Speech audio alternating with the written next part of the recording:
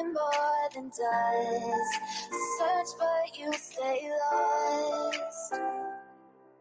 We are reaching for the stars, but we're making this too hard.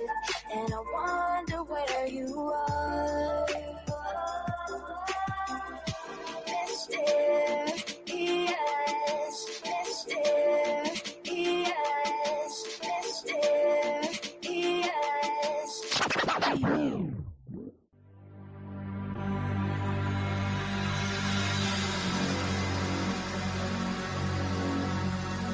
Ladies and gentlemen, the show is about to start.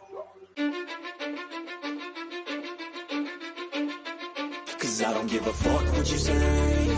Yeah, I'ma do shit my way. So you can go kick rocks, I'ma stack bricks up, build what I want to make. Yo, I got a lot of shit to say, so I'ma do this every day. I'll be writing things until I'm fucking buried in my grave. 6 feet deep under, but my body won't decay. Cause my messages are timeless, so they'll put them on display. Oh yeah, I rap with a certainty, I have a sense of urgency. A message for eternity, for everyone internally. I had some people burning me, but now they fucking learn to see I ain't the one to fuck with. Now they looking nervously, and I don't really care what you think of me respectfully. You can kick rocks if you think you're fucking better, see. I will outwork you, turn you to an enemy. Hurt you so bad that you're gonna need some therapy. I got the motherfucking recipe. I've been cooking up hits, I'ma leave a legacy. You'll be looking small when you're standing right next to me. I'm 5'10", bitch, but I'm 10 feet. Cause I don't give a fuck what you say. Yeah, I'ma do shit my way. So you can go kick rocks, I'ma stack bricks up, build what I want to make. Cause I don't give a fuck what you say. Yeah, I'ma do shit my way. So you can go kick rocks, I'ma stack bricks up, build what I want to make. Yeah, I'ma do it my way.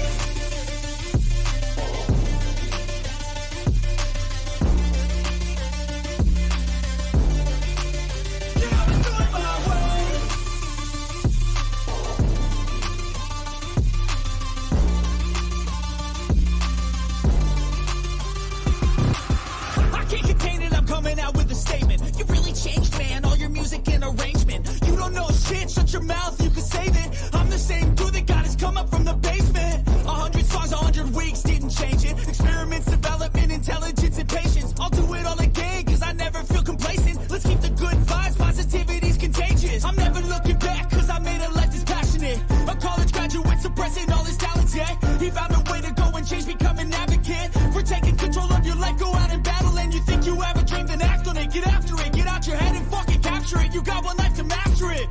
Don't give up on your future. We all start losers. We're all late bloomers. Gotta struggle through the sewer. What you say? Yeah, I'ma do shit my way. So you can go kick rocks, I'ma stack bricks up, build what I want to make. Cause I don't give a fuck what you say. Yeah, I'ma do shit my way. So you can go kick rocks, I'ma stack bricks up, build what I want to make. Yeah, I'ma do it my way.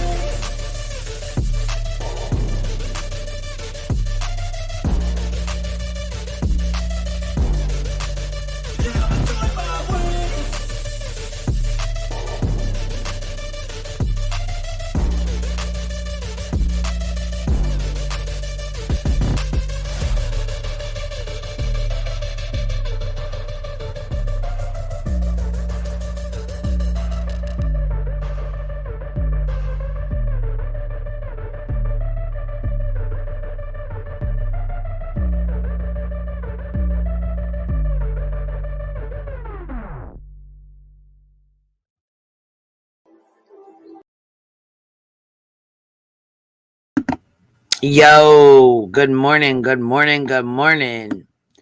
How is everybody doing today? Can y'all hear me okay? Or is my sound being, is my sound going out or does it sound okay?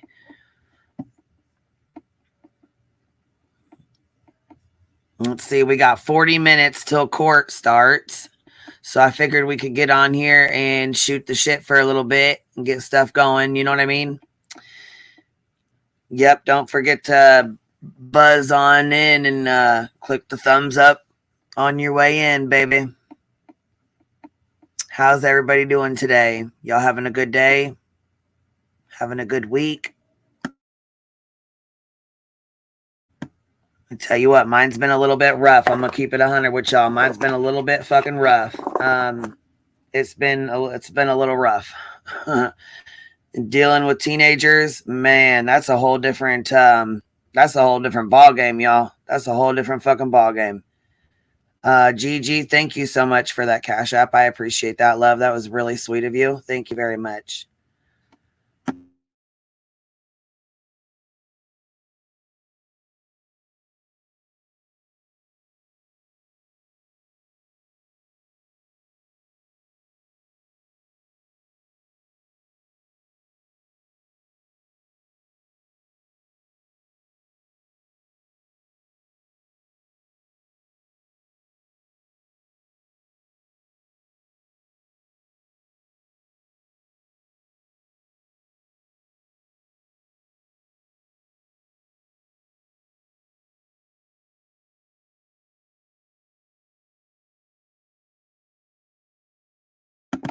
So anyhow, we'll get that pulled up. And yeah, go ahead, girl. Shit. Hold on now. I won $70 on Scratchers now to win the Mega Millions M Stone. I know that's right, girl. I know that's right. Mystic, I'm sorry, baby. I'm sorry. I know. You know what? Life just, man, I'll tell you what. Life can get you right where it counts. It can make you, so happy, and then it can just, man, this case right here really really hits home. It hits close to home. So I've been struggling a little bit, you guys. But yeah, teenagers are a whole different fucking level, man. I don't know what the hell. I just want to tell my parents that I'm so sorry for all the shit that I put them through when we were teenagers. Because holy hell, man.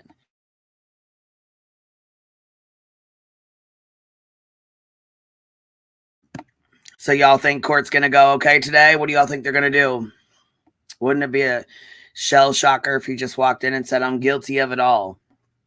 I mean, I highly doubt that's going to happen, but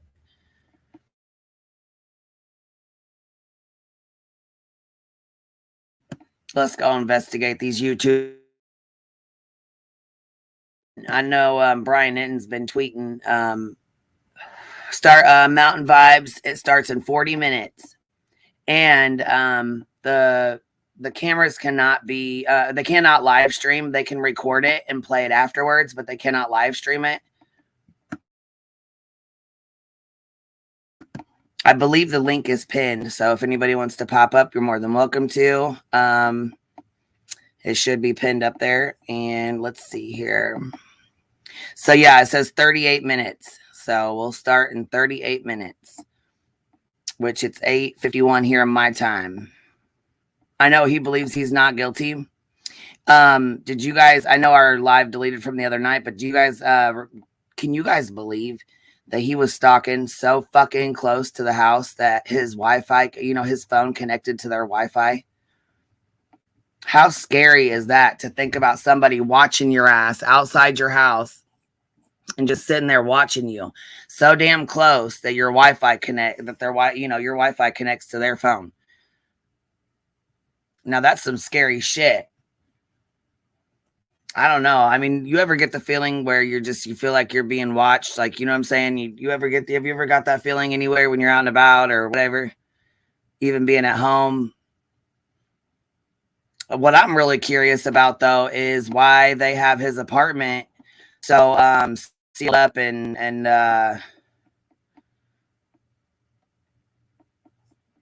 why it's going to cause a danger to the citizens of Idaho if they release it or whatever their statement was. That was kind of threw me off a little bit there with that.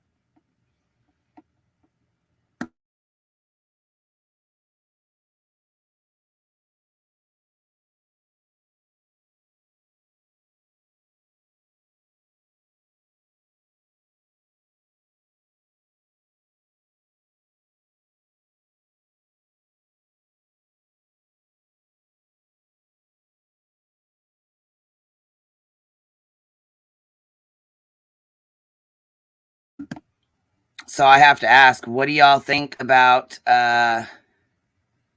Nancy Grace setting up shop right in front of the house? What do y'all think about that?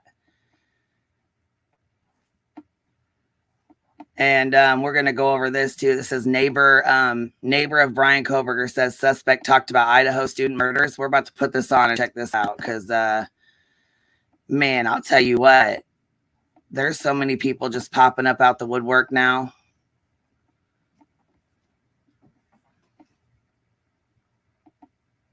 So many people just popping up, you know, just friends and Tinder date. Now we have neighbor, you know, just other people are just coming out and wanting to speak on it now because I believe because he's been arrested and they don't have anything to fear now that they, you know, now that he's in jail. But let's put this on and see what they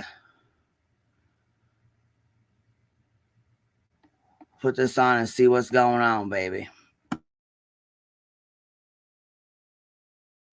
This morning, we're hearing from people who knew the suspect in the University of Idaho killings. Brian Koberger is charged with 4 counts of first-degree murder. He is due in court today, but is not expected to enter a plea. Koberger is a graduate student at nearby Washington State University. Lilia Luciano spoke to 2 of his neighbors. I try to remember everything that I can, but nothing seemed out of the ordinary. In an exclusive interview, one of Brian Koberger's neighbors in Pullman, Washington, told us the suspected killer spoke to him about the murders. The neighbor asked not to be identified. He brought it up in conversation, asked if I had heard about the murders, and which I did. And then he said, yeah, it seems like they have no leads. It seems like it was a crime of passion. In one previous conversation, he said Koberger asked him if he'd be able to kill someone as a member of the military.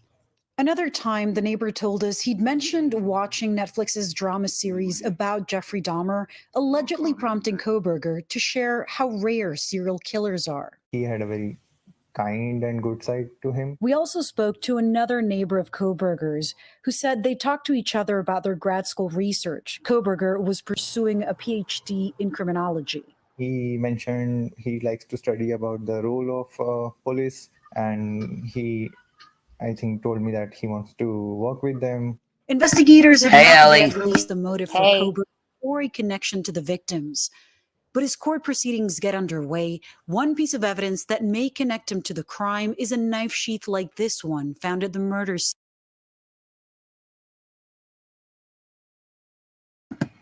Good morning, baby. How are you doing? Oh, good morning. I was like, oh my gosh, she's live already. It's a good time for me. Yes, I was trying. I like getting on in the mornings. It's a lot easier for me.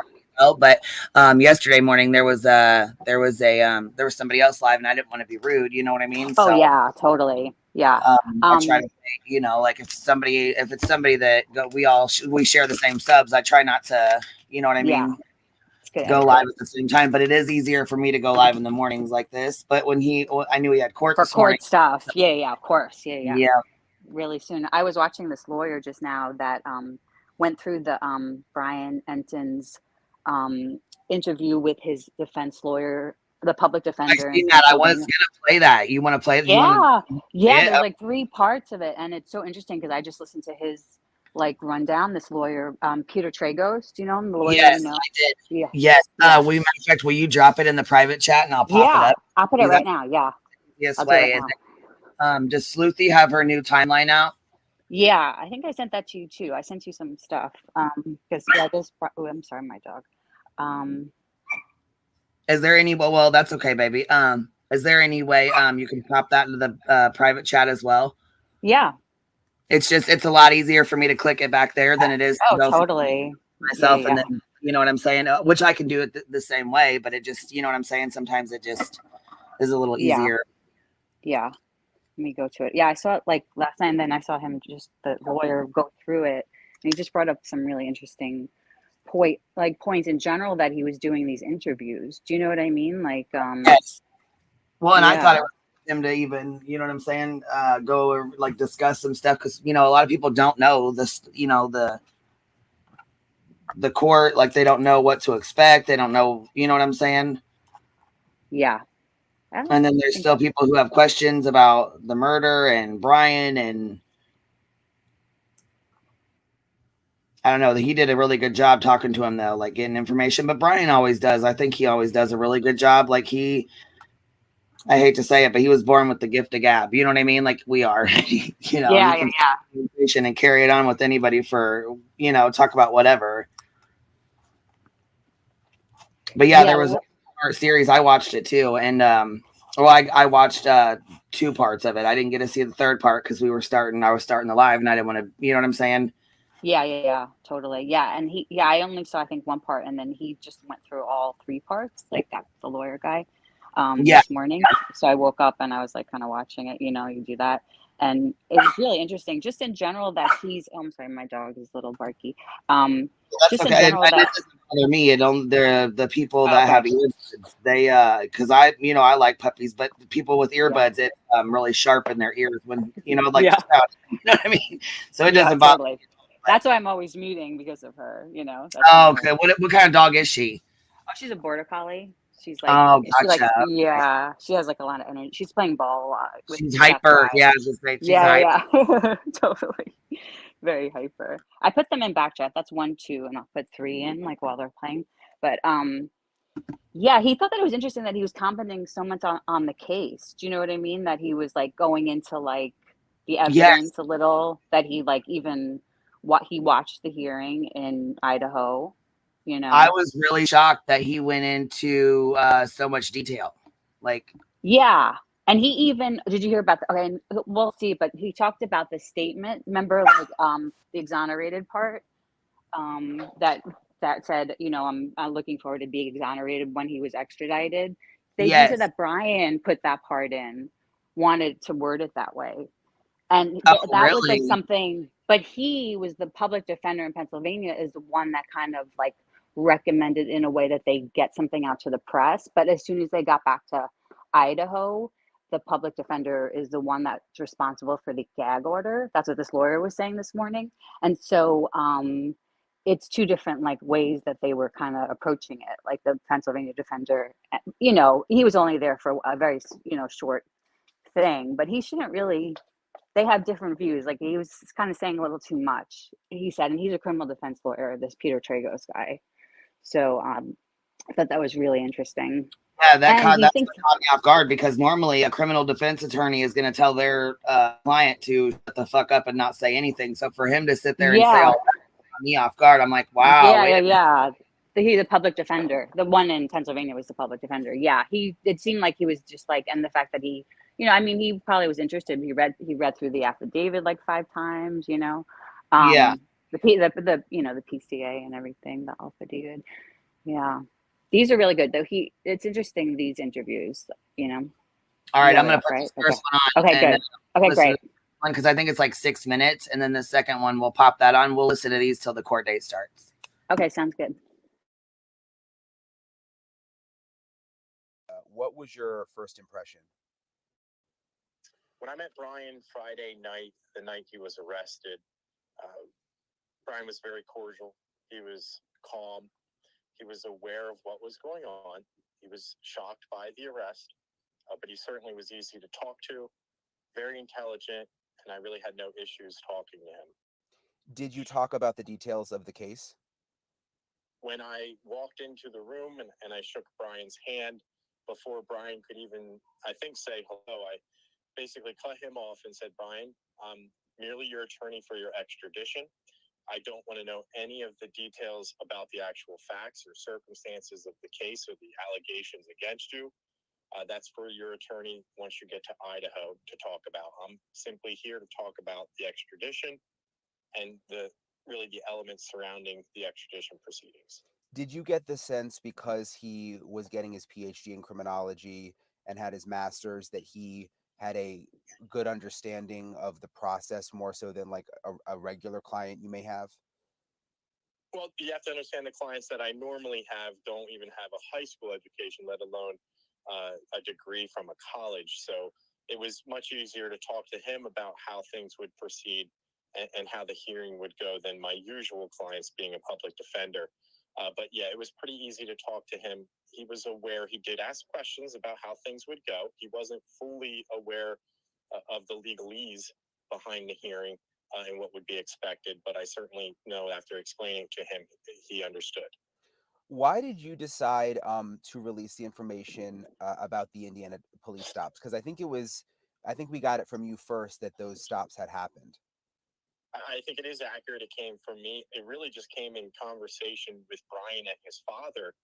I was aware that I was trying to make sure that they knew the date that they came back from Pullman, just to make sure that it establishes that he would have been in and around the area at the time of the incident. Never contested. He had been in Washington State University up until mid-December. But when I talked to his father, he had talked about being stopped on the way home twice by Indiana State troopers, twice back to back. So it's something his father had told the FBI or Idaho State Police or Pennsylvania State Police, whoever interviewed Michael here in Pennsylvania. He had already told that to authorities, so I felt comfortable saying it as part of one of the interviews that I had done, that he had been stopped, because I felt a little suspicious about it, that he may have been followed from Washington State, although I think that has been debunked to some degree. So when you were representing him in Pennsylvania, and I saw you in court, obviously you had limited information. Then when we got here to Idaho, the probable cause was released. What was your reaction? I'm assuming you've read the 18 pages. What was your reaction to all of that evidence?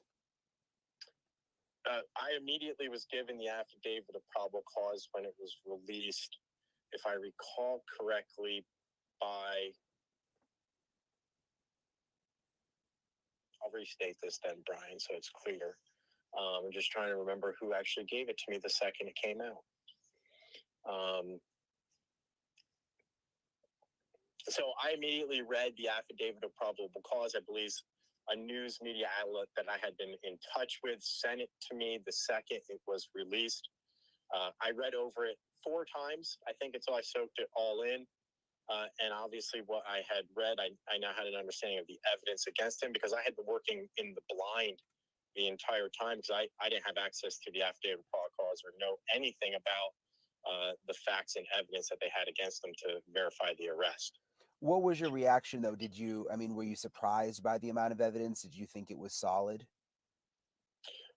I stated a couple times to other individuals and other outlets that the way I would classify it, based upon my experience doing this for 17 years, read about 25 homicide affidavits of probable cause at least, and represented several homicides, capital homicides, through trial. I wasn't too surprised. I thought it was a strong circumstantial case that had holes and that could be exposed by a competent, good defense attorney like Attorney Taylor, I felt. What would you say the biggest holes are? I have been talking about like the biggest evidence and going step by step, because defense is going to attack each part of the evidence separately, really, because the Commonwealth's case is really based upon circumstantial evidence. There's no direct evidence against Brian. So their case is in the whole, whereas defense will be attacking each piece of evidence individually, I believe. At least that would be my trial strategy. So if you talk about the sheath being found in the room, you have DNA recovered from the button of the closure of the sheath. What you can say about that is it's transferred DNA, it's touch DNA. That DNA could be on there. Nobody knows how long, if undisturbed. Certainly it could be a year, it could be longer. Experts going to testify that obviously it was placed on there because Brian touched it, but they can't say when he touched it. Now, there could be additional evidence that comes out about that sheath. One being, it could be actual DNA on it. State police executed a search warrant of Brian's blood when they were here in Pennsylvania, and we don't know if that's additional evidence that may come out if there's unidentified blood on the sheath. In addition to the sheath, the knife itself obviously not found, but we don't have the results of the autopsy, so we don't know if it's consistent with a straight edge weapon or not. Certainly that would change my feelings about the affidavit of probable cause too.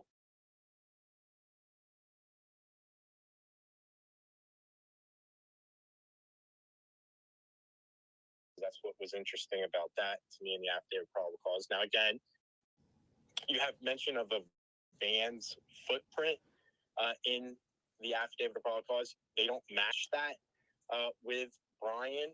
I would say that I reviewed a couple, I think it's at least one video of a previous encounter of the police at the home of the victims, where the individual who answers the door is actually in a pair of vans.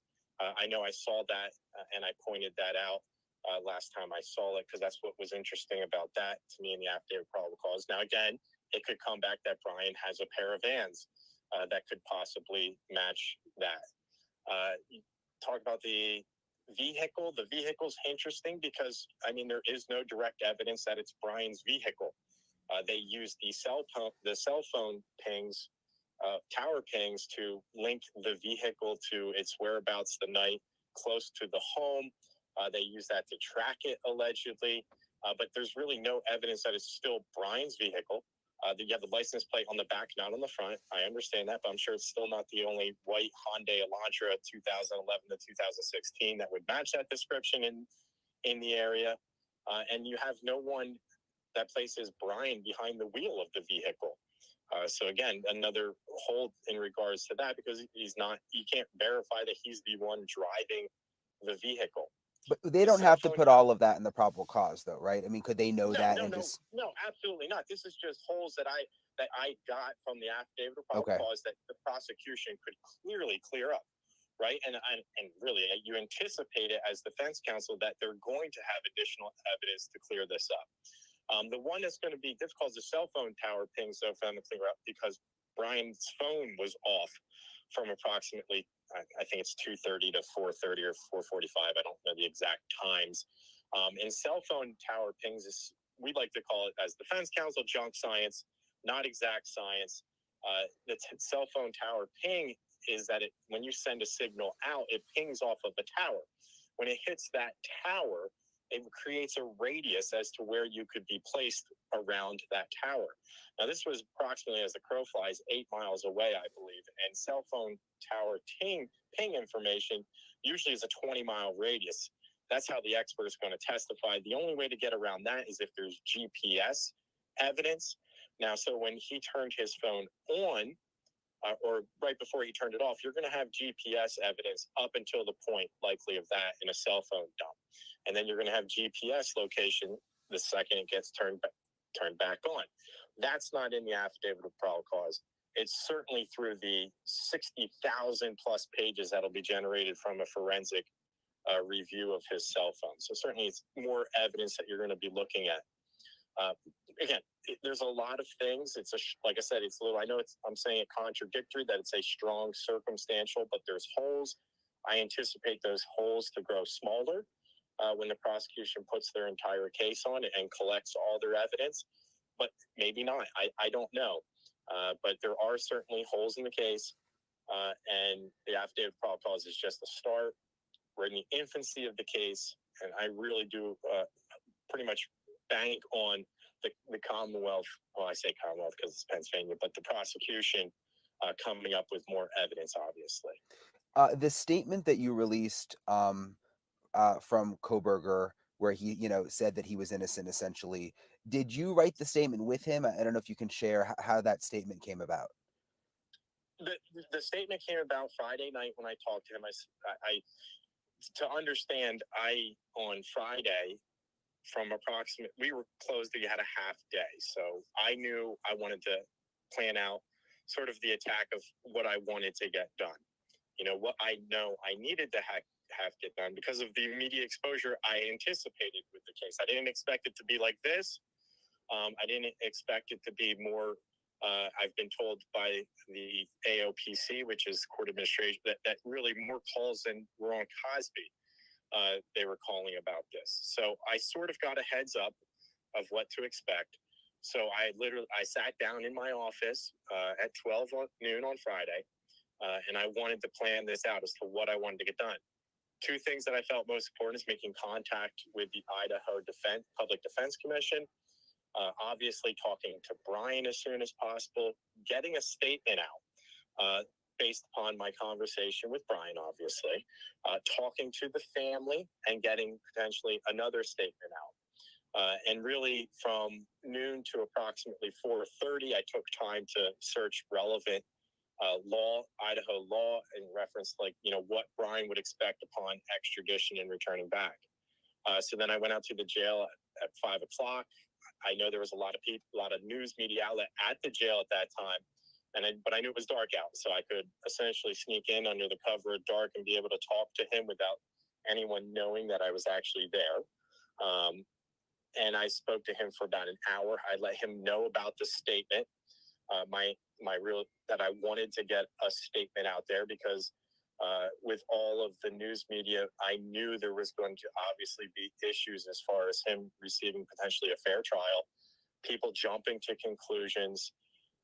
Automatically you worry about the presumption of innocence and the integrity of the criminal justice system. So I said, Brian, is it okay if we get a statement out? And that's when he brought up the eager to be exonerated language. And obviously that was included in the statement. So that was him. That was him who wanted to put that in. The eager to be exonerated was the language he used. We put it in the statement.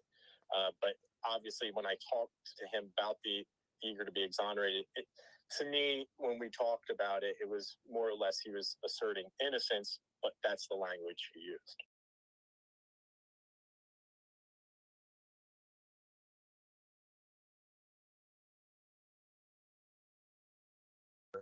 In Moscow, Idaho? There is no way he can get a fair trial in Moscow, Idaho. I don't know if he can get a fair trial in Idaho.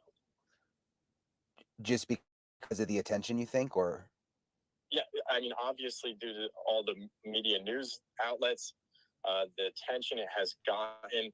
I mean, you're talking about an international case now, and really a social media is also an issue here. I mean, this is really one of the first cases. I mean, you had the Patino, I think Patino is correct. Petito, yeah, Gabby Petito, yeah. The Gabby Patino case, I mean, that had something like this, but I mean, my understanding about this case specific, I mean, this has blown up on social media to a point where most people ages of 18 to 25 have actually posted comments on it. So I'm not on social media. I don't believe in social media. People are too free to express their really views without repercussions, to say. And in this case, a lot of people have already expressed either guilt or innocence, and really neither helps either the prosecution or defense. Because, I mean, listen, at the end of things here, and I want to make this very clear and important, and the family would really make this clear and important. Listen, there's 4 families suffering from loss, right?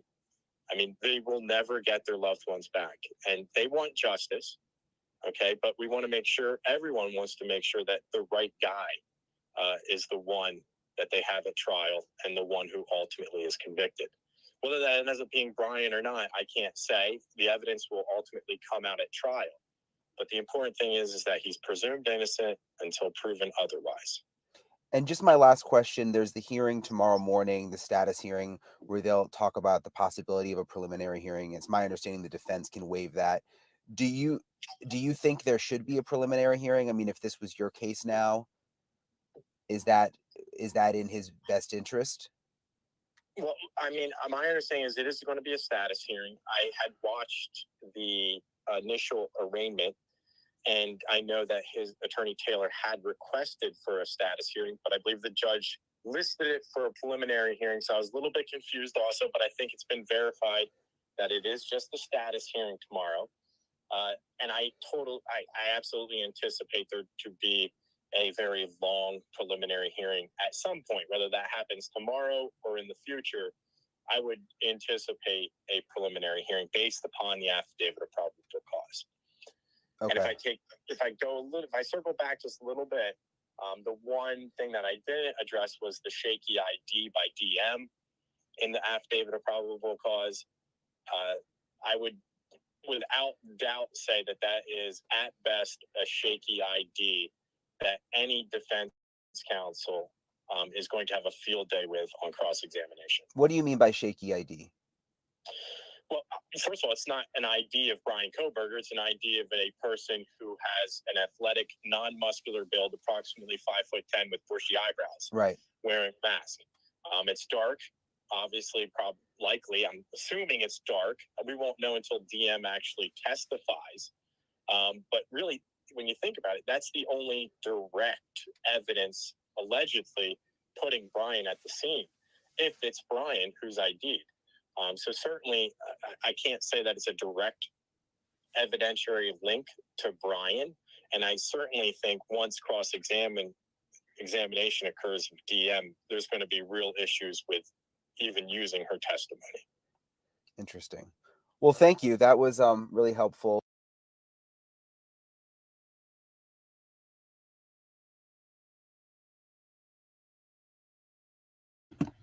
Interesting. Right? Really interesting. And he gave away a lot more than I expected. Right? I know. When I saw the first one, and then when I watched it all with that lawyer kind of breaking it down, I was like, whoa. He yeah, the one you just the opportunity now. That's a different one. I haven't heard this one yet, but she's amazing. I've been like following her on Twitter, Andrea Burkhart. She is like in that area in Washington, and she was talking about the sealed warrant too a little. Like, remember how we were all freaking out about that warrant that was sealed? She had an idea, and so did like Jennifer Koffendorfer, which I don't know if I totally trust everything she says, but she was an FBI, former FBI, and they're both saying that was sealed like the same day as Brian's arrest in Pennsylvania. So because of that, like, they didn't want to like they wanted to be super tight with everything. Do you know what I mean? So that nobody was tipped off. He couldn't be tipped off in Pennsylvania because they were making the arrest the same day that they were they applied for that search warrant. And so that's why they sealed it like right away, because that was her, rationale. I mean, there's other things it could totally be, but that kind of makes the most like sense. Like, you know what I mean? But yeah, this is about the hearing today. Just like, like I want that Peter Tragos, he was saying like it's probably a status hearing, but there's other things that could happen. Like they could ask for an extension until the preliminary hearing. They could waive a preliminary hearing, probably won't, but there's like I'm sure they probably won't, which they probably shouldn't, Yeah, because of like because of like the huge interest in this case too with these hearings. The reason why that he said that they'll definitely open it to how they're opening it to public feed is because with so many, like how it was in Darrell Brooks, there were so many families and so many people impacted by that case. Like this case, there's so many people that are, watching it. There's a lot of families involved, you know what I mean? And you can't all fit into a little courtroom. So it makes sense, like why they'll definitely, and we'll see today. I feel like they're just going to set a preliminary hearing date. I don't know. That's my guess, but a lot could happen. I mean, this lawyer, he's like, it could happen today. I was like, no, don't say that. I was like, I'm prepared for like today. I don't think that's going to happen, but he even said not. But it's probably just to set it, which would be really interesting because that will just be like a mini trial. And the defense will be able to go on and like, it will probably mostly be like detectives kind of going through like the probable cause. Okay, and like 7 minutes to 17 minutes. They just changed the time. It got set back another 10 minutes. So we have 17 minutes to wait. So I just wanted to give you guys a heads up. The time changed. It went from 7 minutes to 17 minutes. Oh. So. Because they're gonna start like probably recording outside, right? Well, they can record in the courtroom, but they cannot live stream it. So they have to wait. They have to record it, and then they have to wait till court's over to go outside and upload it. I wonder if they'll have like, remember during the extradition where they watched the door that he was in, and then they watched the courtroom that he walked in. That part. I think they'll maybe. I don't know. I'm sure they will. I mean, yeah, girl. I'm sure they will. You know what I mean? Yeah. Like, the news, the one that I have on now, just has people in the chat, that kind of thing. This says the time 16 minutes and 45 seconds. Wow, it's going quick. thought this, but it's going to start at 9 though. Or 8, right? No, 9, 8, no 8. Yeah, I'm so confused. 9:30 or 9:23 here, so it's what? Yeah. No, 7:30. It's almost 7:30 here. Yeah. Yeah. I just forgot. Yeah. Yeah. Wow, that's coming up quick. I feel like it's all happening so fast. Yeah, I think. Well, I think they're trying to get him in and out of court. Like the first one, you know. Yeah, that's why they said. Remember, like it was originally for 10, and then they moved it to 8 because they said security reasons too. Like, you know, they wanted to be the first one, and maybe they made it earlier. So, because I'm sure there's just people around. You know, I don't know, outside. Like how it was with Johnny Depp. Remember, people would watch him. Like, I mean, he was driving though in. It's different, but people wait outside the courthouse.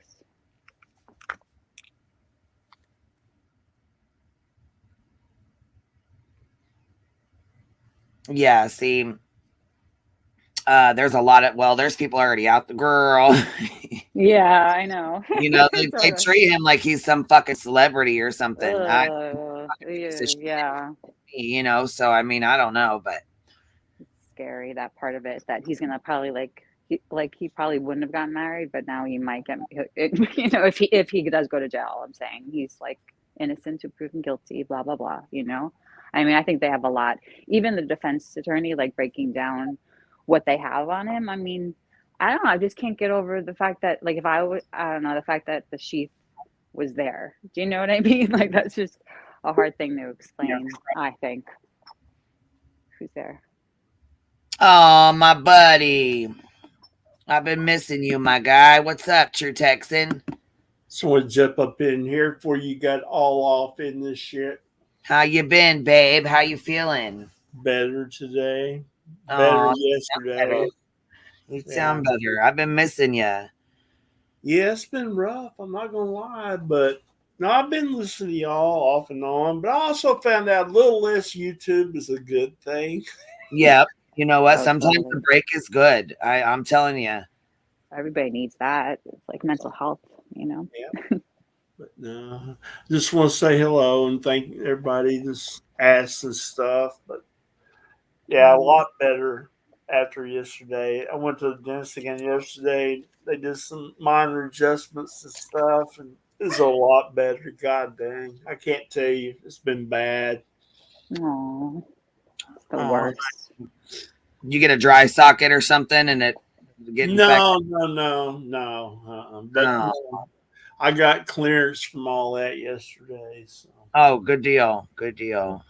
No, I've never had those, but I've heard those suck. I mean, yeah, I haven't vaped or drank or nothing till late yesterday, and I got clearance on all that. So, but no, y'all been busy.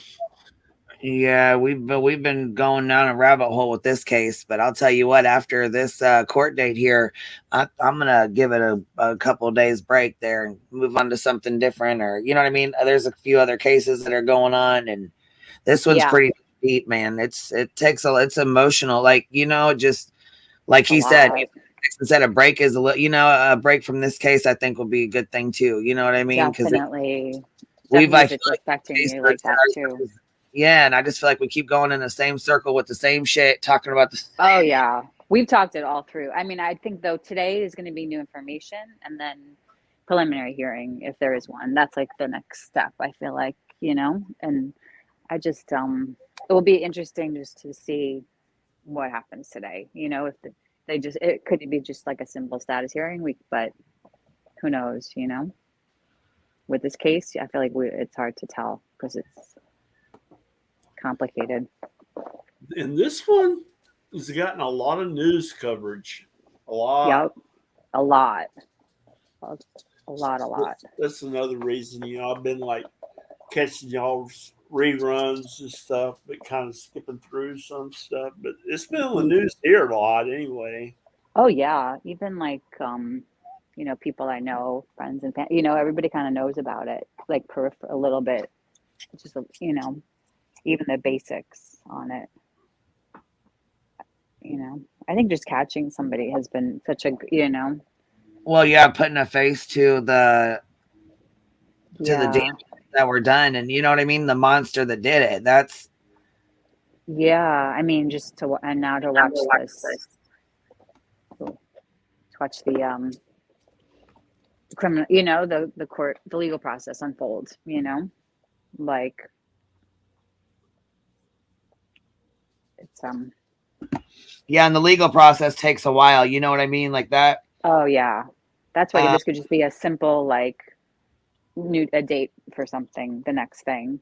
You know, it really, that's what it might just be. Just this, it's a status hearing. So just like when is a preliminary hearing, but he does have a right to a preliminary hearing, like this says, in like 14 days from when his first court appearance, which was the 5th.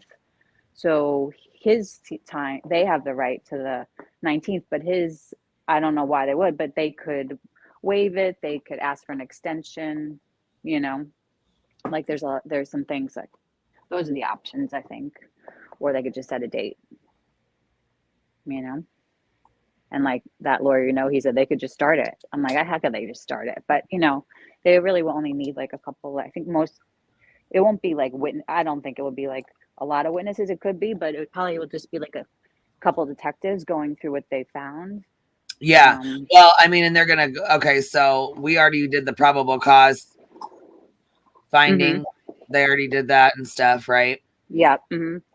So then the prelim, unless indicted by a grand jury, a defendant charged in a complaint with any felony is entitled to a preliminary hearing. If the defendant waives the preliminary hearing, the magistrate must immediately file a written order in the district court requiring the defendant to answer. If a waiver of preliminary hearing form is used, the waiver form must be the Supreme Court waiver of preliminary hearing form found in Appendix A. I'm guessing these are just like the...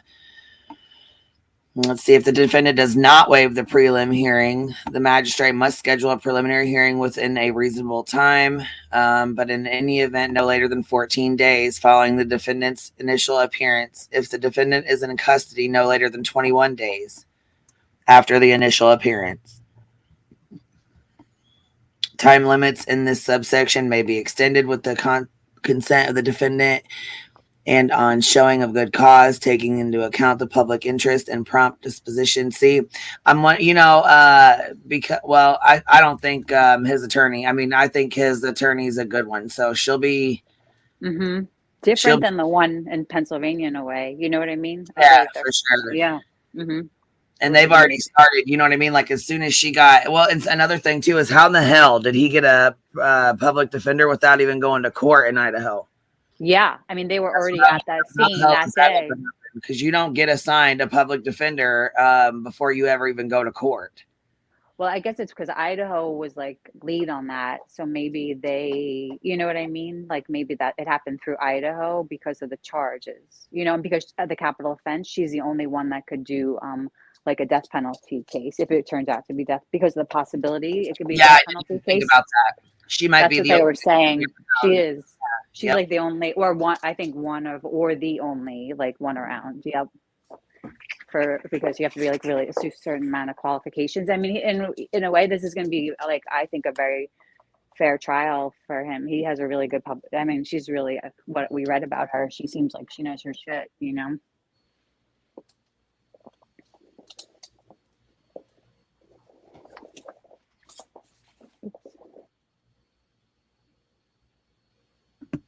What you think about this case, Texan? I got some unpopular ideas on some of it. Some of it to myself, I think. Hey, that's all right, man. You know what? I don't know. I feel like, you know, if, you know, we love our kids and you send them off to college and you know, you want the best for them and you know, they're going to act up and you know, they're going to do things they ain't supposed to be doing, you know? Yeah. You know that, right? Yeah, you know that they're going to be doing stuff like that. But to get normally you get a phone call, you know, they got drunk or they, you know what I'm saying? They got arrested or they got into a bar fight or, you know, like those are the kind of calls you expect. You don't expect a call that your child was brutally murdered and, you know, stabbed to death and murdered in their fucking house. while they're away at college. No, you never expect to run into evil, no matter where you go, and it's out there everywhere. But You're right. For it, Yeah. You just hope not to have a car wreck or just stuff like that, or like you said, bar fights. Yeah, you expect your kid to be acting up, but good Lord, you don't expect any kind of fucking calls like that, I think that's why we're all so like, it's just such a like that year, those years of college are just like some of the best years, of your, people's lives. And it just, we can't make sense of it, into college, and then, high school's all uptight and tense, and you know what I mean? And then when you get into college, it's kind of more relaxed, you have fun, you party, you know what I'm saying? You hang out with your friends, you do your schoolwork, like you get into the extracurricular activities, you get into the the frat houses and the fraternity houses, and I mean, it's fun. Yeah, it's like the first time in your life you're away from your parents, and you're like, it's just, you have that freedom, you're out of town, you know what I mean, you're away from your family and your parents, and you know what I'm saying, like you're like initially on your own, and all vibing, having the time of your fucking life. And I just I'll tell you what, Ethan's mom, she broke my heart, man. Oh gosh. Did you they also like what they released that statement recently too, right? Did I send that to you? So, oh my god. Got 5 minutes and then we'll be turning it on. But until then, I'm gonna go ahead and read her statement. It was just so yeah, it was sad, man. Yeah, right. A triplet. I know a friend that lost his twin. It's hard for twins, triplets, different. Yeah. Oh yeah. At least there's two of them. At least the triplet and that. At least there's two of them. They could, keep him alive. Like I'm sure they will. Yeah, and it broke my heart. It says we've spent the last 8 weeks, besides the obvious, focused on Maisie and Hunter. Cards, talks, walks, hikes, tears, you name it. Yesterday, we successfully dropped them back off at the University of Idaho. Hunter was very glad to be back at the fraternity, and Maisie was warming up to the idea, but it was so good to hear all of the girls squeal with delight upon seeing her. It did this mama's heart good to hear that, though.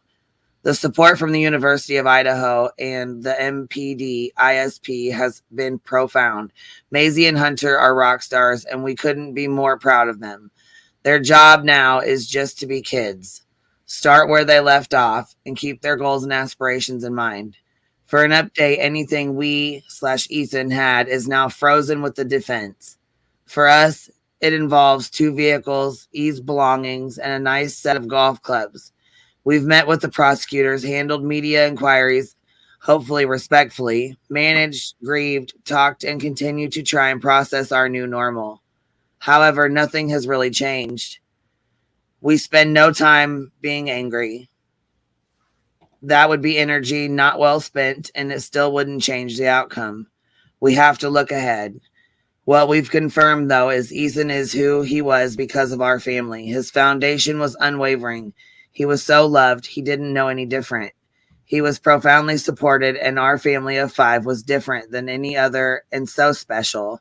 He loved unconditionally. He was loyal to all. He was inclusive, carefree, happy, just the best person that you could ever meet. The stories are endless and amazing. He touched lives we had no idea existed. Ethan was incredible. We did a good job. We still do a great job. And as always, we are eternally grateful to so many of you. We can't possibly reply to all of your notes, messages, but we read them all, and your kindness and support means the world to us.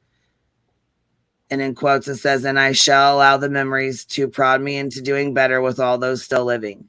Nicholas Walstroff, and it says Jim and Stacy. And there's a picture of the 3 of them as kids, and I'll upload that too, but I know the court date's up, so that's well, we got 1 minute, but it's coming, baby.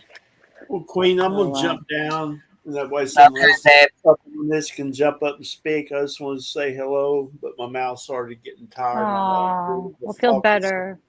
It's all uphill from here, right? You're on the upside of it, y'all right? kept me company, even though quietly. I've been watching. That's okay. I appreciate you coming up here. I miss you. I miss y'all too. But I'll be in the chat. All right, baby. We'll talk to you in a little bit. Bye-bye. Bye. Oh, I'm glad he popped up to say hey. Yeah, he sounds better. That's the worst, dealing with Guys, any dental stuff. Yes. I hate the dentist. Oh my God, it's everybody fears it for a reason, you know? Yeah, or most people do. Well, yeah, because I mean, yeah, it's awful. It is. Sucks. It really does. Okay, so this is the attorney you said to. Oh yeah, Andrea Burkhart. So we'll check her out then after. I don't know Okay. what's going on with this court date. If it's just them with cameras outside the court date, or yeah, I mean it's 20 minutes. They might try to catch him like the door thing that we were watching, the one door, and then he walked by. Yeah, this is one. Yeah, I was gonna say this is one of them that I have. I got 2 other tabs up and open. So yeah, this is which one? Channel. It's like a local. Oh, yeah. Mm-hmm.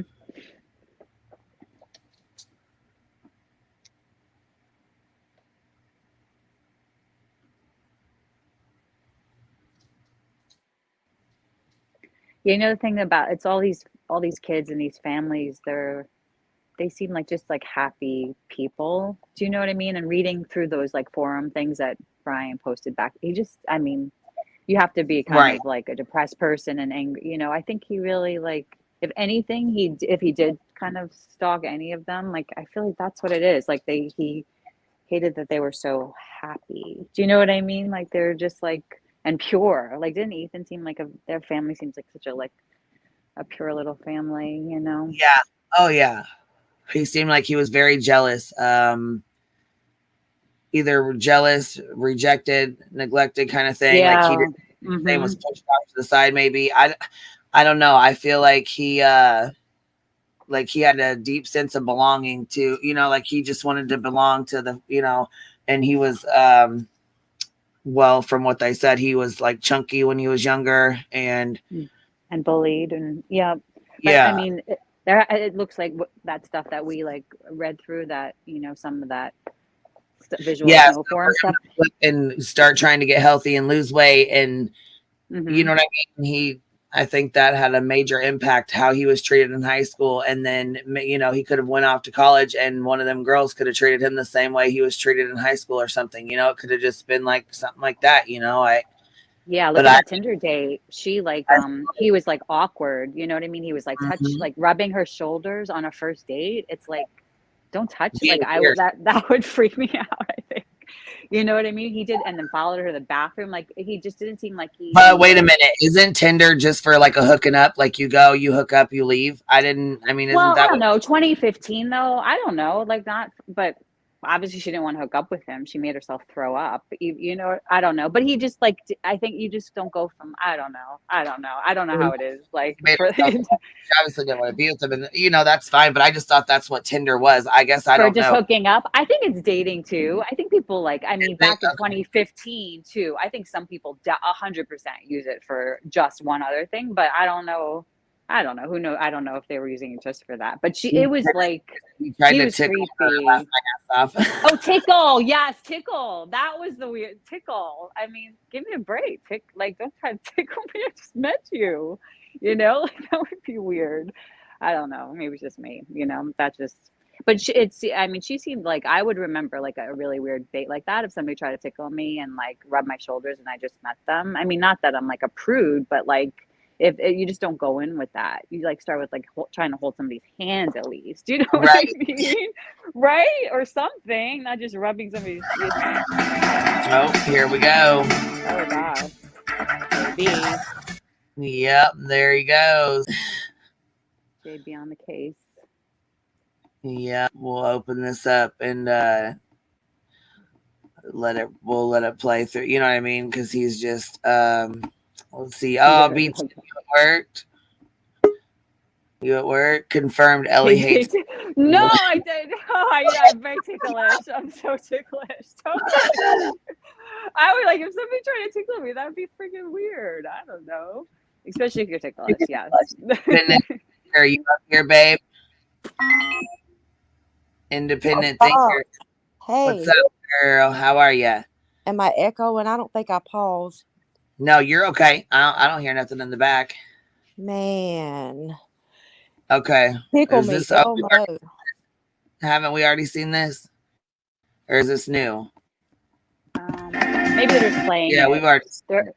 They're like doing like what we're doing, like waiting for it. Yep. Why we? Yeah. Clips. Yeah. This is like. I went on a Tinder date one time. Okay, so is Tinder like a hookup, like where you just like you hook up, or is it like a date? No. It's like a dating app. Yeah, it's like a dating app. I guess you could use it for whatever you want to. Yeah. Mine was not a Well, good you know how there's experience some either. apps that are mainly just for hooking up. Like, when you use this app, it's just for you going over there, getting together, and then leaving. Like that's just Tinder what it has is. that reputation for sure, Queen, for sure. Okay, so especially this was 2015. That was like old school Tinder too. Do you know what I mean? Yeah, for sure. Okay, so yeah, I was gonna say, because I know there's some sites, so there's some certain ones where they're like, don't have any extra expectations because this is what it is. And B Tim, thank you for gifting memberships. I just seen that, you little sweetheart. Thank you. Aww. I beat Tim of the Hive. But yeah, I thought that's what it was for. So, okay, so how'd the Tinder date go? How did it go? Well, I made sure that I met mine at a public place, actually at the movies. And I paid for my own ticket. He paid for his. When we get inside, immediately he starts asking me, what am I doing after the movie? Of course. Oh, hell. And I said, I'm going home. You're like, not you, shit. Well, he bluntly told me, I need to know, what you want to do after, because if you're not going to do anything, I can make other plans. Oh, okay. Go ahead. Make your other plans then. Bye. Oh, yeah. I didn't even stay. I left, actually. It was a scary movie. With the chick that was on top of the wardrobe. What was the name of that movie? That whole place, that whole date, the whole night, it was just bad. I got a feeling. I was like, I got to get out of here. No, this ain't going nowhere. This ain't gonna go nowhere. So let me go. And that was just a movie. Thank God you didn't go out. Yes. Right? Oh gosh. She said she didn't want to let him come back to her apartment, but she was scared to say no. What? Oh, yeah. I think that's. Oh, that's. Maybe that's like scared, like just But she tried, like she made herself like she pretended she was throwing up, and like got out of Dodge, I think. And then like he messaged her on Tinder or something the next day that she had good birthing hips. No, I think he messaged her that night and said he. Oh, that night. Yeah. Oh, yeah. Okay. He left her in the bathroom, and she was throwing up, and then they communicated through like Tinder there. Like she never even saw him again, right? When she was throwing up. That was my understanding. Yeah. Yeah. Mm-hmm. And then he like messaged her the next day that I think she had good birthing hips, or that night. I don't know. Yeah. That's a good one too. That's a little weird. I don't know how I'd feel about getting a message. I don't know. It's not even a joke. I mean, that's something I could hear my grandma saying for sure. Yeah. In Tampa Bay, Florida, covering this morning the second court appearance for Idaho murder suspect Bryan Kohberger. He will be in court for a status hearing. We will talk more about the legalities, what exactly is expected to happen. And of course, we will have the court feed for you, not live, but the moment that it's fed out our way via satellite, we'll of course be sharing it with you here live on stream once it's legally permissible to do so. The moment that the hearing is done, we can share with you a playback of what takes place inside the courtroom. We're going to launch our streaming coverage momentarily, but before we do, I want to go to a report from News Nation's Brian Enton with one of the latest big questions on this case surrounding the surviving roommate. Here's the latest report from News Nation's Brian Enton. We'll be back in just a little bit. Victim Kaylee Gonzalez's sister speaking exclusively to News Nation, asking people to hold off judgment against the surviving roommate who saw the killer in the house behind me. The families of the Idaho murder victims are preparing for Brian Kohberger's next court hearing this week, as we hear from Kaylee Gonzalez's sister Olivia for the first time since Kohberger was arrested. There's this feeling that many have shared that perhaps Kohberger was watching the interviews, was in the Facebook groups, was on Twitter. Do you get a sense that that might be the case, that he was almost watching all of this as it played out? I do. A lot of that comes from the fact that he had visited the home so many times before, late at night, early hours. He's presented this pattern of behavior. He went back to the home the morning of, before police had been called, I think to see if his circus, so to say, had started to unfold. And I think that he would not have been able to refrain from engaging with the online communities, the theories, the conspiracies, and everything in between. Kaylee's sister speaking exclusively with News Nation, saying it is terrifying that true evil was watching over the college students. She's also defending surviving roommate Dylan Mortensen, who police say was awake and saw the killer, but did not call 911 for almost 8 hours. I do know Dylan is really young, and she was probably really, really scared. And until we have any more information, I think everyone should stop passing judgments, because you don't know what you would do in that situation. The Gonzalezes are in the process of setting up a foundation to help keep Kaylee's memory alive. Xana Kernodle's family has set up a scholarship in her name at the University of Idaho. Did you feel any relief, Sydney, when there was the announcement of an arrest? Yeah, definitely a little bit. I still think there's a lot of answers that I would like. So until I get those, I think I still am going to be a little hung up on this. So just about the answers, I guess. Sydney Gribnitz was Xana's childhood best friend. Now Sydney and her dad have started a fundraiser through their gymnastics academy in Florida to raise money for Xana's scholarship endowment. Xana was one of our students for about 6 years. And besides that, she was also one of my daughter's best friends. So she was always at our house. Her dad was single. She would come to our house until he'd pick her up after work. So it was almost like losing another daughter. So it's been a really difficult time period for sure. The fraternity Sigma Chi also setting up a scholarship in Ethan Chapin's name. So many of these families and friends trying to turn this tragedy into some form of good. In Moscow, Idaho, I'm Brian Enton.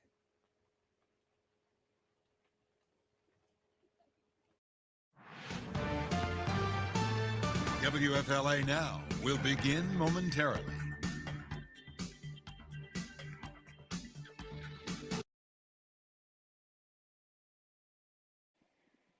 I didn't know that Xana was a gymnast. It's like you learn something new every time you see stuff, you know? Yeah, I was gonna say I only knew because I had listened to one of the girls in their TikToks or whatever talking about it. Oh, okay. Aw. Oops, And look, you know what? Yeah. Look how many families and how many people he affected by doing this. Even his own, right? I mean, including Oh, his absolutely. own. Yeah.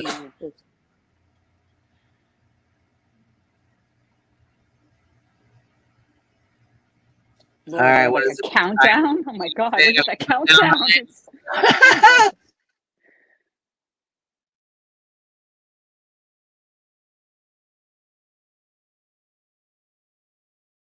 Did you know?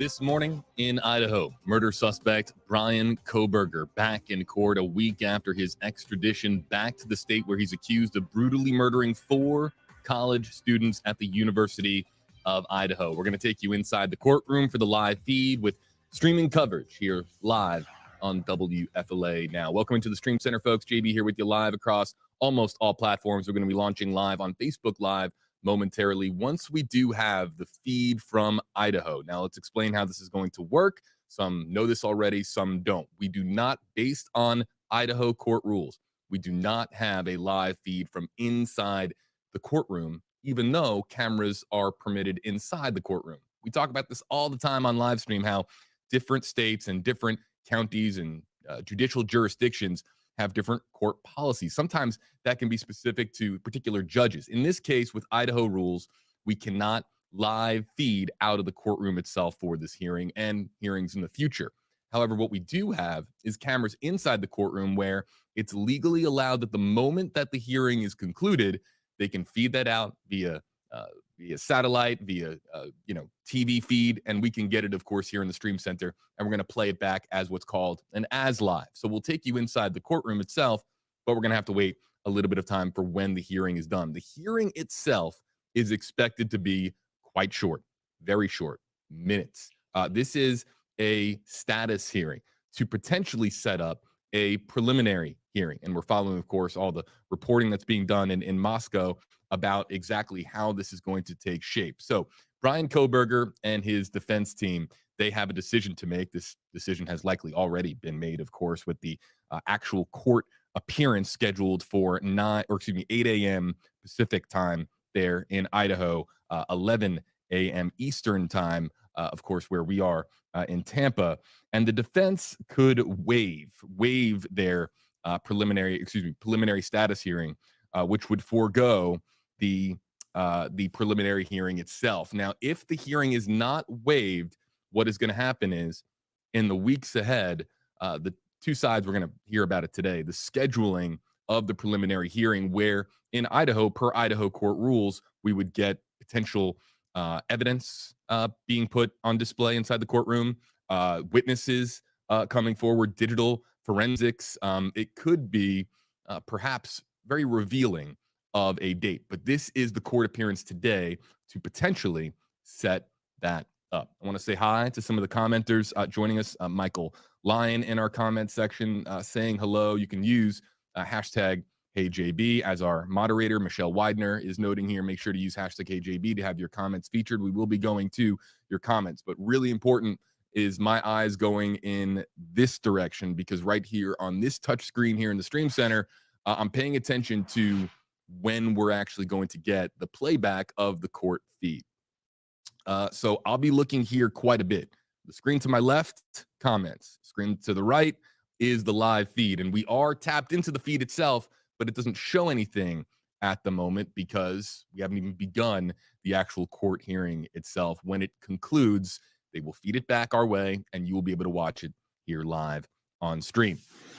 So let's go over where we are in this case. News Nation's Robert Sherman is going to be joining.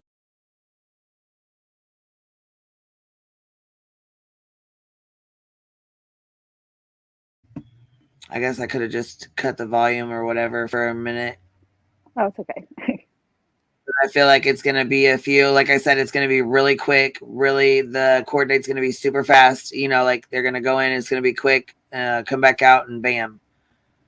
Yeah, they're going to set like it's going to be one of those preliminary hearing options, like waiving the right, which I don't think I'll do, or scheduling the date, or extending the date of the preliminary trial. Because that he could ask for that as well. But I think they're just going to set the date. I mean, hey Heels, what's up, baby? How you doing, girl? I'm loving your videos, girl. Oh Pumping my God, them out. I love them. They're awesome. Oh no, I'll go check them. I didn't see them. For some reason I don't get notifications. I think it's from when I like shut it all down or whatever, like close the Discord down. You lost stuff. Oh yeah, I blew you up this morning. Here, I'm staying on mute because my grandbaby's so loud. Yeah, she's looking at me. Crazy. Oh yeah, and we touched on the here, I guess let's turn this back on. We did touch on the Athena Brownfield case last night, and that's so sad, man. Oh, okay, I missed that. That's the one, the sister they found. They're still looking for her, right? In just a few minutes. Yeah. Great to have Robert back on stream. We will be trying to bring in additional guests as well. And as it stands right now, We'll talk more about this towards the end of the stream. Peter Tragos, the lawyer you know, will be in here later this afternoon. We plan on launching a second live stream today to do a legal Q&A. There's so many questions pertaining to Bryan Kohberger, his defense, the prosecution, the evidence, the witnesses in this case, and exactly how this is going to take shape in the days, weeks, and months ahead. There's so many questions, and Peter is visiting us here in the Stream Center here at WFLA to help break that down. And I'll be tweeting out some more details about that in the hours ahead. So really hope that you'll be joining us for a two-stream kind of day here at WFLA. Also, before we go into some of the specifics, I want to point out, if you click on the link in the description on this video, it's actually in the pinned comment. Moderators, I'll ask you guys to help us out as far as sharing out the bit.ly link.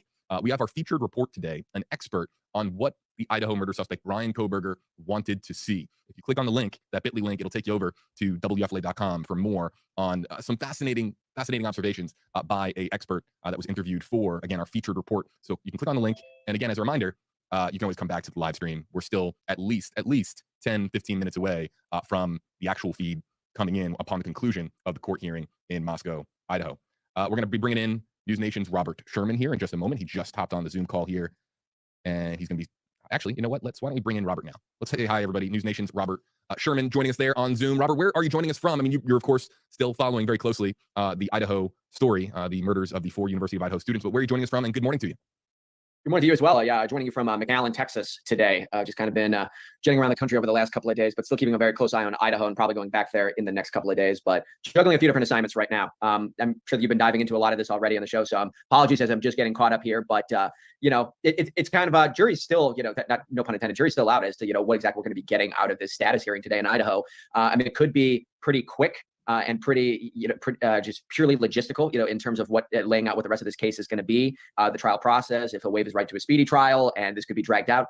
Who knows? You know, I mean, I wouldn't necessarily expect anything crazy or groundbreaking to happen today, but then again, you never know what could possibly happen in that courtroom. That's very true. And of course, we're going to be paying very close attention as whenever you have cameras inside of a courtroom. And again, this video here in the center of your screen, folks, this is from the first court appearance last week. But anytime you have cameras inside of a courtroom, any interactions that you see the suspect have, the accused have when it comes to speaking to their representation, their reactions, their facial reactions, oftentimes when it comes to something that the judge is talking about at that moment, even when they're asked to respond, their tone and inflection, these are it gets micro analyzed with, of course, the fact that we have so often HD video from inside these courtrooms. So yes, it is a status hearing that we're about to, actually the time has just now become 11 Eastern, 8 a.m. Pacific. So if things are running on time, and I'm sure the reporters on Twitter that are inside the courtroom are going to be helping us follow along here, we're going to get, of course, some kind of correspondence and reports from outside of the courtroom as this transpires. But if this is starting on time, it's happening right now, Robert, and this would set up a preliminary hearing, potentially, provided that the defense doesn't waive their preliminary hearing. If it sets up the preliminary hearing, there's a whole lot more that we could be learning about this case, and we also could be getting witness testimony as well, given what transpired last week with DM, again, the potential witness in this case, telling police that she saw the person clad in black wearing a mask walk right past her. The preliminary hearing could be massive. It could be, you know, and that would be the emphasis would be on the prosecution in order to establish if there's probable cause if it goes to a preliminary hearing. And in order to do that, pretty much just about everything that you saw in that affidavit is going to have to come to the forefront. You're going to have to bring those witnesses in. You're going to have to lay out this evidence and show the judge, yes, there is probable cause in this case. So I mean, we'll see if they have to go through that and have to jump through those hoops, or if that process is going to be waived, and we're just going to be waiting for what comes next here. But you know, again, you know, I mean, everybody wants some finality in this case, right? I mean, it seems as though that's the big thing, is that there's a lot of interest surrounding this case. People are hungry for justice. They're hungry for these few unanswered questions that they have to be answered as soon as possible. And you've got to let the legal process take its course. I mean, as we talked about a little bit on your show last time, JB, I mean, this isn't what anyone would really describe as a slam dunk case, right? You know, I mean, you've got a piece of DNA evidence from the crime scene. You've got the car appearing on cameras around town. You've got cell phone pings. That's what they're going off. And then, of course, you have an eyewitness from inside of the house itself. That's what they're going off of. And, you know, I know that there is such an emphasis now on ensuring that the investigation remains buttoned up from here until finality. Because if there is a mistake in the investigation, if evidence was gathered in an illegal fashion, it could really disrupt the integrity of the case. So, I mean, these are all the things that people are going to be watching for. Everything has to be done very fastidiously from here on out. And we'll see what happens over the coming weeks and the coming months. Yeah, Robert Sherman joining us again. Everybody, Robert Sherman, a correspondent for News Nation. I have to remind that we're always constantly engaging a new digital audience here. on WFLA Now, and I have to always remind our audience every few minutes that we are waiting for the replay of the courtroom feed. So if you're just joining us and you're saying, hey, where is the actual court hearing itself? We are waiting for it to be legally allowed to be showed. And it will be from a replay, a refeed, if you will, outside of the courtroom. So that will come our way. And the moment that it is allowed, I can hit a button here. I'll be looking here quite a bit, and we'll be able to play it back live on stream as live, if you will. Brian Enton tweeting out a short time ago, our friend Brian Enton, about to go through security into the Kohberger hearing, live tweeting not allowed.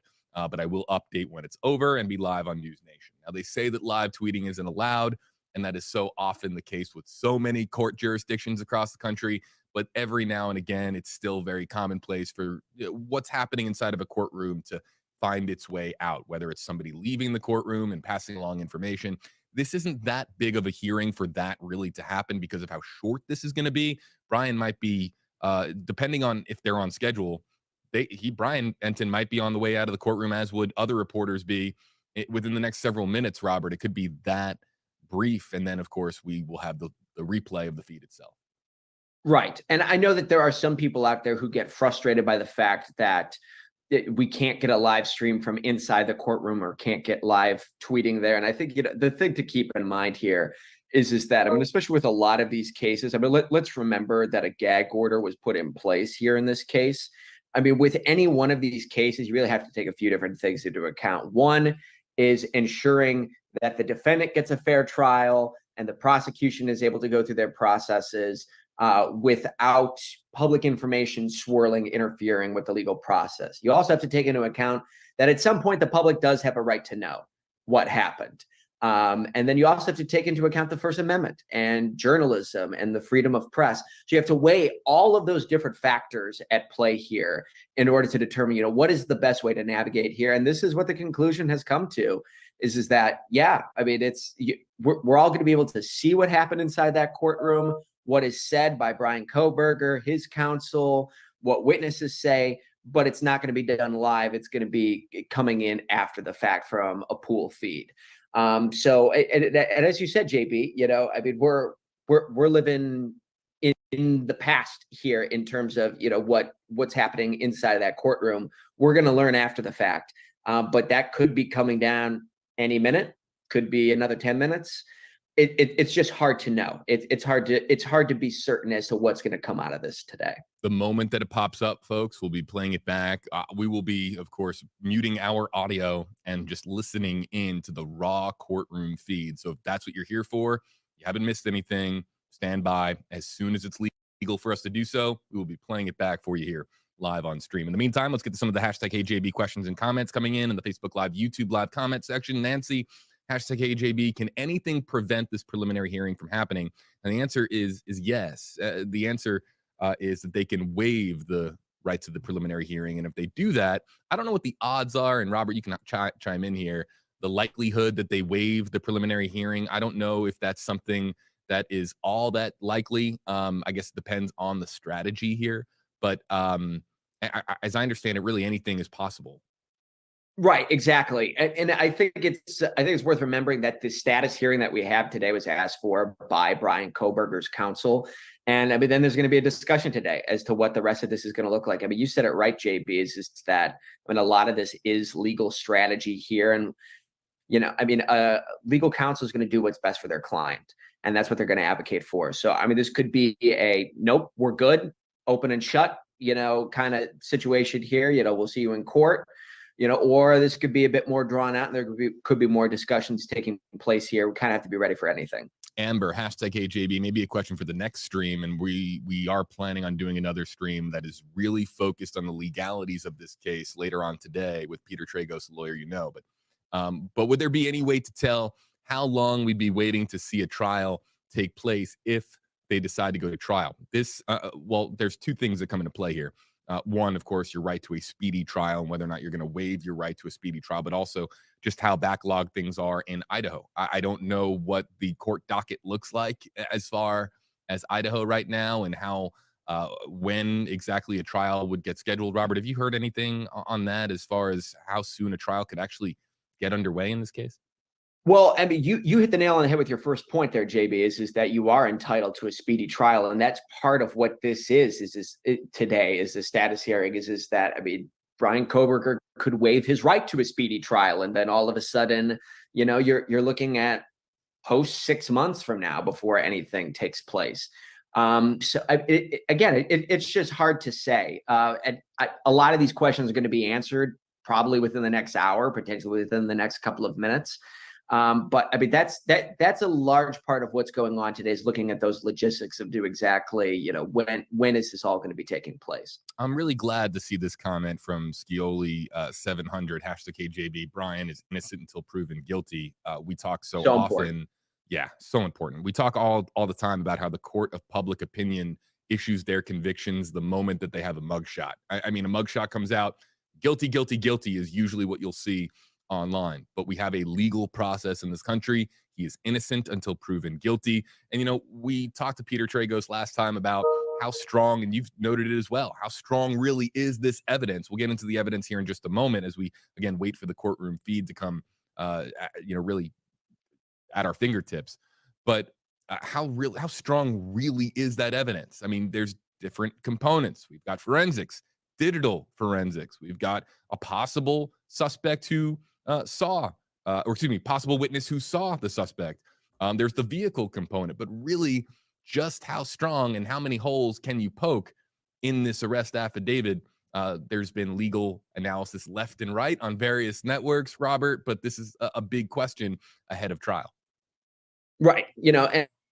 Of course, you have to remember the evidence standard that we're using here. I mean, this isn't tort law where you have a preponderance of evidence standard, which basically means you only need to be 51% sure that something was done here or not.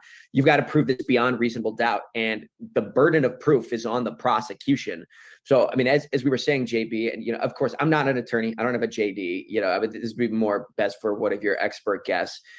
But I mean, you look at the list of evidence that's here, if one of these pieces falls through or something like that, all of a sudden, getting a conviction and getting to that beyond reasonable doubt threshold gets significantly more difficult.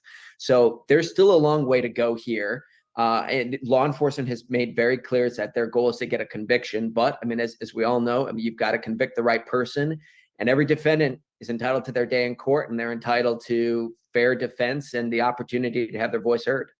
Let's go over the key discoveries, a brief recap while we are waiting for this courtroom feed to come up and pop up on my screen here. Let's go over just a really brief recap, Robert, as we did the last time you and I were on stream. We did it over the course of 2.5 hours. It was interesting. We got so many comments from people.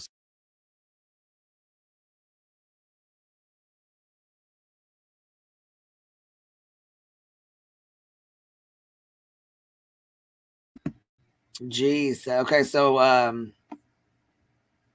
just had to turn that off for a few. I got tired of listening to it.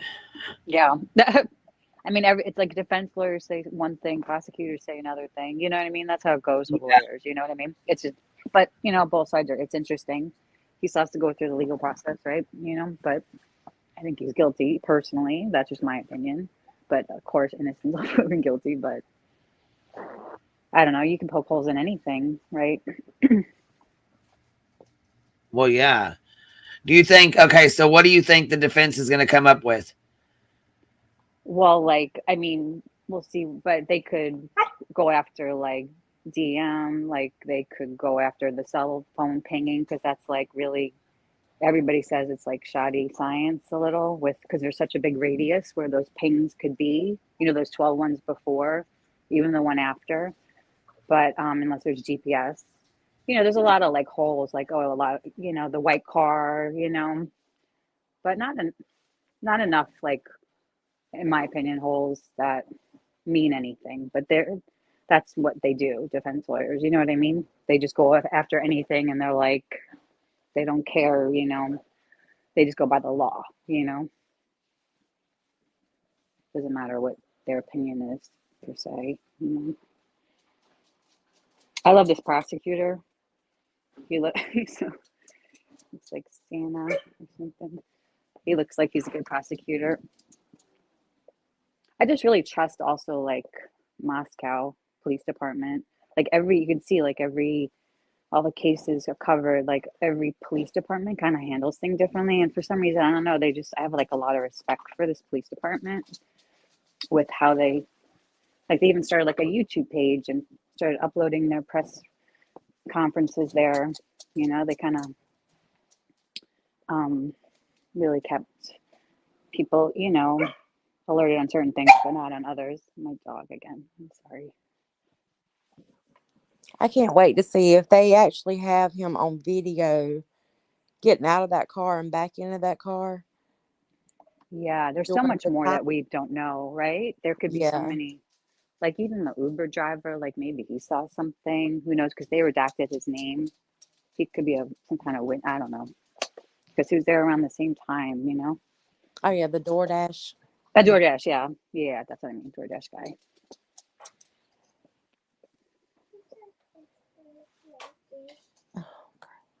This one, you know. He keeps saying, oh, we're going to Tyler. It's weird that they brought up that Pullman incident, you know? I made you fresh some coffee. Yeah, it's like my dog and your baby. She's putting dirt in my hummingbird feeder. Aw. I can throw that one away.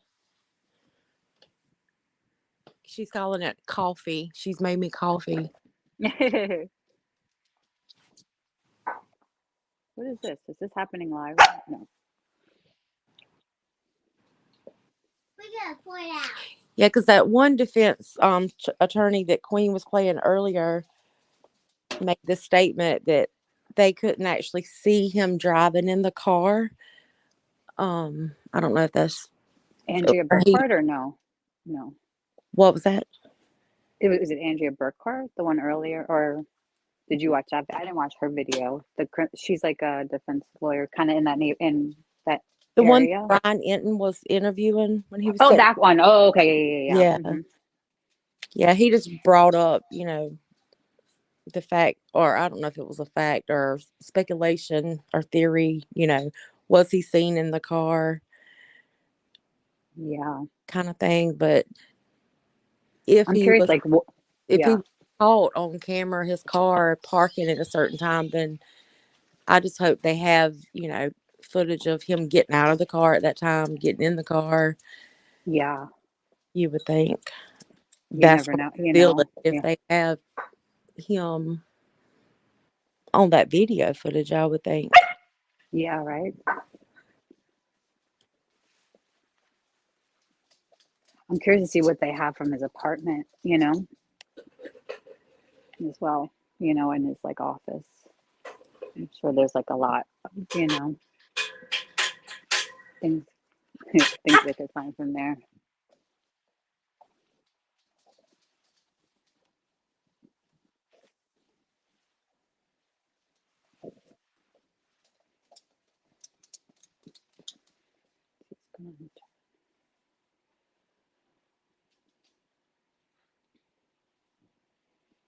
Where did Queen go? Idaho.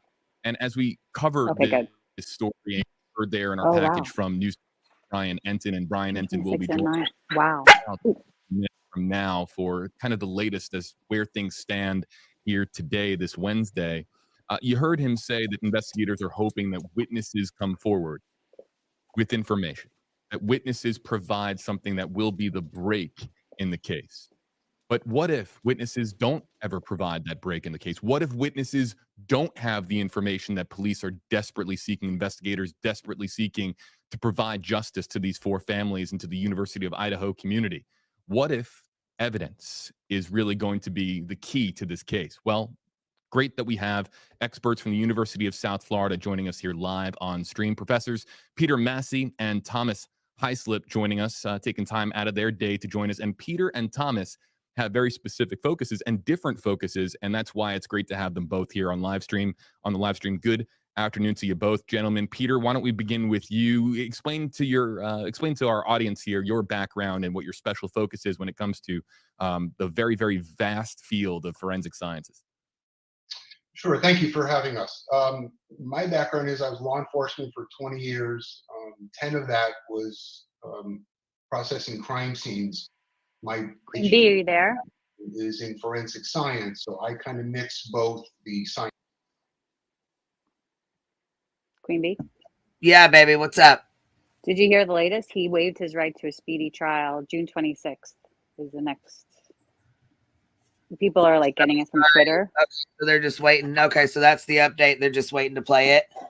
Yeah. Just checking the Twitters, right as you said. Are you there? I was like, yeah, I'm checking the tweet. I'm checking the tweet to see what's going on here. It's like when there's an earthquake, that's the first place I go. It's like this people like, right. You know, it's like that. Okay, so the tweet right to a speedy trial. Like the first. Sure. So he waived his right to. That makes sense, you know. So we'll play that. We'll keep playing this while you know what I mean. While we wait here.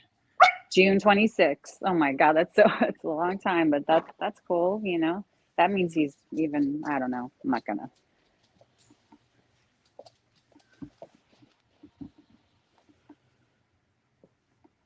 Interesting.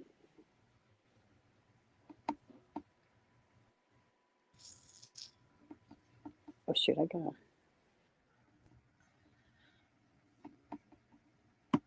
I'm really All right, surprised. sorry, folks. I was just being communicated to in my ear that there will be feeds coming down here momentarily. Robert, can you take things over here for a second? As I talk with our feeds folks, lawyers need to prepare for the trial, but 6 months is too long. I think a lot of folks are saying that online at the moment. Right. You know, and again, it's all going to come back to, you know, how does this process carry forward? Yeah, and I understand, you know, a lot of people feeling that way here, you know, but I mean, there are, you know, criminal cases, you know, which last years in the legal system.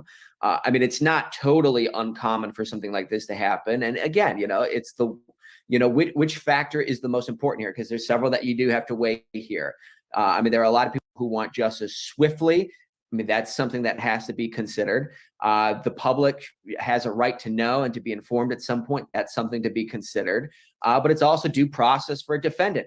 That's something that has to be considered. So how do you weigh all of these different factors here is in many cases how all of this ends up shaking out. And, you know, exactly, we're going to learn momentarily exactly how this date was arrived upon and what the back and forth was like in the courtroom as the folks over there figure out, you know, the feed situation. But I mean, surely we're going to be getting more information on this rather momentarily. I mean, there's just a lot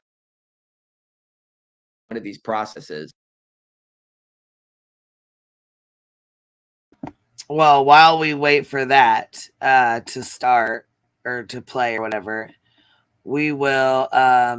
Okay, so Brian Hinton, 7 minutes ago, Brian Koberger's preliminary hearing has been set for June 26th at 9 a.m.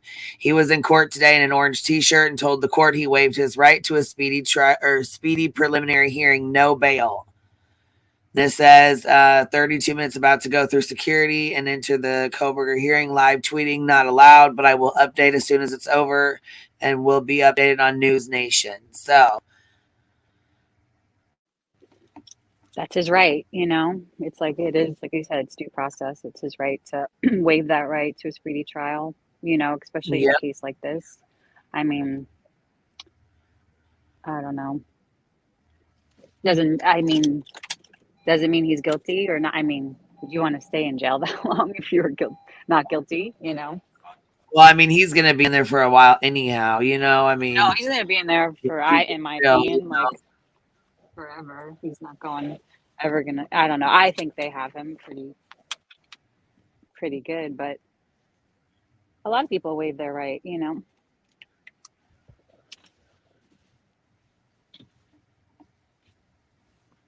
Oh, here we go.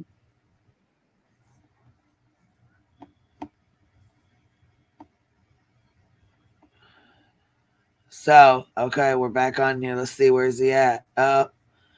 What's going on, y'all?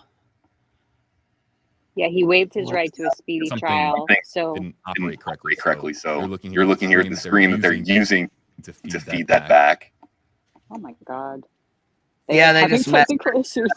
What the hell, you guys? What the hell, you guys? You fucked it up. Guys, come on. And they also might have stopped because, and this is what will happen so oftentimes with live feeds, is somebody says they're not ready, that they're not recording. This is in all likelihood, a pool feed. So all media outlets across the country have to be ready for them to receive this feed. And so they might have hit pause, a little bit of behind the scenes as to what's going on. And now it appears that they are trying to play it back. And here it is. This was moments ago in Idaho.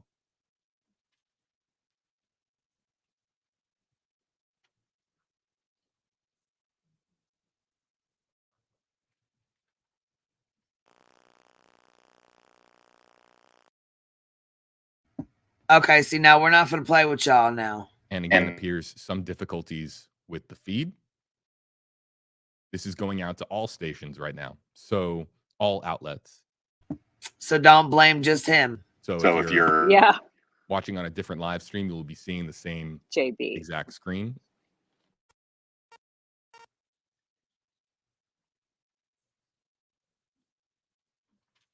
Well, like 4 people went to go check. No audio on this feed just yet. They will likely turn on audio once the court hearing Here goes begins. the This door. was moments ago in Idaho, the status hearing for Idaho murder suspect Bryan Kohberger.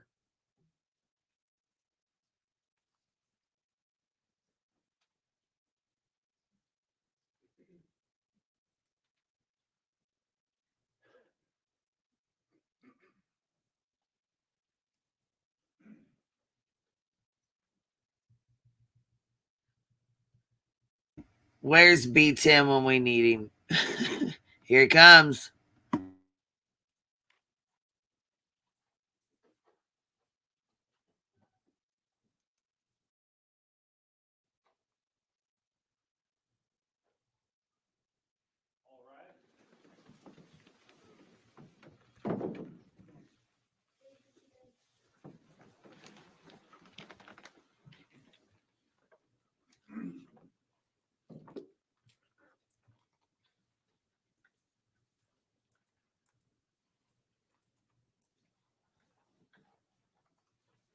Right, good morning. We are on the record. This is cause number CR 29222805. This is State of Idaho versus Bryan Kohberger. Mr. Kohberger is in custody. He is appearing here in court with his attorneys, Ms. Taylor, Mr. Logston, Mr. Thompson, Ms. Jennings appearing on behalf of the state. This is the time set in the matter for the preliminary hearing status conference. So I am going to inquire of counsel. Ms. Taylor, what's the status at this time? Thank you, Your Honor. We are going to ask the court to set preliminary hearing out into June. We would request the 3rd or 4th week of June and probably 4 or 5 days for preliminary hearing. Mr. Kohberger understands his right to a timely preliminary hearing, and he's willing to waive the timeliness to allow us time to obtain discovery in this case and be prepared. And Mr. Thompson, are you in agreement with that? The state has no objection to that, Your Honor. Ms. Taylor reached out to us by email yesterday with her proposal. On reflection, the state's calendar would be better in the month of July, but we will make the end of June work if that's the court's preference. And I haven't had a chance to talk to Ms. Taylor about that. I'm sorry, I know that's last minute. That's okay. The court's calendar is going to be better towards the end of June, early July. So would that work, Ms. Taylor, for your scheduling on your other matters? Your Honor, yes. If we take that 4th week in June, that's actually best. Okay.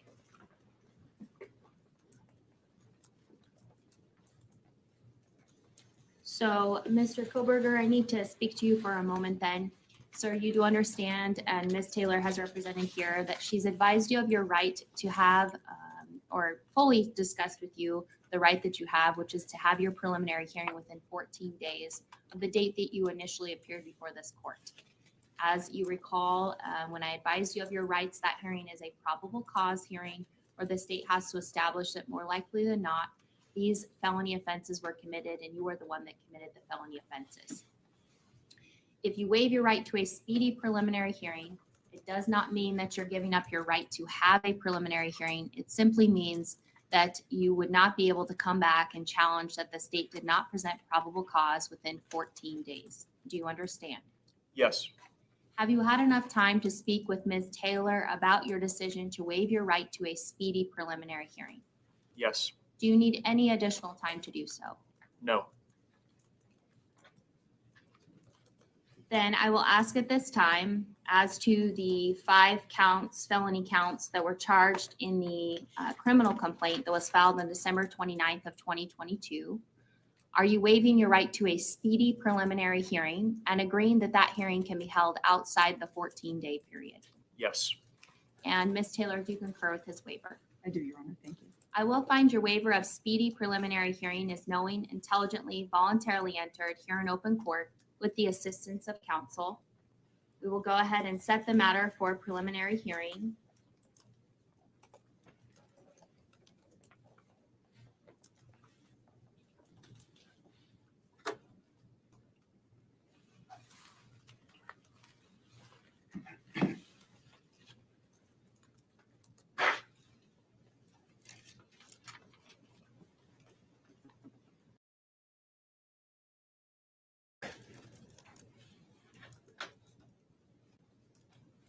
Monday, June 26th at 9:00 a.m. And I will go ahead and reserve the week, so June 26th to June 30th, in the event that we need all 5 days for presentation of evidence. And just so council knows, it will begin at 9 a.m. each of those days. Is there anything further to address at this time in the case, Mr. Thompson? Not from the state's perspective, Your Honor, no. All right. Or Ms. Taylor? No, Your Honor. Thank you. Okay. Mr. Koberger, then you will be remanded into custody on your same no bail at this point in time, pending further proceedings. Again, we'll send notice out to council, and we will be in recess for this morning. Thank you, Your Honor. Thank you.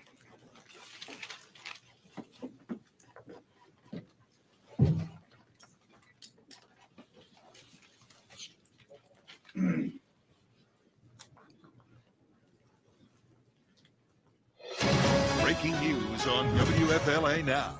Here is JB Buno. The preliminary hearing for Idaho murder suspect Brian Koberger set for June 26th. Koberger making his second appearance in Idaho court, answering to the charges of murdering the 4 University of Idaho students. Hello there, folks. JB here with you live. Let's bring back Robert Sherman. I'm just going to get right to our comment section. And our comment section is lighting up with one comment in particular, noting some of the cuts that are on Brian Koberger's face. I would say somewhere between 60-70% of our comments are all about some of the markings that he has right here next to his lip, and right there on the jawline as well. He looks to me, Robert, to be relatively clean shaven as far as his second appearance, ahead of his second appearance in Idaho court. So I'm looking at this as potentially maybe shaving cuts, but all our comment section is talking about right now are some of the markings on his face. Yeah, and again, it's a who knows right now kind of situation. I mean, this case is being played so closely to the vest that we really have no idea what's going on here. And I mean, it could be nothing, as you said, JB. I mean, it could just be shaving cuts. I mean, it could be something more significant than that. I mean, who knows at this point? But I mean, it's just another piece of ammunition for the speculation mill, shall we say? I mean, looking at that status here that we just had here, I mean, it was kind of, as we talked about, it could be pretty point blank, open and shut, what this was. I mean, you even heard from the Latah County prosecutor, Bill Thompson, who said they had no objections to this date. They had some amicable correspondence with Koberger's legal counsel beforehand in order to set this date. So, I mean, everybody was fine with this. I mean, there was really no us versus them kind of dynamic here. And I know that, I mean, I'm already starting to get some people reaching out to me, who are frustrated, by like how long this is going to take until we have this preliminary hearing. But I mean, this is how this goes. This is how this situation tends to play out sometimes. And we're all just going to have to wait until June in order until we start to get some of the more details on this case. For those of you just joining us that missed some of the conversation before this live stream or before the court feed became accessible to us, we're going to have an afternoon stream today on WFLA Now, specifically about the legalities going forward. I have now a myriad of questions to ask to Peter Tragos, our special guest, the lawyer who will be here physically with me in the WFLA Now Stream Center, and really the entirety of that live stream coming up in a few hours on WFLA Now across all platforms will be just to answer your questions. I mean, that's really all we're going to be doing. We're going to be answering as many of your questions going through YouTube Live, Facebook Live, Twitter as well, rapid fire, so that we have a conversation about where things stand now with this preliminary hearing set for June 26th, again, in Idaho. Again, Robert Sherman, JB Buno here with you live. So, okay, the scratches on the face, that, of course, is the big thing that people are talking about in our comments section right now, whether or not they are shaving cuts.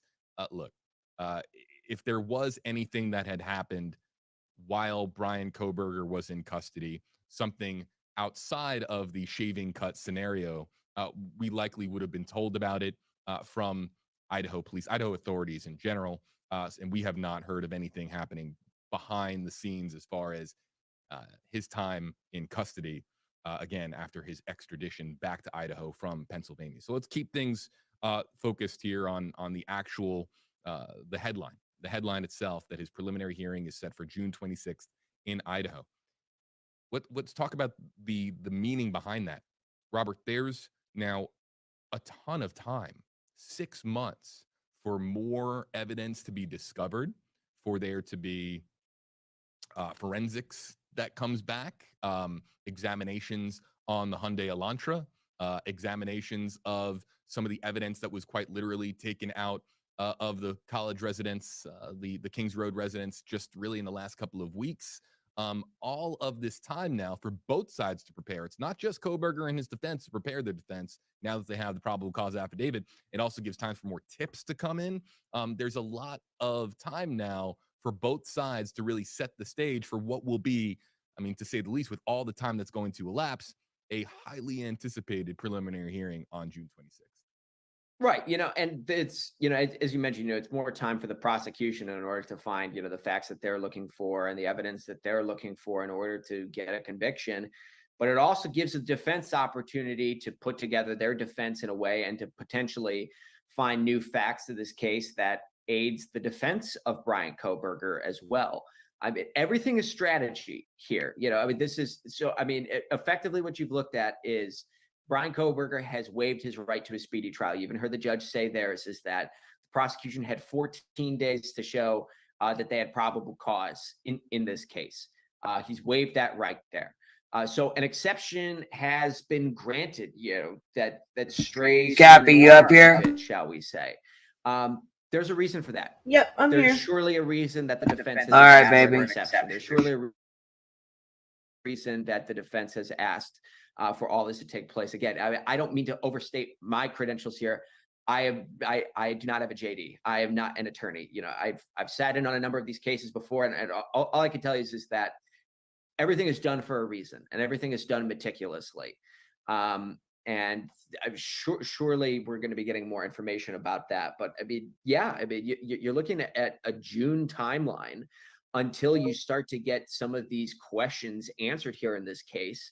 You look at this gag order that has been in place. That's going to be a long time in order to hold over this gag order from both sides. Nobody's allowed to talk about the case. It's going to be a long time until a lot of people are going to get the answers that they're looking for here. Talking to some people in the Moscow community, we were just talking to them the other day. There's a lot of people who really want to know what happened in this case, largely because this is really the biggest homicide that's really happened in their lives. And for the first time, these people are telling us that they're locking their doors in Moscow. They're afraid to walk around town, for the first time in their lives. So, they do have stake in this game. This is for the people of Moscow, Idaho, that gets more than, the curiosity of the case. People want to know what happened in their community, and they have a right to know that. But of course, as we said before, there are multiple things that you have to weigh here. And one of the most paramount things you have to weigh is the due process for the defense. And that's what we're getting here. Let's, some people are making note of his voice. He did respond to the judge, of course, when asked by the judge if he was in fact agreeing to his to waiving the right to a speedy trial. And then, of course, some of the folks noting that he was not in handcuffs as well. Look, that's that is done. Everything here is done per court procedure. So if he's not in handcuffs, that is because that is the policy and the procedure based of.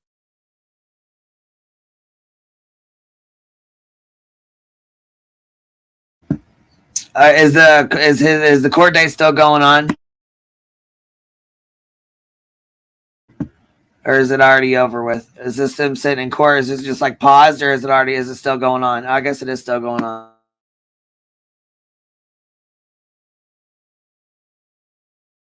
Observations from some of our commenters who point out something. Feel free to either point out something. I want to point out this comment from Black Rose, #KJB. Do you think that they will find the knife? We haven't talked about that on this live stream. Let's still point out that the murder weapon itself has not been recovered. The sheath has been recovered, and the sheath might be the most important piece of evidence in the case so far for prosecutors, because on the button of that sheath was a blood sample that they were able to use to establish forensics that pointed them and confirmed with, and I'll go, where's the probable cause affidavit? On the very last page, I want to make sure I get the number of nines right here, Robert. At least 99.9998 of the male population would be expected to be excluded from this possibility of being the suspect's biological father. So again, genetic genealogy being used. But yeah, as of right now, there is no murder weapon. And that also, too, we're talking about June 26th. That gives investigators, a period of half a year, roughly half a year, to find the murder weapon. But when we're talking about all the time that elapsed in the aftermath of November 13th and all of the geography that was all the many, many states between Idaho and Pennsylvania, there's just endless, quite literally endless possibilities for what happened to the potential murder weapon in this case, Robert. Right. And you brought up that number, more than 99.9%. I mean, as somebody who's sat in these trials before, all that I heard there was not 100%. That's what the defense is going to say. That's going to be the point that the defense takes, in order to try and really belittle some of the evidence that the prosecution has gathered. Now, as we've said before, making the distinction here, to get a conviction in a case like this, the jury does not need to be 100% certain. It needs to be beyond reasonable doubt. Put that in the territory of like 90 to 95% sure that that's what happened here. So maybe the DNA paired with these other pieces of evidence that are here is enough. But I mean, you've got 6 months here, if you're the defense, in order to try and prove that DNA, that there's a rational reason why there would be this DNA in the home, if it is, the DNA, and it hasn't been a mismatch, or to give some rational reason as to why his cell phone pinged in the area 12 times beforehand. I mean, those are going to be the things, that right now, these are hard to answer. But keep in mind, you've only heard from the prosecution. You've not heard from the defense. The defense has not the defense has not been given the opportunity to respond to any of this and, explain why his cell phone pinged 12 times in the months leading up to the murder, or why there was a knife sheath with his DNA inside of that home. We haven't heard from the defense yet. All that we've heard really is Bryan Kohberger saying in a jail, when asked why he did it, he said, "I didn't do anything." Also, that's what we've had. I honed in and I got some messages on Instagram, people who were thanking me for bringing up the idea of the cell phone pinging being this, the smoking gun evidence, because we don't know the size of the ping range. We don't know if he was, how precise those pings are. They say that he went back. Okay, but how the cell phone triangulation, pinpointing his location. How pinpointed exactly is it? If anybody has found, I have looked, but if anybody has found any reports or any experts, that is something that I'm going to look into, finding an expert who can talk to. All right, I'm getting a headache, guys. I'm sorry. I have to turn that off for a few. Yeah. Yeah. So they're going to pick up, and the next court date's June 26th, huh? Yeah, yep. And that gives them time to, go over everything because there's a whole lot of shit to unpack there. Oh, yeah, for sure. Like, of course, like, my curiosity's like, fuck, June. But no, it's really a good thing, you know? Well, yeah, and not only that, I mean, it's going to last a while. It'll probably get pushed off. I mean, fuck, the trial probably won't start till next year sometime. Yeah. You never know. The preliminary True. might be then, but like I mean, if you were innocent and you wanted to be exonerated, would you like ask for like 6-month court date down the road? I don't know. You know what I mean? Well, no, but a lawyer or attorney will if they have to go through stuff. I mean, you can't just say, I'm not guilty, I'm not guilty, and they let you out. You know what I mean? Like you have to, so.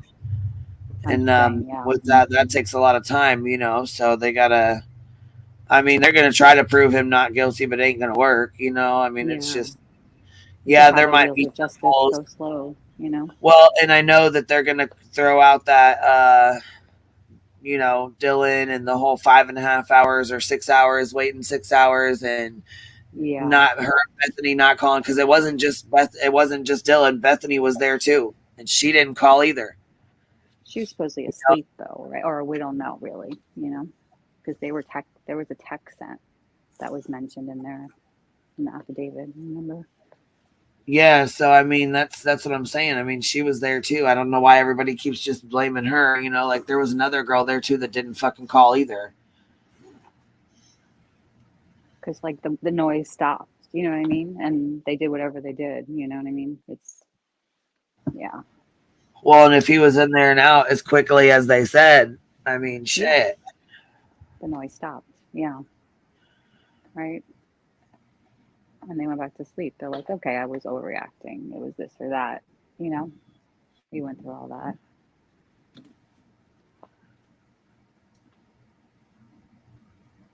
I'll be back.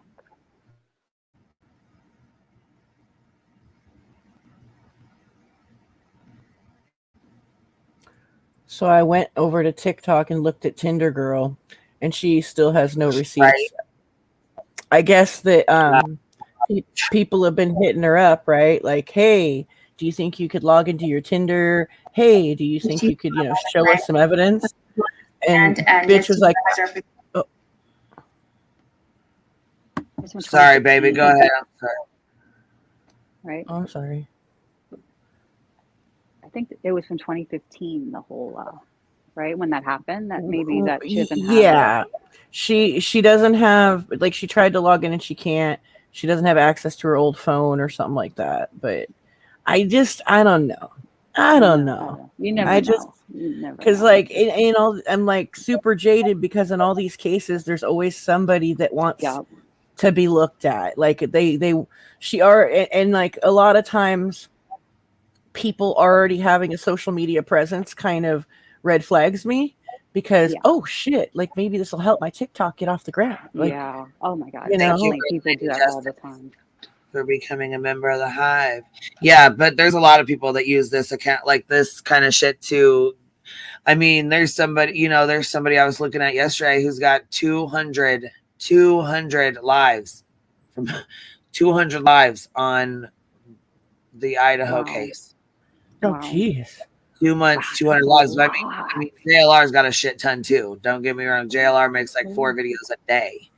So, I mean, he's got a bunch too. But 200 videos or 200 live streams. It's only been like, what, like 8 weeks. 2 months, yeah. 8, yeah, okay. So that's like almost exactly, 60 days. Mm-hmm. So that means they're like, pumping them out. They're just live all fucking day. They're just live, like about this, I guess. I don't know. Well, yeah, and then you Rev, he's doing 18 and 19-hour live streams. Every day. 60 Mhm. Christ. He probably has the most hours in this. Yeah. Yeah, he's got a lot of hours. Hell yeah, he does. Did somebody say that he did like I saw somebody say he did some interview or some shit. Like he did with Cuomo or whatever. We'll have to put it on and watch it because it's ridiculous. Oh my fucking God. Yeah, and he wears his hat and all. He just, I don't know. It's another Dolly situation to me. That's what it reminds me of. I don't know. I don't want to be. Yeah. I need to watch it first before I throw any shade because I didn't watch it all. I just seen the very first 2 seconds He of kind of it. like So. backtracks on what he told everybody else, right? You know, in that pretty little sure. Cuomo, I watched it. Yeah, on Cuomo. All right, we're gonna play this real fast. I'll be back in like 10 minutes or so. All right. Let's see here. Where's this volume at? What did I turn it down? That she's advised you of your right to have. Oh, Mr. Koberger, I need to speak to you for a moment. Sir, you do understand, and Ms. Taylor has represented here, that she's advised you of your right to have, or fully discussed with you the right that you have, which is to have your preliminary hearing within 14 days of the date that you initially appeared before this court. As you recall, when I advised you of your rights, that hearing is a probable cause hearing, where the state has to establish that more likely than not, these felony offenses were committed and you are the one that committed the felony offenses. If you waive your right to a speedy preliminary hearing, it does not mean that you're giving up your right to have a preliminary hearing. It simply means that you would not be able to come back and challenge that the state did not present probable cause within 14 days. Do you understand? Yes. Have you had enough time to speak with Ms. Taylor about your decision to waive your right to a speedy preliminary hearing? Yes. Do you need any additional time to do so? No. Then I will ask at this time, as to the 5 felony counts that were charged in the criminal complaint that was filed on December 29th of 2022, are you waiving your right to a speedy preliminary hearing and agreeing that that hearing can be held outside the 14-day period? Yes. And Ms. Taylor, do you concur with his waiver? I do, Your Honor. Thank you. I will find your waiver of speedy preliminary hearing is knowing, intelligently, voluntarily entered here in open court with the assistance of counsel. We will go ahead and set the matter for preliminary hearing.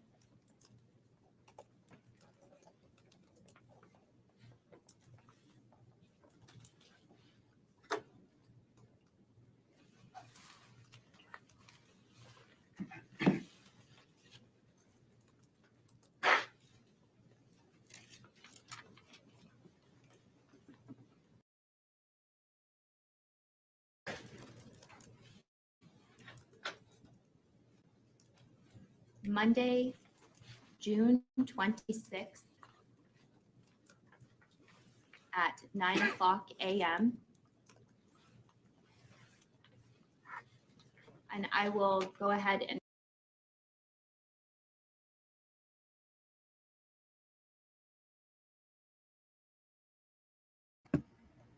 So there's that. I don't know why it cut off there, but I'll go see if I can find the other part of it. Oh, I guess they're playing the same thing. Look, they're playing the same exact thing we were. Wi-Fi. We'll be asked about that as well. The accuracy of that, the range of that, and how long that hit existed. But it really goes to forensics.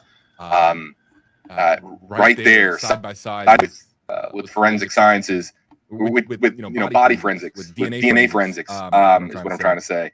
Just so vitally important, and it is an expanding field. To students out there that are looking for fields to go into, digital forensics is just growing so vastly quickly.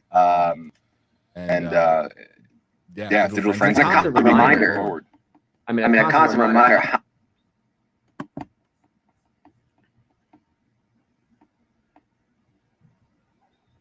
work, Ms. Taylor.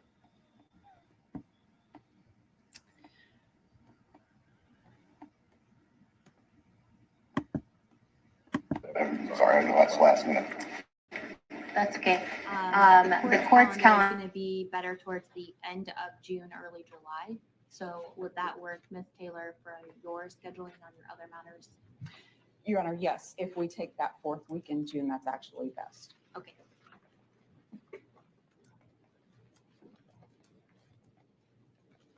So, Mr. Koberger, I need to speak to you for a moment then. Sir, you do understand, and Ms. Taylor has represented here, that she's advised you of your right to have, or fully discussed with you the right that you have, which is to have your preliminary hearing within 14 days of the date that you initially appeared before this court. As you recall, when I advised you of your rights, that hearing is a probable cause hearing where the state has to establish that more likely than not, these felony offenses were committed and you were the one that committed the felony offenses. If you waive your right to a speedy preliminary hearing, it does not mean that you're giving up your right to have a preliminary hearing. It simply means that you would not be able to come back and challenge that the state did not present probable cause within 14 days. Do you understand? Yes. Have you had enough time to speak with Ms. Taylor about your decision to waive your right to a speedy preliminary hearing? Yes. Do you need any additional time to do so? No. Then I will ask at this time, as to the 5 counts, felony counts that were charged in the criminal complaint that was filed on December 29th of 2022, are you waiving your right to a speedy preliminary hearing and agreeing that that hearing can be held outside the 14-day period? Yes. And Ms. Taylor, do you concur with his waiver? I do, Your Honor. Thank you. I will find your waiver of speedy preliminary hearing is knowing, intelligently, voluntarily entered here in open court with the assistance of counsel. We will go ahead and set the matter for a preliminary hearing.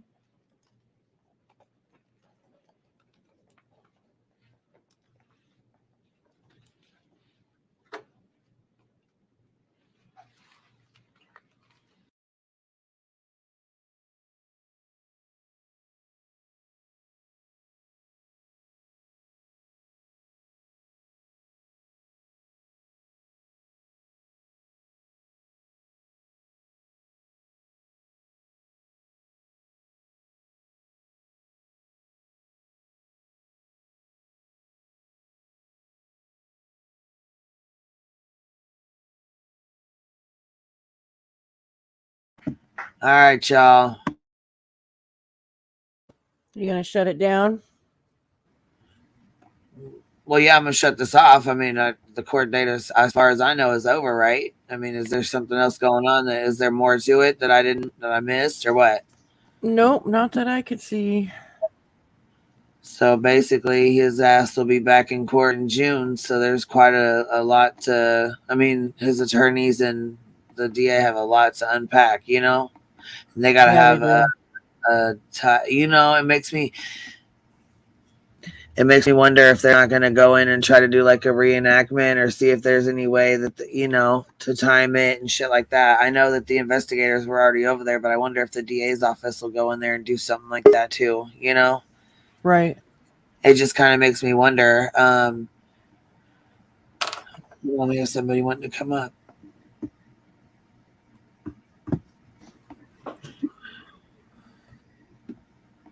Find a thing here. Let's see. How are you, Lady Justice? I'm doing well. Can you hear me? Yeah, I can hear you good.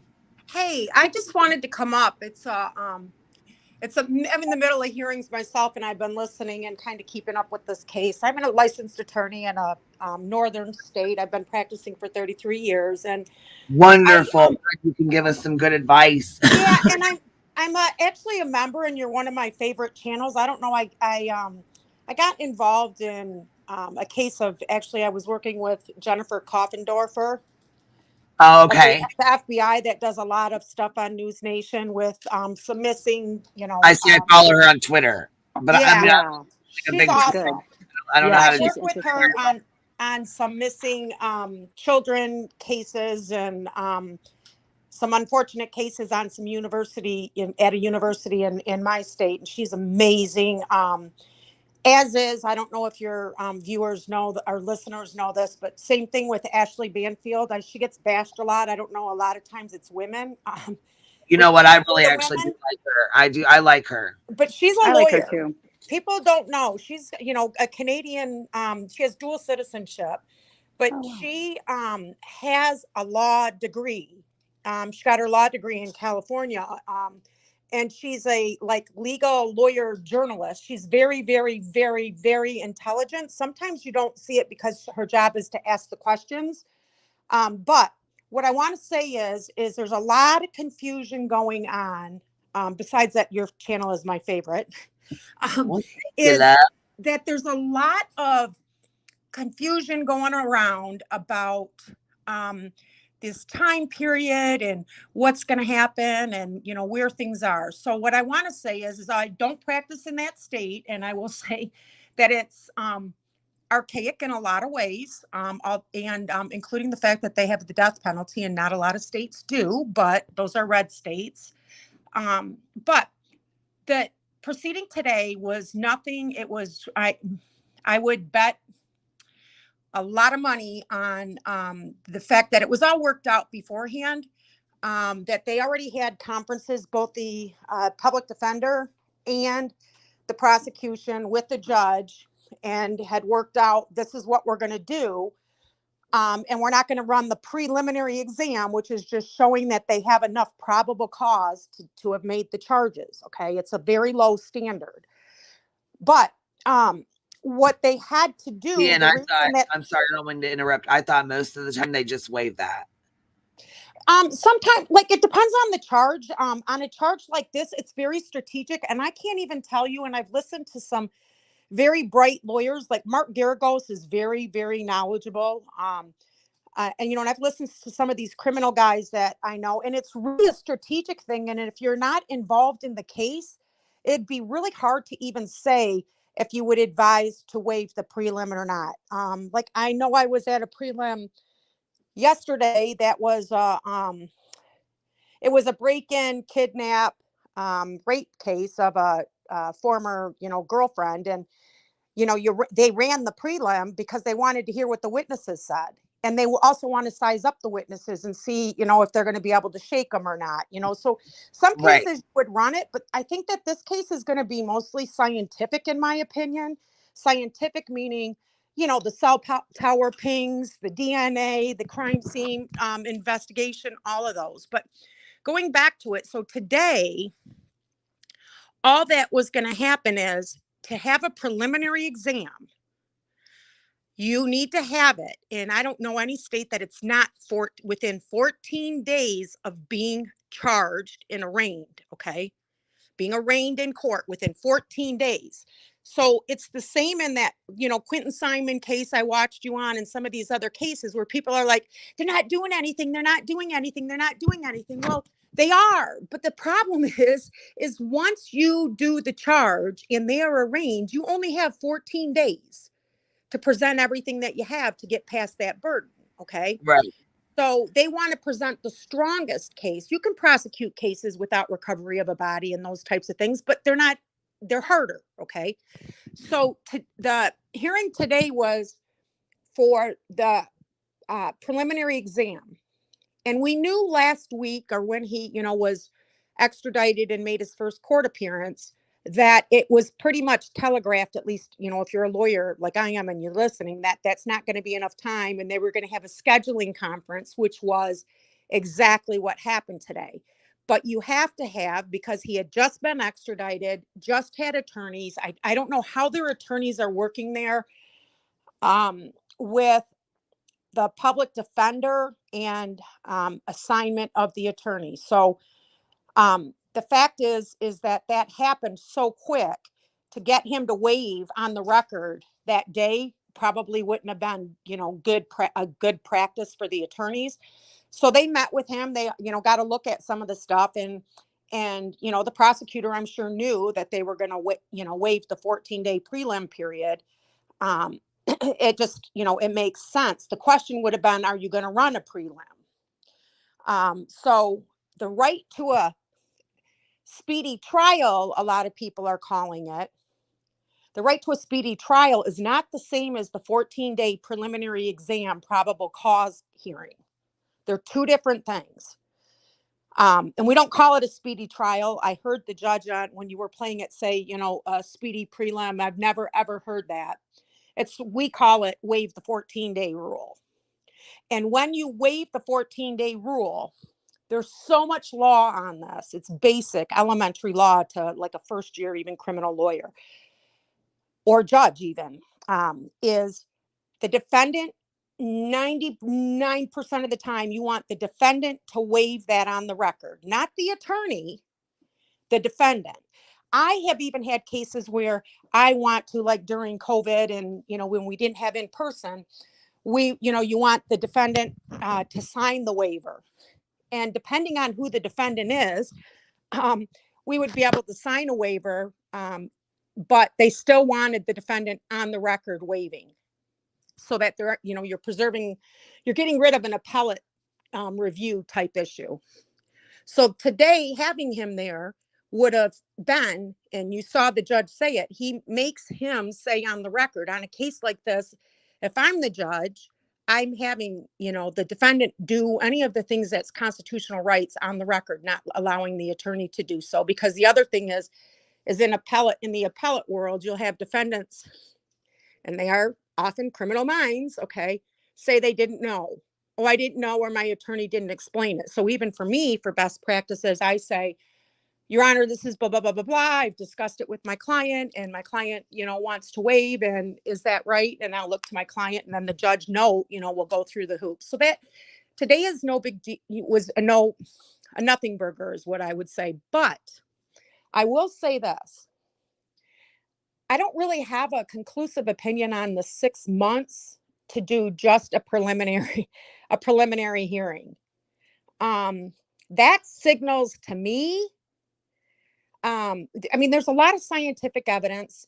People don't understand. I saw a lot of people in your chat. In fact, I jumped out of the chat because I was just getting irritated, but that's because this is what I do for a living. 6 months. Hard to explain to people that don't want to listen. They're not. No, I know. They're not. I know. They're listening. So it's hard to. I get your frustrations. But so 6 months, you guys, is not a lot of time. I could have a really simple divorce case and set the deadlines on everything with I don't need any discovery, any documents. And to get it done in 6 months, when you have a full caseload and everybody operates on dates, right? So I operate on my dates with my other clients, my expert witnesses, which there'll need to be several expert witnesses here. I can't even, I could name 8 or 9 different types of experts they would be looking for in this case, right? They all have schedules. And then when they're running tests and doing things to validate the case or not, those take time. Then they get the results. Then you have to meet with the attorneys. It's really rigorous. And this is 4 homicides, 4 people that are dead. So 6 months seems like a long time, but in the continuum, I'm going to tell you, it's going to be pushing it hard to have that information available. Even if my gut would tell me that the defense is going to, hone in on some of the evidence. We already know, and I don't know because I have listened. And I think it was the attorney in Pennsylvania kind of telegraphed between the lines that the cell phone pings were an issue. And I had somebody in chat last night that was saying, well, he didn't even know about cell phone pings. Why would he bring that up? And I'm like, yeah, he did know about cell phone pings because, the person that was there, okay, there's 2 theories of it. The person that was there knows they didn't bring their cell phone, so they would know that evidence isn't reliable. And by the time that Brian left Pennsylvania and his public defender made the statements, if you listen to everything the Pennsylvania attorney said, Brian was the one that was insistent on putting out that statement about being vindicated. And it was a very aggressive statement, very out of the ordinary for a public defender for just an extradition hearing to make that. Well, when he explained that that's what Brian wanted, if you're, you can see where I'm coming from. He would, of course, know that there's not going to be any cell phone pings that are around the murder scene when it happened. Okay. That's just one theory, but the cell phone pings is, it's controversial. Yeah, I have girls. I said this last night. I have four children. They're all college grads now, but I remember my youngest are 22-year-old twins. And I remember like they even knew at like 4 or 5, you could track on your cell phone, right? To find people. I mean, we had them on cell phones on our kids to find them because you could find them by the technology. But the problem with the pings is, the way I think it's going to come down in this case, because I've seen this before, is the pings depends on how far the signal goes, the geography of the land where the towers are, and all that. But for like ease of, simplifying this, is the prosecutor is going to have an expert that says X, and the defense is going to have an expert that says Y. And that's the defense's job, is to poke holes in it, right? Poke holes in it so that it doesn't get bound over. You need to meet the threshold of the probable cause, or beyond a reasonable doubt in the actual jury trial. So that is complicated. What's not complicated is DNA. So, that murder scene and the amount of blood and the things that were found there and the scientific evidence that goes there. And, defense is going to try to poke holes in it, that the scene wasn't preserved and that people were going in and out, without the foot coverings and, some of that stuff. So I think it's going to get, the defense attorney's job is not to get the client off on the charges. And people I know, like in a case like this, if you're representing a murderer, and I get people's sentiments, the job isn't to get them acquitted. The job is to present the case, and to, the jury is the one that ultimately determines, guilt or innocence. But your job as a defense attorney is to poke holes in it and to create that reasonable doubt. The crime scene, people don't understand that crime scene and what evidence we know they have is the bare bones. We have the bare bones evidence. We don't know. I mean, critical things. We don't know what they found, with the blood evidence. We know that they found a footprint, a latent print on the second time through. That looked like it was, diamonds is I think what they said the sole of the shoe looked like. And it looked like a van, and he's been seen wearing van shoes. The thing is we don't know. And it's so hard for me to imagine that there's a crime scene that there's blood, although they were, it sounds like some of them were done with the victims being in the bed. One on the, the floor, but we don't know at what point that happened. It just seems so bizarre to me that there wasn't blood that was tracked all over, but who knows? But the point is we don't know. I mean, if you think about the evidence in that probable cause affidavit for the search warrant and the charge, there's not very much about what they have on the inside of that house. Okay. They're going to have to present the prosecutor. So I was thinking this through when I was, listening to somebody's chat go on last night, is, man, you listen to all these creators talk about, oh, they went in the house. He went in the house. He did this, the DoorDash that. He went upstairs. He went downstairs. No, it was like this. No, it was like that. Here's the thing. The prosecutor is going to have to present a cohesive story, factual. I don't mean to minimize it, but a cohesive factual pattern of, he went in the house. This is how he went in. He went here first, then he went there, then he was seen, then he was exited. You know what they're going to have to present it cohesive to convince a jury, right? That it happened. It's not like basic common sense. Like for, us is like, well, 4 people were killed in the house and this person was seen in the house. He did all 4. It's going to have to be more comprehensive than that.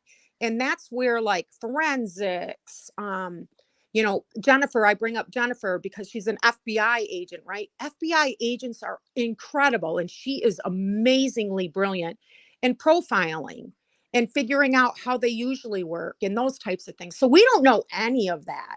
I kind of think all this garbage about theorizing who was, who it happened to first, who it happened to second. We're not going to know until that prelim.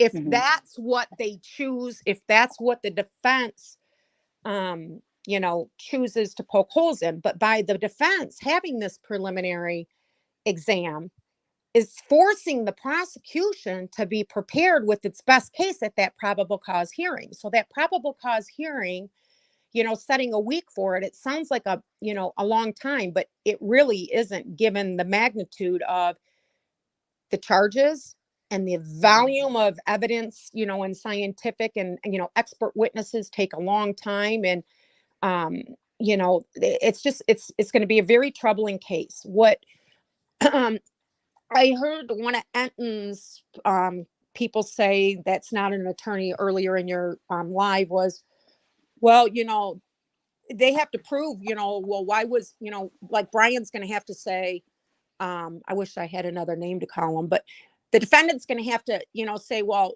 my phone was pinging in this area because of this or that. Well, no, he's not. There's no way, especially in a preliminary exam, they're going to have the defendant testify. So that's not going to be the theory of it. The theory of it is going to be the attacking the reliability of the evidence that the prosecutor has. So it's a very, very complicated case. And 6 months does seem like a long time, but I have a case in my state where somebody was shot in the back while the cop was on top of them, and killed, and shot in the back of the head. And the prelim that we ran on that case, I represent the family in the victim's family, and the prelim on that case was a week. And you guys, it was cut and dry. I mean, there was body cam. We had body cam, we had witnesses, we had all that. And it still took, because of the highly technical evidence and, the standard and what the protocols are, and, all of that, it takes a while. In the end, I have, zero doubt that this is going to be bound over for trial. Once it's bound over for trial after that prelim, what's going to happen is that's when the constitutional right to a speedy trial kicks in. A speedy trial in Idaho is defined by 6 months. And so I would expect, that they, get something in within 6 months. But again, is there probably be a waiver there, because it benefits both sides to have the benefit of time. So, we'll see where it goes. One thing I liked about the June date is, for the piece of those children, young adults on that college campus, they would be gone. So the media circus, seeing it on TV, seeing it in the newspapers, would be gone. And if you don't think that that's traumatic to those kids that are just students there, it is. I mean, my kids, my youngest daughters that, just graduated, there was a missing person who disappeared on Halloween, huge football weekend. And they were looking for him. And, the kids were students were looking for him. Did somebody take him? I mean, so everybody was on a heightened alert, everybody. And that trauma of not knowing if you're safe or not is weighs heavily, on the students, and I think more so on parents that are plugged in. So I don't see anything really out of the ordinary on this. The only other thing, I wanted to say something earlier, and I do not get on panels. I've been on YouTube now for 2 years. We use it professionally still in my state for court proceedings. They'll Zoom the proceedings, and then they're broadcast on YouTube. That's how they get open to the public. But so I don't really get on panels. I think I've been on 3 or 4 times. But the one thing that is really upsetting to me, as a human being, as a mother, as an attorney, is the stuff that's being said and done with Dylan and the surviving roommates. And why didn't she do this, and punch him in the face, and that kind of stuff. So bad. I just, TikTok has taken an aggressive stance on it. Unfortunately, YouTube hasn't yet, but everyone has said, so I'm not going to repeat, you don't know what you would do in trauma and all that. But here's what I say, and I think, Queen, you might have said this. Tell me you've never been to a college campus, because Queen, your commentary on this is spot on. Tell me you've never been to a college campus without telling me you've never been on a college campus. Okay, I've been on college campus as a student, and both undergrad and a law student, both large universities with very diverse student populations. My children have been. I've represented people on college students. If you don't think college students, right, are partying, these were popular, beautiful girls known for having a good time, drinking or not. I mean, the thing I liked about my kids going to college is it's a pretty protected environment to make your mistakes and to kind of sow your oats in a protected environment, so to speak, right? But these are popular girls. They like to have a good time. They were right in, Greek row and, fraternity row, whatever sororities, they're right in that area. Small campus, small colleges tend to thrive more on Greek life. And, roommates, whether it's myself or my, clients or people, nieces, nephews, kids, when you're girls and you have all these female roommates and they're all attractive, you have a boyfriend here, you might have, somebody that you hook up with at the bar or a party, and they come back, and not even saying anything sexual has to happen, but you're hanging out in your bedroom because that's private, right?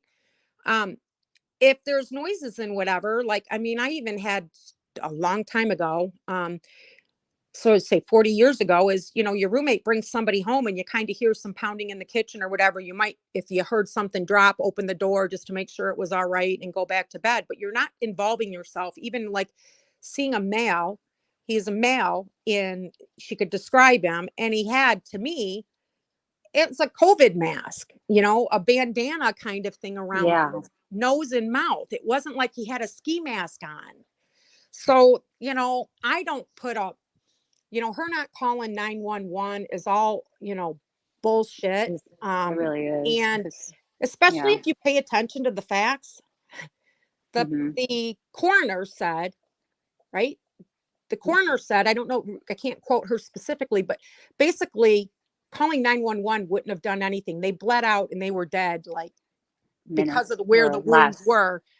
In Mhm. 5 minutes or less. When you get a Mhm. chest wound, is what she described it, upper chest, you are going to die in a very, very short period. And to get 911 and get medical professionals there within less than 5 minutes and get them out of there, that's not likely. So stop the bullshit, you dumbass creator. Yeah. Yeah. That's like a real, I mean, that. that's just factual. That's not even in getting into, I've heard even Jennifer, trauma, the freeze, and, oh, she might have just Yeah. been rolled up in a ball in her room, or she might have been intoxicated or whatever. No, it's just It's college. It's being in college theory that you crazy stuff. I know when I went to college, they would do crazy stuff. There was a nature preserve they would go out in, and they would get all dressed up. You just never know what's going on, especially once you've been in that situation, Well, people are, yeah. I have actually, I'm just thinking, bringing it full circle. I have two 22-year-olds that are, in grad school right now. They come and go. They bring their, male friends into my home. I hear the door open or close, but if I hear a certain kind of a bang, or the dog is, barking a little bit because it hears something, I'm going to check it out, but I'm not necessarily going to go all the way downstairs and see what's going on or not. I mean, who in the hell? I wouldn't assume in my own home that somebody murdered everybody in my house. Exactly. You can never So, imagine that. Your mind doesn't go there. It yes. just doesn't. Yeah. So I think, I love your channel. I love what you're doing. I hope that brings some light on it. If I'm on, I can't always come up because, I have other engagements or, whatever that's going on. But I You've think, answered so many of my questions personally about it all. You know what I mean? You've answered a lot. But why did they use the word speedy instead of having an extension on the preliminary hearing? That, it sounds like they usually ask for it. Yeah. Because the way that the rules are written, so we have the constitutional right to a speedy trial, and that preliminary exam or probable cause hearing, some states call it something different, that got put in. That's not that constitutionally, say 30, I've been practicing for 33 years, is so say 40 years ago that we didn't really call the preliminary exam a right to speedy, and it had to be done within 14 days. It's not always been like that. But then to get the speedy trial, you have to have right? You have to have a timely probable cause or preliminary exam. So that's when the 14-day stuff started going in. And the 14-day part, that's where, say that it could be a shoplifting, it could be a carjacking, it could be somebody in possession of drugs, right? Where you can do that within 14 days and in the vast majority of the cases. So why they use the word speedy, I don't know, but it's basically the 14-day. It's not the constitutional protection. Okay, that's what I thought. Of Yeah, it. it just The constitutional provision to speedy trial is the would be end after he does a result plea, right? that you can't have a speedy trial, the ultimate trial in front of a jury of your peers. You can't have that if the probable cause doesn't happen and preliminary exam doesn't happen first, right? And the preliminary exam also, in different states call courts different things. Like in my state, it's district court. You start out in district court, then you get bound over to circuit court. That's the high court. Okay. So that bind over piece that takes you to the felony court is, it's got to happen everywhere. And I think that 14-day provision just kind of keeps everyone's feet to the fire. And if you're the prosecutor and you just did the warrant, right, in the charge, then you are on top of enough evidence to have made the charge. So it usually is pretty easy. And most times, like in most cases, you'll meet with, and now like because of COVID, it's been really advanced even in the way we deal with prosecutors. They'll send me stuff on a drive or send me a link to their camera evidence of the larceny or whatever. And you take a look at it and you can tell if what your client's telling you and what they have is enough, right? It's just basically to keep things going. And you wouldn't want to have a bullshit charge, right? And you can't even meet the probable cause standard to get, bound over on the charge and have somebody sitting in jail. Right. So that's the speedy part. And if did I explain it enough to understand why it's kind of easy to do it within 14 days? Because the prosecutor waits till they have that solid evidence enough to make the charge before they file it. And if they don't, people don't understand this either. Sometimes there's delays in cases where, the police, law enforcement want a charge and they go with all their, their affidavits and that to the prosecutor, and the prosecutor will look at it and say, no, I don't have enough. You need more for this or that or whatever. And then they'll come back with more. So once that charge is made, there should be, if the prosecutor is doing their job, enough right then and there in that written document and what the evidence is that backs it up, enough to bind it over on the charge. So running it within 14 days isn't, in most cases is not difficult. Does that make sense? Yeah. Well, could they actually waive the right down the line come June, just skip that preliminary hearing? Yes. Do you know what I mean? They can. They can wait till June and then decide that they're going to waive, and then and then get a trial date, and then the trial date will be dictated then. It's very difficult. I mean, most courts, and I don't know because that, it's a red state. And so like the COVID measures and that, I don't know like how far their courts are backed up. I know in my state, their trials are like our civil trials are way backed up almost 2 years, when we were supposed to have all our trials, even civil trials, done within a year. They're all backed up because the criminal ones. So I don't know how quick they would get a date, but he could definitely go to June and decide to waive. Because, at that point, they'll have the evidence they want. They just won't know because the prosecutor has to share everything, right? Even exculpatory with the defense. I've never heard of that, but that doesn't mean it doesn't happen. I mean, I only know what happens in my little, in my little world. It wouldn't serve the defense to do that though, or would it, or it doesn't really matter. It's more like a prosecutor show, like a preliminary hearing in a way. Yes. The defense doesn't, very, very rare that a defense attorney presents any kind of evidence at a preliminary exam. Usually the defense is concentrating on cross-examining and poking holes in whatever it is that the prosecutor has. They do, I mean, they can and they do call witnesses, but it's very rare, very rare. In a case like this, they might because of the scientific evidence. I don't know. But usually it's like a detective that will kind of go through like a probable cause kind of statement. The investigators on the case and whoever, is the lead assigned to different various aspects of it would be the witnesses at the preliminary exam that would present that evidence. And then the chain of command or the evidence, present the evidence in a way that it's admissible, right? And normally it's through testimony as well as. Heels is asking, decide to waive what in June? He could get, so what is set for June is the preliminary examination. That's the low bar of the basically what usually is done within 14 days unless waived. In June, what's going to happen is the preliminary exam, which is presenting enough evidence to have probable cause that the crimes he's charged of have been committed by this defendant. He can get to that June date and decide in June that he wants to waive. I mean, he would have all of the benefit of all of the evidence until June, just not it wouldn't be locked in testimony, which is another reason to have a preliminary exam strategically as a defense witness is to you're poking for consistency. You're poking holes in your cross exam of the witness, but you're locking down their testimony. Okay. And then you have your experts that you're not even presenting. Your own experts will now be able to be critical of what their statements are under oath. Does like that you're make showing your sense? cards. Yeah. Yes. Their testimony will be, the prosecutor's testimony through whatever witnesses it calls will be locked in.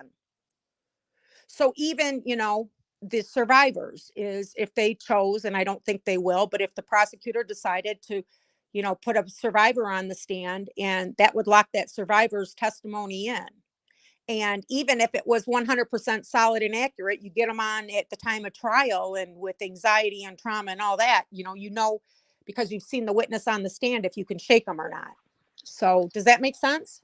Yeah, but chances are they probably, do you think they would even put DM Dylan on the stand, like on a preliminary? No. No, right? Yeah. I don't think so either. No. Yeah. No. Yeah. I don't think so, but I agree. Yeah. I would agree say, with that.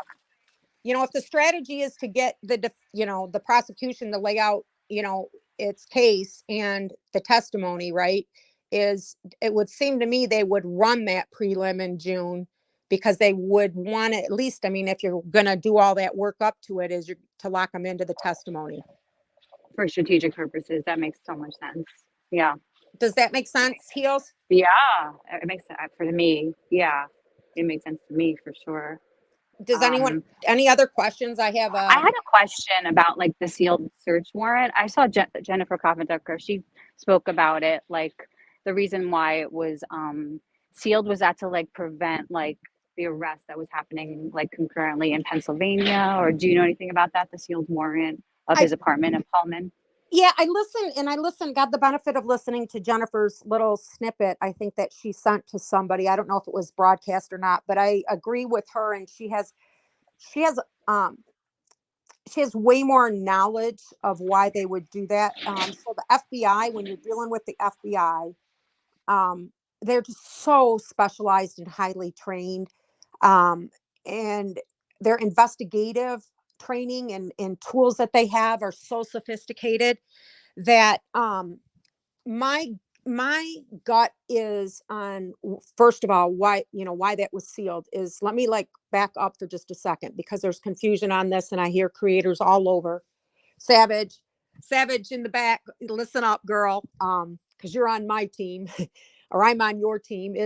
This is in state court. This is not in front of a federal judge. And the reason that it's in state court and not federal court, okay, because you have to understand this to understand the underlying and sealing and all that. It is in state court. the charges are before a state court. He is charged with violating state laws. The state laws also provide for the death penalty. Okay. And it used to be that federally the death penalty was, and the death penalty was legal, and then they left it to the state's decision. So the only time you would see a case like this in a federal court is, back in the day when the federally it was okay for the death penalty, but not in the state, or if it involves a federal employee, elected official, something like that. Okay, because they're going to charge you under state law with that, or federal law with that. But this is in state court, state charges under state law, period. He crossed state lines. What about if he got rid of the evidence in another state, whatever? The crimes were committed right there in Moscow, in the state, and the charges are there. As far as sealing the warrant, okay, the arrest warrant, and outlining what they had, my gut is that this Moscow is small town, small judges, and I practice all over the state. So, whether it's a huge city or a little rural area, what you'll find is the rural areas are less suited. Even some college towns are less suited to kind of handle these high profile, high media, significant risks, right, to the public type of cases. So my intuition on that is that the FBI, and because it was at that point, they're, following, and, they had some DNA and they had some other evidence the public didn't know of. And some of those really critical pieces were coming to fruition, but they didn't really have them yet. Right. But they wanted to, when he, was headed from Moscow to Pennsylvania, they're kind of losing control of who they think the prime suspect is, right? So they had to move. And what they didn't want is, in this case, is the warrant with the charges. They did not want that out to the media. I mean, in most cases, this happens every day where there's arrest warrants that are going out, and the larger courts, it takes a couple days for it to get down to the court file, right? But in Moscow, people were waiting for it. So if you didn't seal that, and that's out to the public, and we know now that they were trying to collect DNA evidence and found them, putting garbage in the neighbor's trash. And at the time that was signed, we also know, if you're listening carefully, that they had drones. The FBI had drones over the house high enough up that he didn't know that he was being watched, right? So to seal that would be to, and I think Jennifer kind of said this too, to stop spoliation or destruction of evidence that they still didn't have under their wings, so to speak. Does that make sense? Oh my God, totally. Yeah, the way that she did it, but you elaborated in it. Yeah, So, that makes sense to we're me. going to go out there and we're going to pick them up, but we don't know. We think we know because we've been kind of surveilling him, but we don't know. Like, they didn't have the car in their possession. They didn't have they wanted to get into the parents' house and get what they could, right? So they don't want to tip it off, just like when he did the arraignment. When the extradition hearing happened, they knew, and I went into this with somebody, yesterday, I know from listening to the public defender in Pennsylvania what all his kind of actions were and what the timeline was. And it was late afternoon before he did the statement. Well, Brian already knew, and so did the public defender that did the extradition, what the warrant said, right?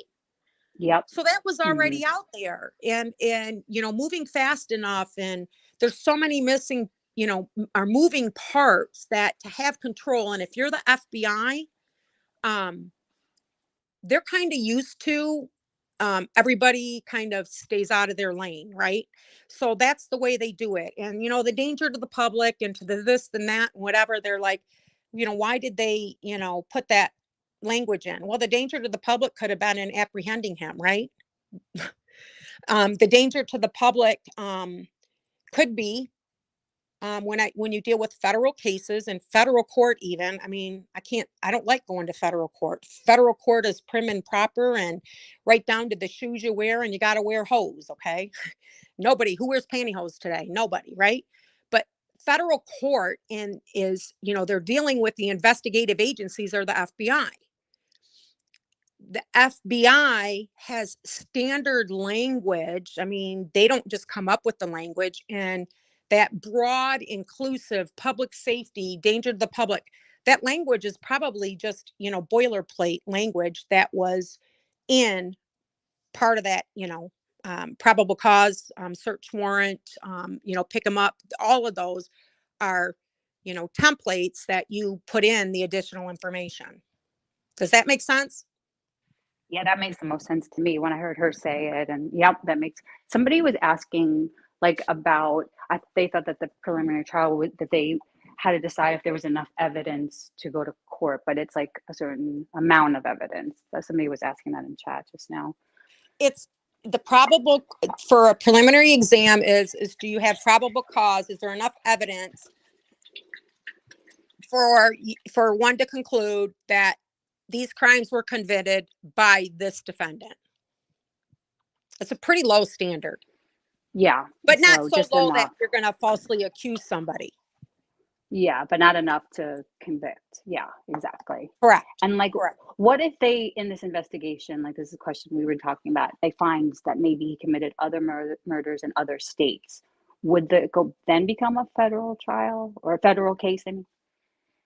No, they are, so that like it's clear to everybody, they are, they are looking at some cases, and they're looking at some cases in Pennsylvania and places that, bordering states where he's been, and that's based on DNA. And, if they find those, the charges will likely be in the state charges in the states that he committed the crime in. I mean, if they're cold cases, that, They were just tried separately in each state. Yes. Yes. Okay. That makes, yep.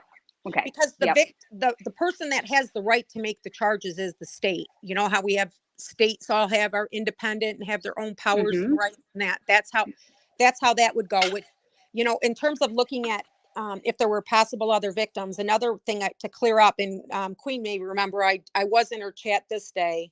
I don't know. I was in between, I think, waiting for the prosecutor to show up, but it's the DNA evidence and DNA and how it works, and who shares the DNA and who doesn't. I hope that that's clear now. Is, some places where you swab your DNA because you want to figure out your ancestors, they will sell your results automatically, but you can opt out. Okay.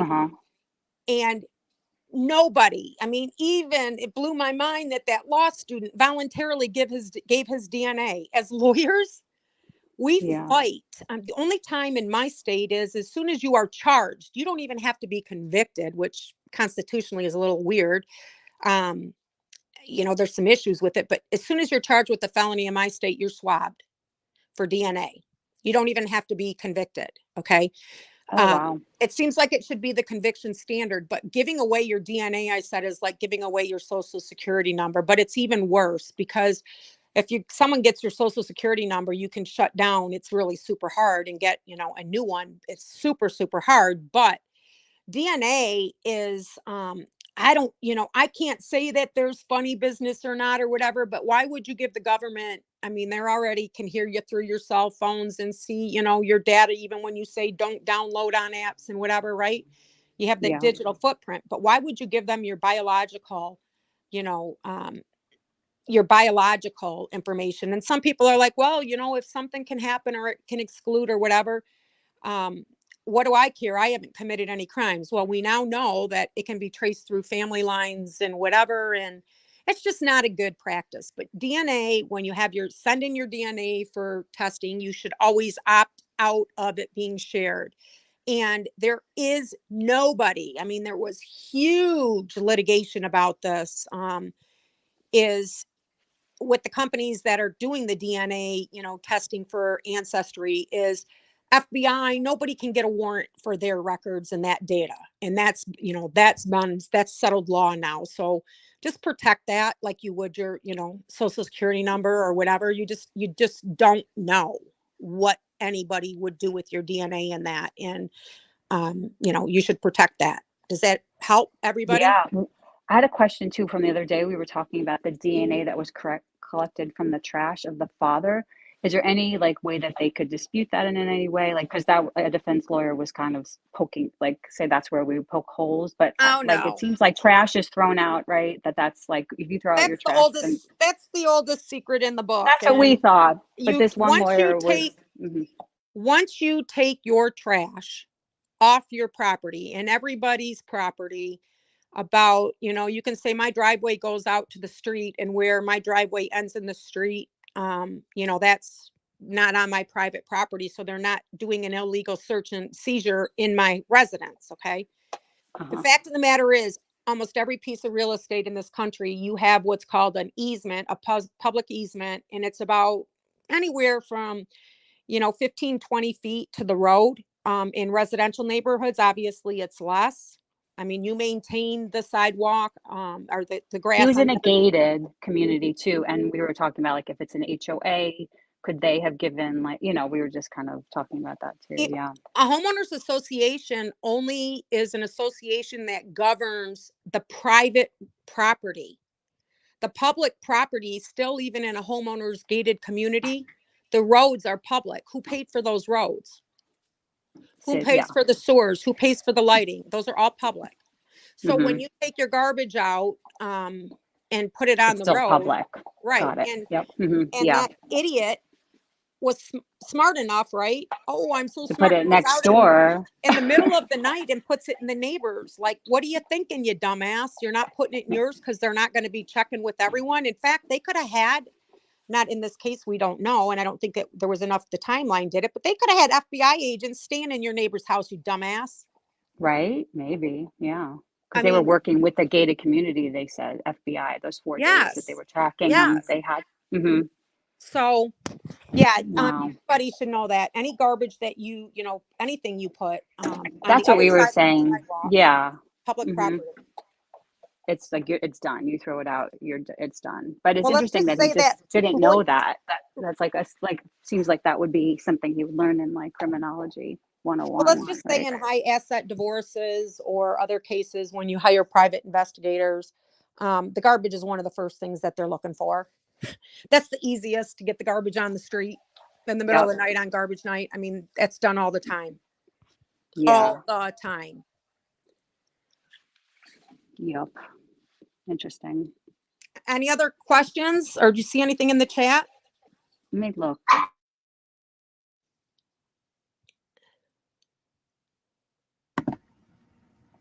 No, girl, you came in and lit it up. You just gave us the what for. All right. God, you answered so many questions. Well, that's really good. I have a question. Sure. Because I was thinking the other day, like, about, you know, the people going after Dylan and stuff, and like, I've stated like that I've had questions about what happened with her, but I don't think that people should be hurting her, harassing her, and accusing her and all that, right?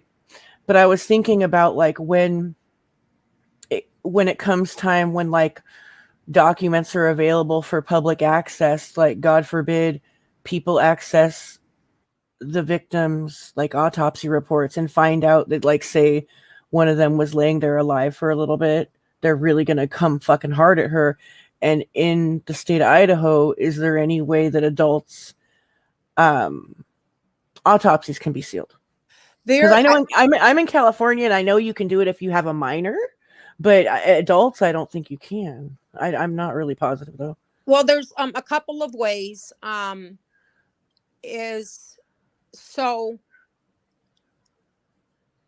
trying to like filter like to protect her though, like I'm trying to filter how this comes out, because I'm just say it like it is, and just say it and can talk like a sailor, right? I am too, and I do too. So just say you're fine. Just go ahead and say what you got to say. It's all right. That's the downside of the trade. When I started, it was a male dominated profession, but so to be heard, you had to do that, right?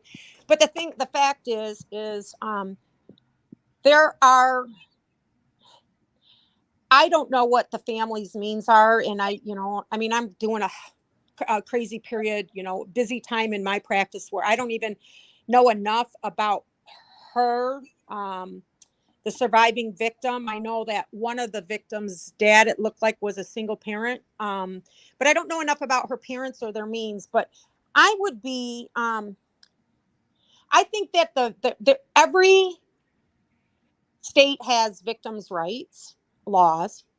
Almost every prosecutor has a victim coordinator that works with the victims' families in that.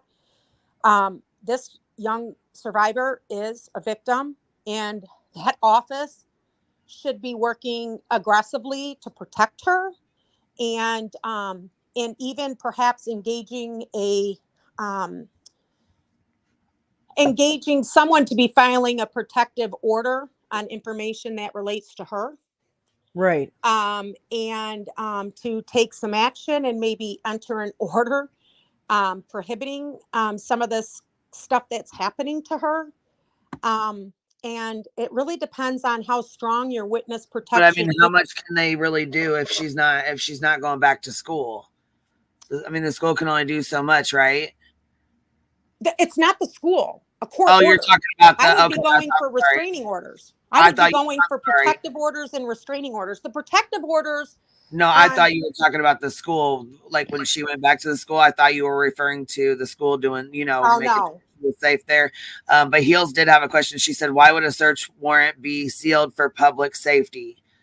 Exactly what I said earlier, because there were a lot of moving pieces, and they had to move fast to do that arrest. Kind of, let's go back to the Quentin Simon case. Do you remember how some things kind of, moved, and mom was moving at the same time that they were trying to tie down some pieces of evidence, right? Yeah. So when you're moving fast, you're going to seal it. It's not always going to be, but it's to allow them to get the rest of the evidence before the public. I don't think they're worried about the defendant as much as the public frenzy and, interference with what is still an ongoing and collecting of evidence situation. But as far as I wonder what he has and what they have, like what's going on, what all did they find? Maybe there's more. In effect, it didn't have if you look at it, in effect, it didn't have a lot. We don't know until it's, unsealed, but we don't know what is in the one document that's not in the other, because the guts are in that probable, cause affidavit, right? So what's in the search warrant that's not in the other? I mean, it in my estimation, and I think Jennifer, says it a little bit more gracefully, is it's because there were too many moving parts, and at the time that were really pivotal, and they needed, and they didn't have control over when they took the defendant into custody. They needed to move on that as well. So, but as far as this victim and answering that question, I would be moving through the courts. And if she didn't go back to school, it's still that court that has the ability, because they know the underlying charges in that, to protect her as a victim with an order. The other thing I would do, and this is where I was kind of filtering my language, is this is sad, but I wish one of these cases was like this in my state, because, and I can tell you, Betty, we had a missing persons case that she was going to come here, and everyone from the Attorney General to, I'm pretty well connected. The Attorney General down would have been ready for them, the tragedy pimps, okay? And that shit will not happen in my state. But what I would love to see happen is these people that are, I'd punch the shit out of you. You did this, you could have done that. Those are just like statements, but the ones that are accusing her of being involved, that is slander and defamation. And I'd love somebody to sue the fuck out of them for that. And intentional infliction of emotional distress is what most states would call that cause of action. The problem is these yahoos that do it, right? Bullhorn Betty, Jonathan Lee Riches, Molly Golightly, although she's just coattailing, Justin Brewer. Yeah. They don't have anything.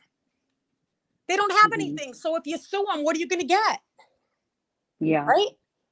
Well, that TikToker is getting sued for defamation with this law, with this I case. mean, like, they could be in debt for the rest of their life, and like you could have some satisfaction off that, I guess. I don't know. Yeah, it's a lot. I mean, I have people over the years, and there's solid cases that come and they want to sue someone for defamation or slander, and you have to look at what the cost is versus the benefit. So in that case, and that's why I said I'd love to have one in my state, I'd do it for free, because I'm probably going to end up just getting a default judgment on them. Right.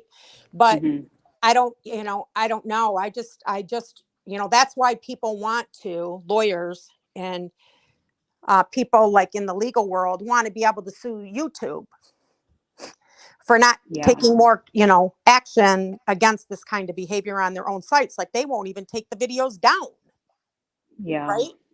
Yeah. Because they are a deep pocket. So that's kind of what that is. But the victim witness advocate out of that prosecutor's office there should be taken, some more aggressive action for the survivor. But the fact that the survivor didn't go back, and that survivor, I would have in some intensive therapy and be, comforting and shielding her in every way possible that I could, and make sure that she has as many resources as she can possibly. And states also, by the way, for victims of crime, there are victim funds that give money for resources for these people. So it's really unfortunate. It's really disgusting. And I say, even after 33 years and even more than that, decades on this earth, I don't judge what I would do unless I have been in your shoes. I can be empathetic. I can have an appreciation for, I can maybe have a better understanding, but none of us know what we would do unless it's us in those shoes at that point in time and at that place. None of us do. I mean, like, at least be honest enough to say that and to do some self-awareness. Yeah. And the fact that she was like a witness, and the importance of her, like a lot of people don't understand that. Like, could you maybe explain that? Like, because she made that positive ID, people are like, oh, how did she, because were they maybe running like a genealogical profile of his DNA, like in concurrent with, the other stuff, with the regular kind of. It's again, it's so hard to say. I'll go back to the FBI. Yeah. Has so many tools at their disposal. And they're able to, deploy all those resources and have as many people as, are necessary to be all going in, different directions with the same goal. It's really hard to say. But the fact that that survivor was an eyewitness who identified facial features, right? The facial features, the timeline fits, right? She's the only eyewitness to the fact that she is the only eyewitness to the fact that this person was inside the house at the time of the murders. She is is she conclusive with DNA and all that, or some of the scientific evidence that will, get a defendant there? No, but she's the only eyewitness. So why the F is anyone attacking her? Why? She's really integral. She called 911. They were already dead or gonna be dead. There was no way that you could have a response time in that small community in 5 minutes or less. There's nothing that could have been done if she called 911 to save those people. Get that through your thick fucking skulls, you assholes. Yep. I mean, be real. Think about it.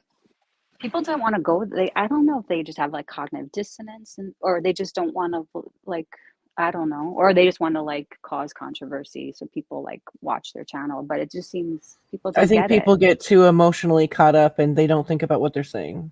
is what happens. Well, if you were the I from it, what I would do to what would somebody do, or, oh my God, I don't know what I would do. I mean, what would I do as a mother if my son, which is very popular in my state, you know, it's not this now, it's the pew pew threats at schools. That's big now because we had a mass shooting here but like, what would you do if your son did that? And, you know, Molly Golightly blaming the mom.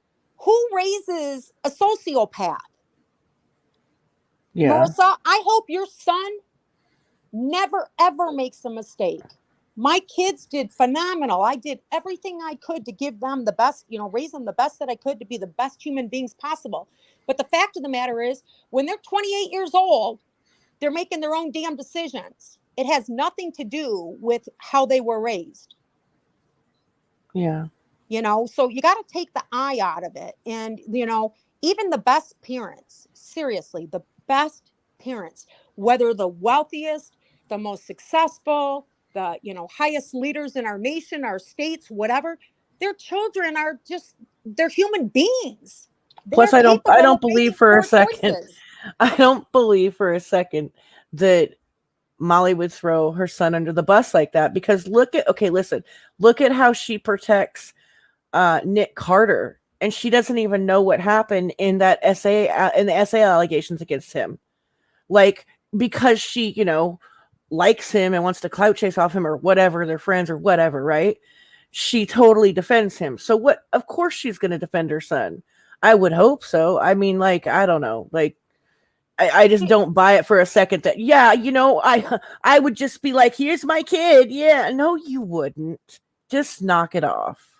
I just think it's, again, I think that you have to take in a narcissist like Marissa Zadinsky, and an addict like Marissa Zadinsky, and somebody with some severe personality disorders like her.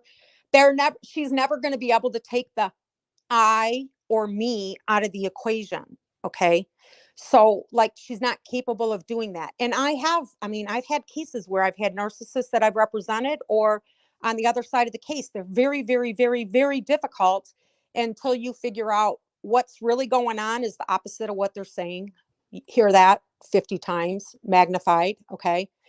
They're always telling on themselves, and it's the opposite of what they're saying. But, you know, again, it's like empathy. Empathy doesn't mean that you excuse somebody's poor decision, poor judgment, or mistake. Okay. Empathy means that you treat them, you know, with compassion. You don't vilify them. It's not, if, you know, if it affects you, I get it. But if it doesn't impact you directly, like most of this stuff on YouTube, then, like, the vilification of people isn't, you know, it isn't necessary. And I always say, even to my clients, like, hey, look, I've broke the law before. Oh my God, you broke the law? Yeah, I broke the law. Everybody has broke the law. Anyone who says they haven't broke the law before is a liar.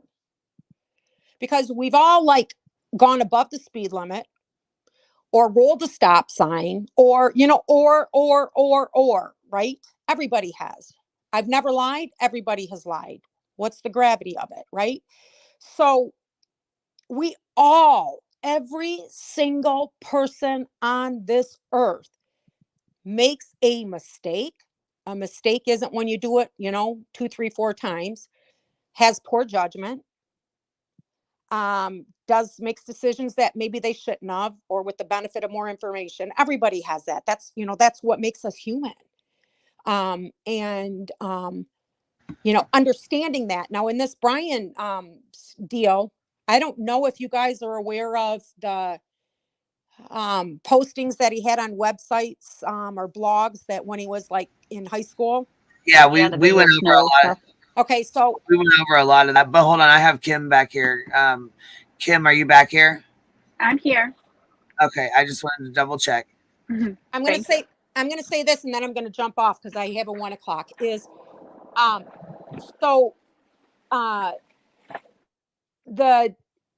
shoot, I just lost my train of thought with that. Oh, you were talking about the blogs and stuff. So yeah, the blogs. So Visual Snow, yeah. So here's where this is where we need to kind of understand, and Quentin Simon's case is one of them that kind of comes in this boat for me. the same, wavelength. Is we have come a long way in how we treat people that are in the criminal justice system. And over the last 35 years that I've been involved in the system. And one of it is that we are now recognizing and treating people that have underlying mental illnesses that are not diagnosed, maybe not treated, or they're not complying with medications. We call those mental health courts. And what the mental health courts, a lot of veterans are in it. It can be drinking, it can be substance abuse, those types of things. Even domestic violence, right? A lot of times is because of alcohol or, doing pills that aren't prescribed, or you're not taking them as prescribed. So where I'm going with that is, underlying addictions and substance abuse, and that often, and I can't believe like we're in a place that we are actually doing this, where these people have mental health issues that have been undiagnosed or not treated. That doesn't excuse their behavior, but I can tell you, when these people are diagnosed, ADHD, where they don't have impulsive control, with PTSD, some of these things, and they're taking their medications, they are totally different people. Veterans is the number one population that I do pro bono work with, where they think, I'm fine. When they're taking their meds, they stop taking them, and they find themselves then entangled with stealing, drugs, whatever, in the court system. So going back to Brian's deal is he had, he was a fat little kid. He had hyperthyroidism. And I think he was bullied, and I think, you know what I mean? Like it carried over for sure. And I really want to say that's why he was so obsessive about eating and being a vegan, losing weight, getting in shape, running 8 miles or whatever with his friend every night. When if he had a thyroid problem, imagine that going in. He's 28 years old. He works for the university. It's a small college. So, whether they're union and have benefits or not, probably not. He's 28. He doesn't have the benefit of being on a Medicaid, type system. And so, and maybe for the last 20 years, he hasn't been on medications. But the fact that at that young age, he had the hyperthyroidism, and then he had the issues with his visions and migraines, the med that he was complaining about, and all those. Here's the deal. Depersonalization, all that. Yeah. My educated guess is he, it's really hard to medicate younger people, even older people. The same antidepressant doesn't work for this person than that person. And when they don't like them, they just don't take them, and they don't follow through, and they think it's all, quacks. Or they self-medicate like he did with heroin, possibly. I think. Exactly. That's exactly. Or those don't work. And those people on that board were talking about alcohol and self-medicating, and he's doing the self-medication. And then he turned to diet and making his mind clear and like getting rid of all the toxins in his body. He went the opposite way. Yeah, so he tried. Do we really think that his parents raised him to be like that? Do you even think that his parents even knew? As a parent, you only know what your kid is. It's only by the benefit of education or interaction with other people that you know that maybe something's a little off with your kid, right? So that doesn't excuse in any way, shape, or form. Of course. But it does say as a society that we need to do better with mental health, access to medical treatment and care, and access to mental health treatment and care. And I do think like he's mentally, off. And when you have that underlying physical issues that are untreated, it then becomes a part of, a personality disorder. Yeah, exactly. So, all right, guys, it was really nice talking to you. Queen, drop your email in the chat, and I'll send you an email, and you can text me anytime. I'm happy to come up if I have time. I feel like people have questions for you. Like we could do another Yes, I was got a lot of people asking questions in the chat, girl. Hey, the only thing I ask from everybody that's listening is hit the like button, sub up, send some tips to your creator. She does a great job, spends a lot of time. It's not easy, and she is very diverse. Yeah. And her mind has an open mind, listens, and allows everybody to speak. And that's where you get the good dialogue, is where you get to good conclusions. And and the ability to assess things. Everybody have a wonderful day. And people Much like love, you. Queen. Thank you so Take care. much. Bye-bye. Bye. Bye. How are you, Kim? Go. How you doing? I'm good. How are you? Good. I was gonna say, I know I didn't want to be rude. But I brought you up here. I didn't want to leave you in the back. But I was listening one way or another. It was kind of, I just didn't want to be rude to either one of you. How are you? I'm good. I wanted to throw out just kind of like a mind fire I'm having right now, because I feel like this happens often and someone will remind me of something of how that can't be true. But what is the thought on, so initially the police say that they think they were unalived between what time and what time? 3 and 4, was it? Or 3 and 409. Yeah, originally 3 and 4. I think it's 409 and 418, right? Well, that's now it's like but 4:00. prior to him being arrested, it was what? It was 3 to 4. Right. It was 3 to 4. And now we are saying the 4 o'clock thing. So here's our timeline, girl. We got it. I got these little. Yes, prepared for this question. Yep, I got this set up and ready to go. So wait, okay. So right, we got anything you need from Sleuthy Goosey. This is her timeline. She's got it set up and ready to roll. So I'm not sure about prior, but I know here if this he one was there, says, they know that.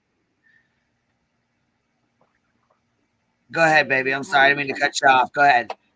No, you're good. Okay, so my thought with I've thought from the beginning, no way that DoorDash is a coincidence. So coincidental, somehow food's delivered at the same time this happens. I just don't think that's possible. I can't figure out how or why the order, but I also thought, well, if I'm putting it on him or the perp in general to have set this up to pin it on somebody, why would you want to wake an entire house up doing that?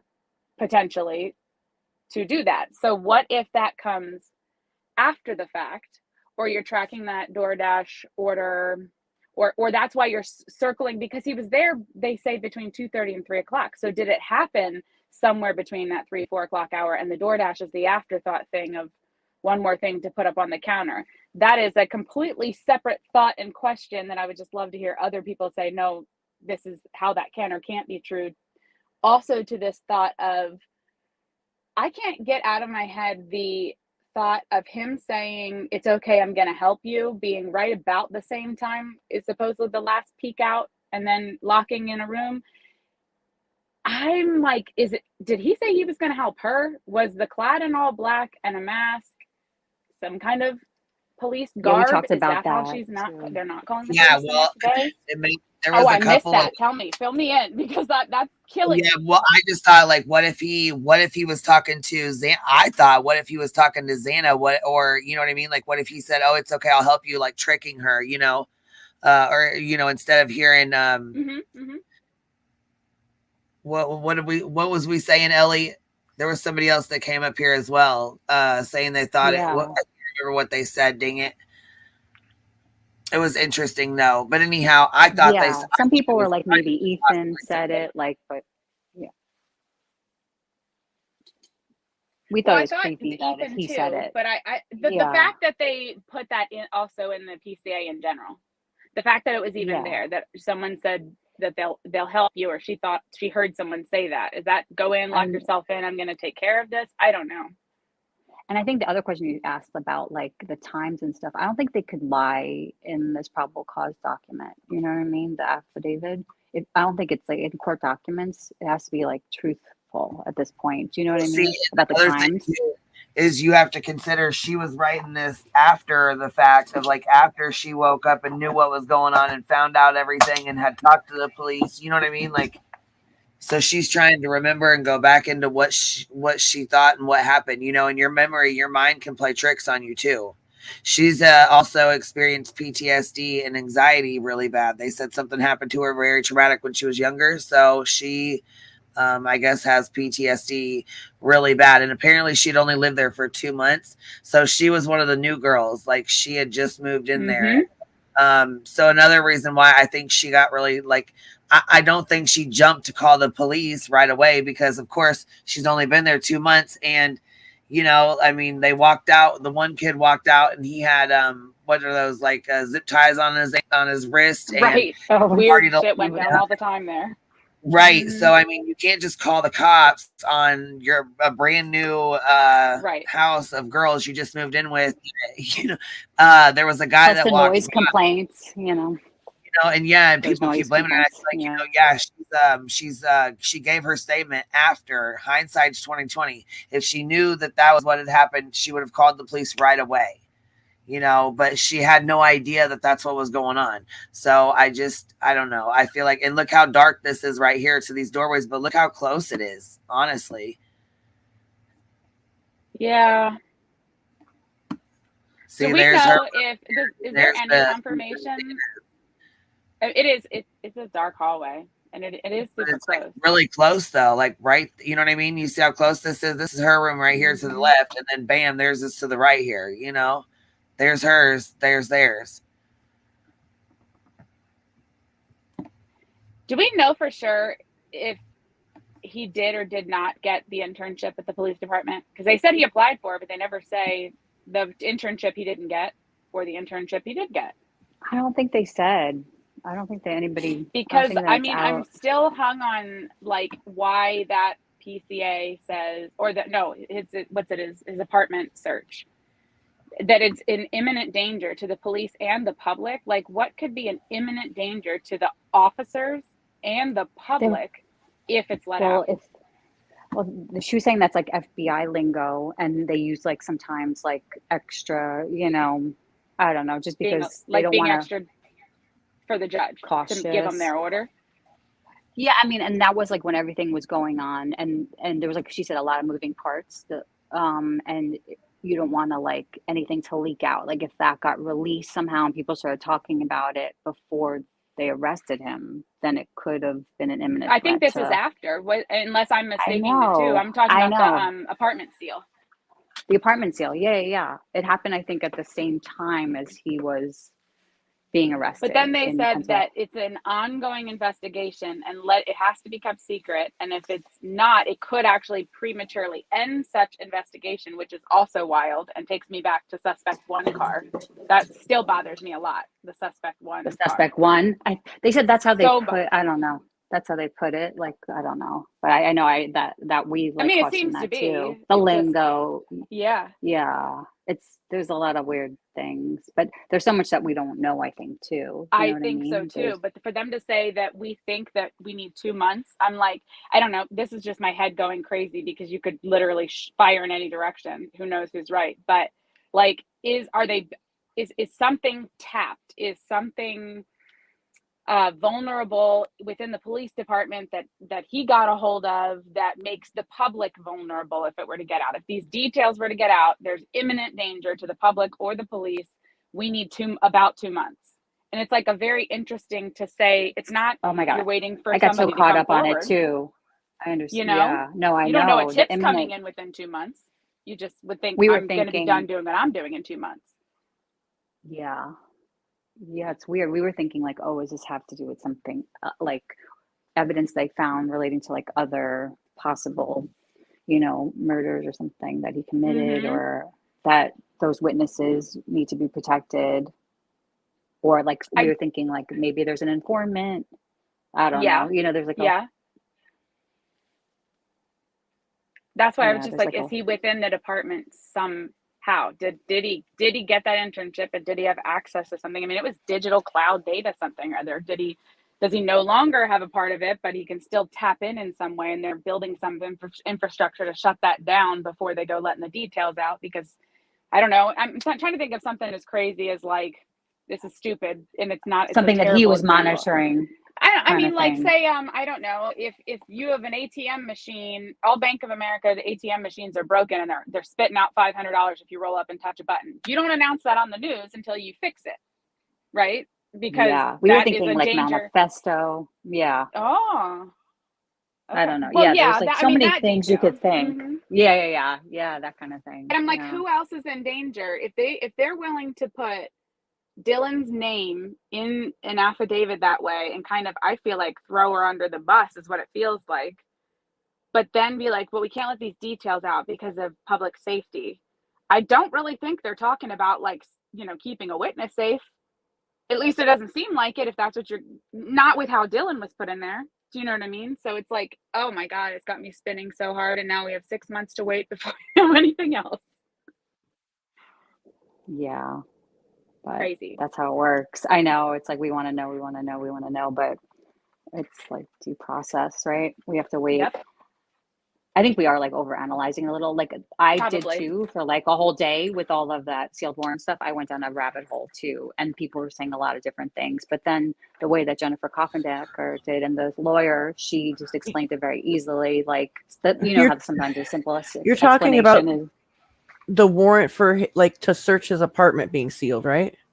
Mm-hmm. I feel pretty sure that's the one that was in. When was that filed? Was that filed like within the last couple days? I thought so. No, yeah.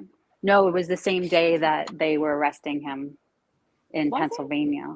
Mm-hmm. Okay, never mind. Because I was like, I had like maybe an explanation in my head, like maybe because of the like maybe because of the behavior after the affidavit of like, because it's, you know what, like the way people are behaving on social media is definitely getting the attention of of the powers that be, because like and even in that new case that came out, I forget what state it was in, it was like, yeah, people on social media, fucking sit the fuck down, stop. You know, it's like in every case now we're getting a fucking shout out to shut the fuck up, basically. Like, sit down, fucking you crazy housewives, shut the fuck up. Yes, it was sealed on December 30th. Okay, so then that wouldn't be that's the day he was arrested. Because they went So they went and put out that affidavit with all that crazy information in it. You know what I mean? So no, that it's something different. Because it would So get wait, out was there that and, before like, the affidavit? it was sealed on the same December day that he was 30th arrested, on the sealed. 30th arrest. Mm-hmm. The same Right. day as it But wasn't then the same day as affidavit came affidavit after, right? on the like on the 5th when he went to court in Idaho, but he was still in Pennsylvania and he didn't even see it yet. And so it was right. I believe it was just so that nothing was released, and maybe he was monitoring things, you know, and you know how YouTube gets a hold of shit and they like release it. So I think that is a good explanation for me, because I did the same thing that you did, was like, what is it, like, what does it mean, you know? But this lawyer that just came on, she was amazing. She put it really simply, that it's just like the lingo that like the FBI will use in these high profile cases to just protect all the moving parts so nothing gets leaked and their investigation doesn't end. Like they put that in there. But it's like, what else are they, I mean, then you get back to suspect one card. It's like, obviously more information is always welcome for them, but it sounds super duper still active. There's something heavily being monitored right now. They're still trying to figure out. And it's like, well, if that's the case though, if that's the case, then why did they put out the affidavit the way they did then? Well, they had to. Well, that's like the legal process. Like, I mean, they could have sealed it, but like because of the eyes on this case, and they had to, like, people would have been speculating, forget it. Like they had to be like, okay, this is why we have him, and it just, you know, he does have his like due process right to, like, you know, go to trial and do his thing and the legal process to like unfold. But I think that's makes the most sense in my mind, you know. The other part of the DoorDash thing that for some reason, that one has bothered me. I mean, the moment they said it in the affidavit, I was like, what? That bothers me with that is that instead of saying, you know, when it was, I thought I heard, what did she think she heard Kaylee say? But they said this very well could have been Santa, because we know that she was on TikTok at 4:12. But why wouldn't you say, because we know she ordered DoorDash and got it? Good morning. You know what I mean? Like, that's way more than you happen to go into her phone, you know, cloud records to see that her TikTok account was, you know, swiping. But there is so much more to it. If you think about it, there's so much more to it. This is just like a tiny little summary of it. So I think there is so much more to it. And your questions would probably be answered if you had 100%. Yeah. the context and like all of and everybody probably that's bashing on Dylan, if they had her full testimony, because she was probably like interviewed for like a long time. Like, I think people would shut up about that, because they would have context, not just like single word, you know, single sentences. Yeah, that's another thing. People aren't like taking into consideration that her and Bethany were at the house, right? Right. So I'm sure that they had to sit into some serious interrogation. You're a living person in a house where 4 people were fucking slaughtered. Right. So that's what I was just going to say. If law enforcement believes them, why doesn't everybody else believe them? yeah, that was never a question in my mind, dude. Seriously, because like I believe them, but I'm spinning on like, so then how? Like, there's so much more. If they believe them, I believe them. So now I'm really like, Jesus, what happened? Because it was very easy for them to say the next day. There were 2 that were unharmed, and we do not believe that they're involved. Well, remember in like the Manson case, I mean, not remember because like I wasn't born yet, but like remember in like the research on it, like Garrettson was in the guest house, which was just like 15 feet from Tate's residence, right? It was like really close together. It wasn't far away. And he like heard some people running around that night, but they had a party house, just like this situation here. Well, wasn't Cato Kalin staying in OJ and Nicole's guest house, and he kind of heard something too? Yeah, Cato was in the guest house, right? But they were fighting all the time, so he knew that. And they were fighting all the time, so he rode up. Yeah. So, but you know, Cato was at the guest house, but she was killed on Bundy at her condo, actually. Oh, so that's right. That was her. Yeah, I forgot they weren't living That's together right. at the You're time. right. You're right. Sorry. I almost forgot. No, you put me there though, and I was like, wait a minute. Oh, wait a minute. No. Right. But at Rockingham, he lived at Rockingham. She lived on Bundy.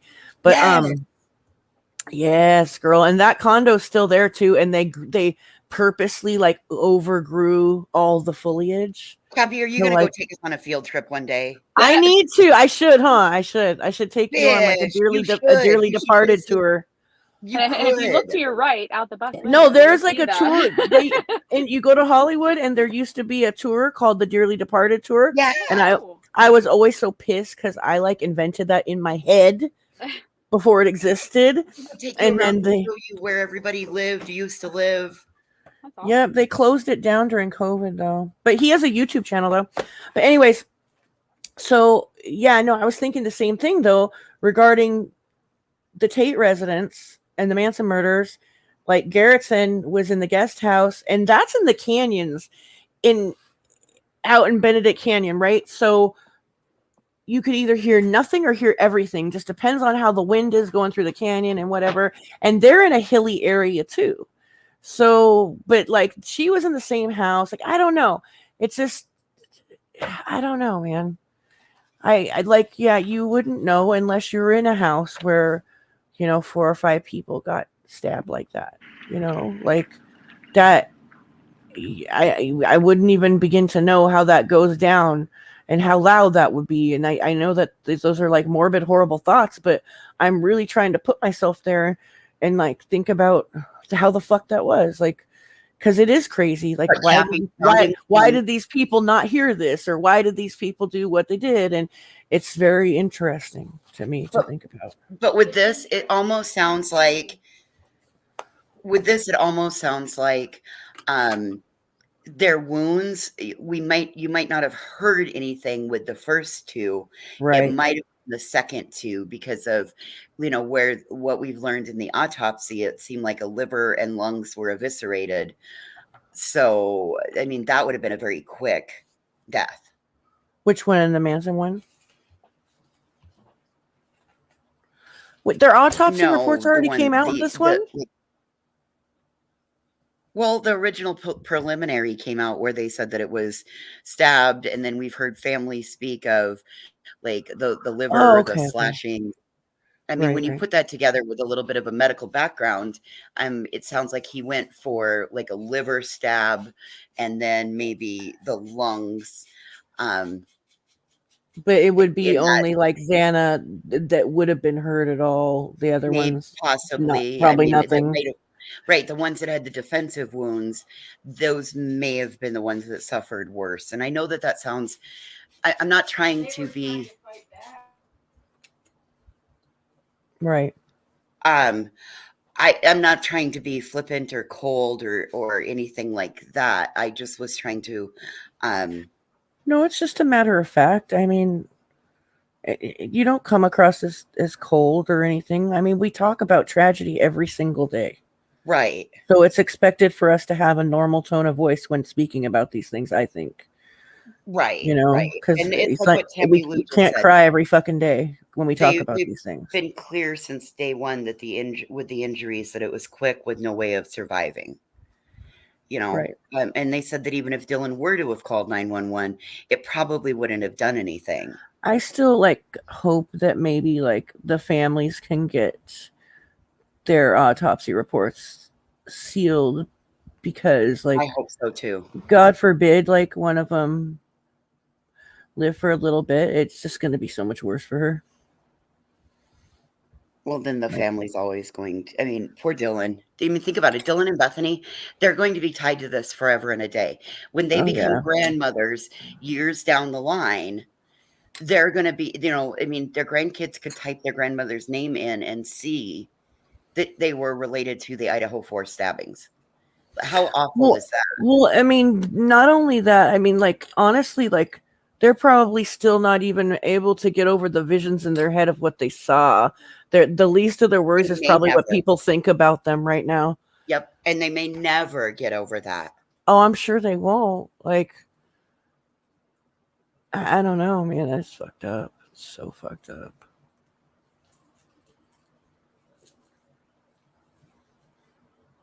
So messed up. Do you remember in the beginning when they talked about, well, like one of the very first rumors was like somebody was bound and tied, and they said no one was. But I just thought it's interesting thinking back how fast that one popped up. Not to say think about all the rumors that have popped up, but I felt like the oh my goodness, what do you call him? The officer, the top guy, top chief officer, whatever, that you did the press conferences, answered the question about, so this wasn't a hostage situation. He wasn't like quick to answer that. He wasn't like, no, absolutely not. He kind of like stopped. He was like, no. And same within the beginning, they said, and we're not calling them witnesses at this time, talking about Bethany and Dylan. And I'm like, it's just little things like that. It kind of seems like some of the other things that we know. I wouldn't say they lied about anything, but maybe we're not fully forthcoming because of obvious reasons. Those two still kind of bother me, because I still think law enforcement has the right to lie to us.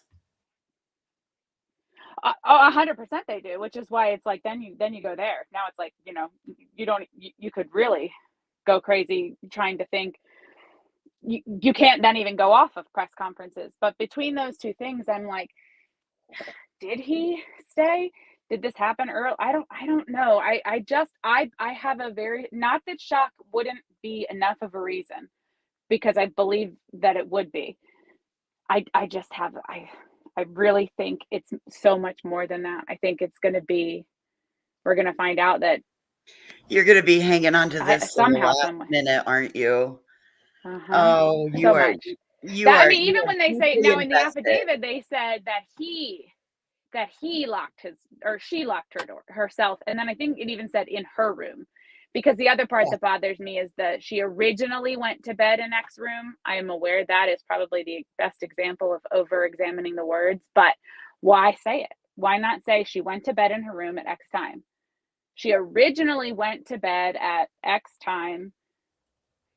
Well, probably where because did she go it's after more that? of, I think you're getting hung up a little bit in the wording. Yeah. It might just be the wording that you're getting hung up on. I think it's just establishing. I think it's establishing bedtime to like, okay, when she first went to bed, and then when she was woke up, so they could like, you know, make it really clear. I think that's why they said original, because okay, she did go back to sleep, right? Yep. Or is that what you're questioning? Yeah. She went to bed. It didn't say she originally went to sleep at this time. It says originally. It did say, well, went to bed in her room. Why not say she originally went to bed at X time? She was awoken at X time. You've already identified what room she was in. It's all in how they write it in their investigative reports. They probably have a specific wording and format that they follow. And I think that that's where we're getting hung up, is on the words. Yeah, I agree. But that's why, like, I feel like the words, when you look at small things like that, like, tell you things. And I say that from this background. My husband works for our detention center, okay, and like, if they call it going hands-on, you probably don't want to even go. You probably do not want to go and tell anybody where your husband works right now. These people out here are fucking. Pick one in, all of the United States of America. Well, I was gonna say her name's not even up here like that, so it's okay. not. Okay, I didn't know what it was. She is none of that, so it's okay. She's not. No, and that, I mean, I'm fully aware of that, because like they don't even tell in work, like he doesn't have pictures or anything. It's there to know nothing more than, his officer. But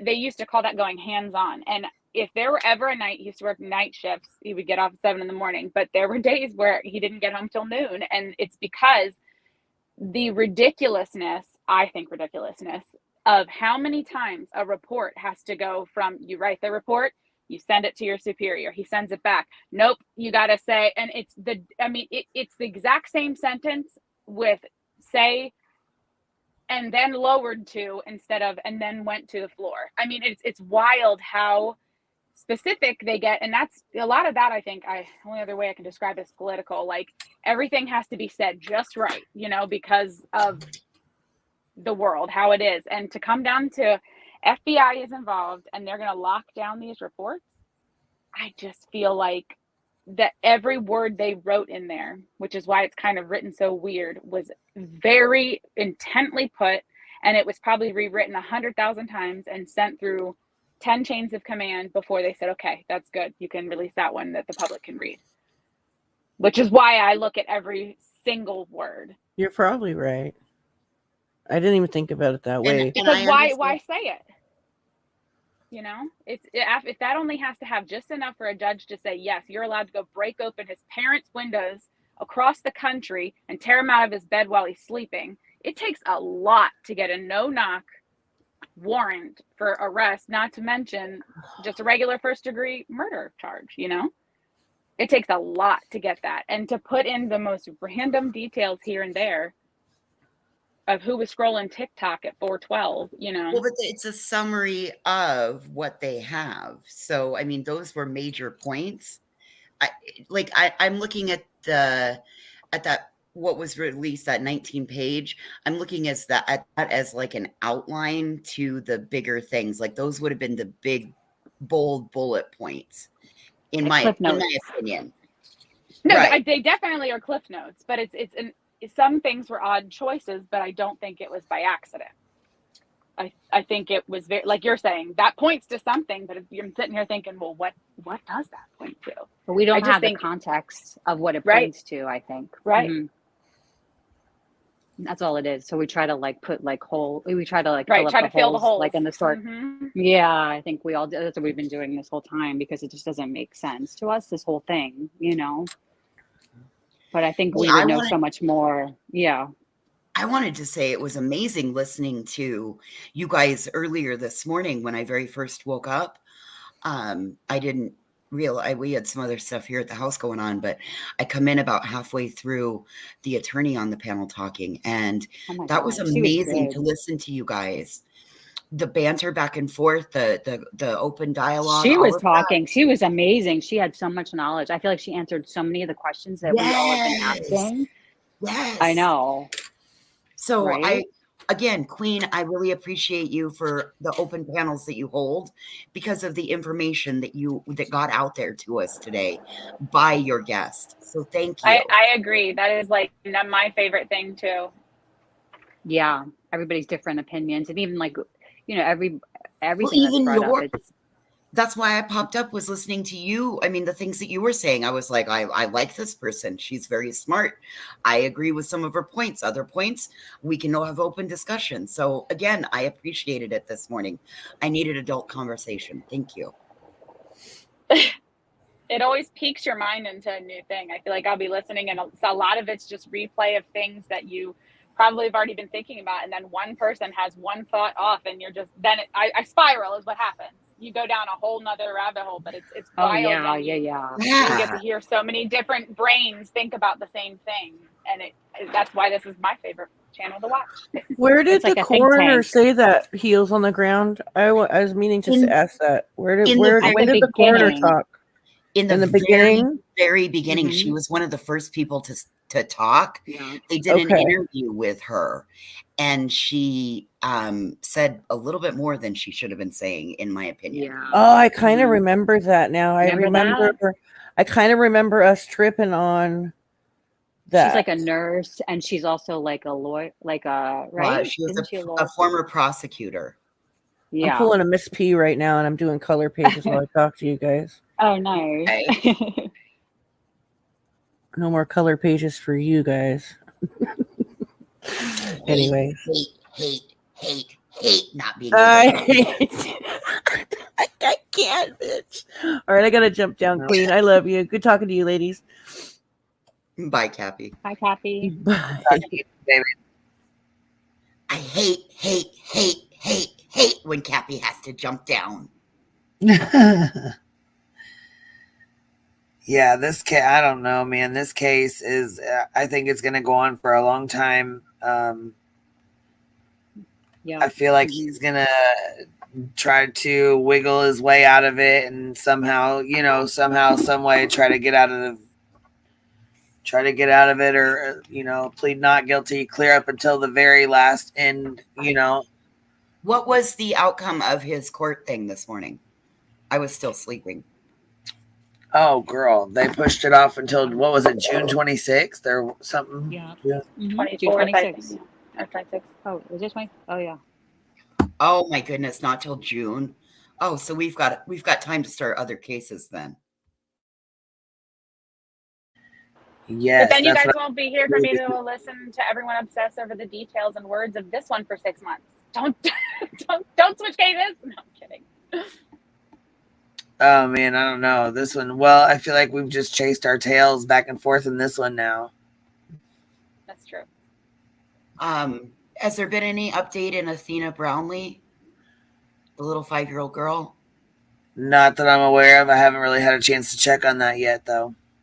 What about the scratches on his face, guys? The scratches. We didn't talk about that, did we? What? How did we not talk about that? I know. I'm sorry to cut you off. Where did the no? This is from totally court. From court, he had scratches on his face in court. The chat blew up was with talking it. As soon about as we it. saw that, the chat went wild, and I jumped off of trying to watch it live elsewhere just to come see what you guys were talking about here. And Brian Enton even said it too. He's like, the chat is going wild about the scratches. I'm like, so is you our have got chat. to be the worst shaver on planet Earth to give yourself the one he had closest to his lip. But I mean, he did look clean shaven. What if it was from a razor? Did he have stubble?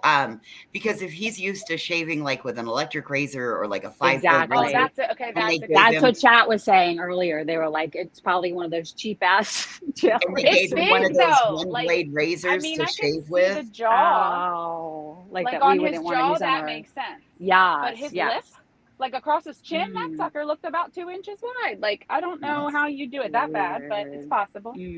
A jail razor and shaky hands. Yeah, that's probably true. See, we need a picture of it. Yeah, I think I have one. Should I put in the back chat? Yeah, well, I can say that. Put it in Discord and pop it up. Okay, I'll put it. I wanted to see like a front. I couldn't find he walked in and I didn't get to rewind, but I wanted to go back and like pause and see like a full frontal because if it just stayed on that right side that we got to see. On Chevy 99. Chevy 99 says the sheriff confirmed it was razor burn to Brian on his Twitter. That is not burn. That is a slice. But okay, fine. He did it with a razor.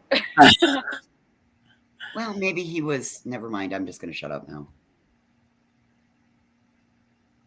Maybe he was attempting to cut his chin off to spite his face. Oh, yeah.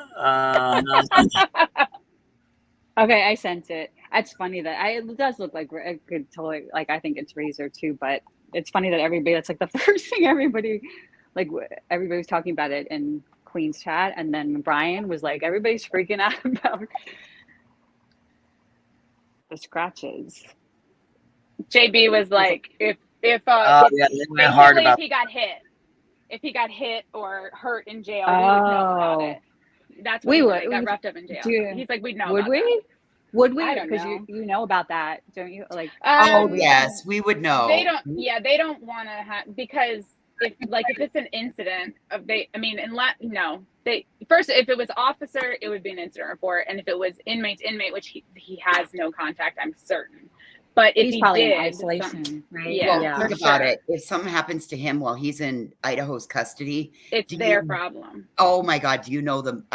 You might as well just rename that state of Idaho Kernoodle Land or Moganville, or there's no, that they would not allow anything to happen to him. Nope. Mm-mm.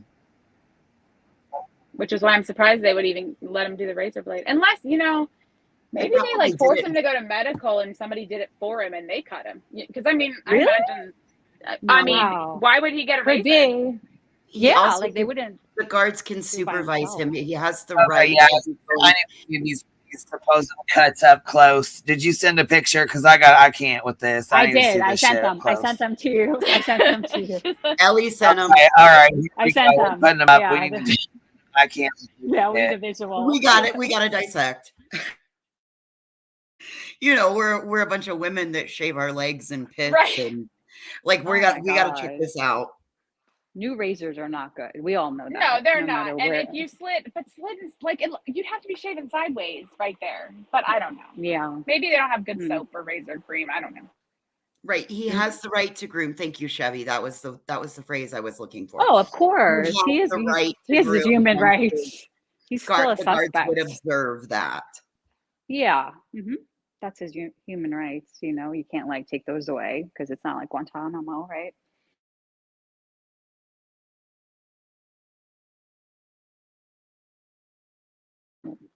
Can't take them away there either. You know what I mean? It's not right. Prisoners still. It's not like North Korea. Yeah. It's not. Right. Correct. It's not like North Korea. Thank you. California. Well, yeah, that's another story. Right, Chevy, clearly only sharp enough to maim, not harm. Yeah, right. Yep, and they are the cheap one blade razors. They will eat. Okay, I definitely feel like that's not a scratch. I don't feel like that's a scratch at all. Oh wow. Oh. You think it's a punch? Ooh, QueenBee coming in. Do you think it could be like an old? Is it fresh or is it? It wasn't there at his extradition or his Idaho. Right. You know what I mean? Yeah, we saw him recently. The 5th was the last time we saw him. So it's a little weird though, because it is sort of very close to and on the same side of everyone. The police pullover video. I think that one was a hair lower on the neck, so he may just be a terrible shaver. Maybe this is just a thing for him. What if he's the type that uses an electric razor all the time, and then now he's having to use a blade? Yeah. Yeah, that makes sense. Yeah, that makes sense to me too. Something like that, but it does look. Queen, please check email. Okay. Ooh. What is Chevy 99 coming in again. Sheriff confirmed it was this morning, even under the gag order, because they thought they would be able to find out. They wouldn't be able to find out. Yes. That was in the gag order? I guess. I don't think anything that would happen after, with him in jail, it would be under gag order. I just think it's evidence of the case. Yeah. Oh, gotcha. Yeah.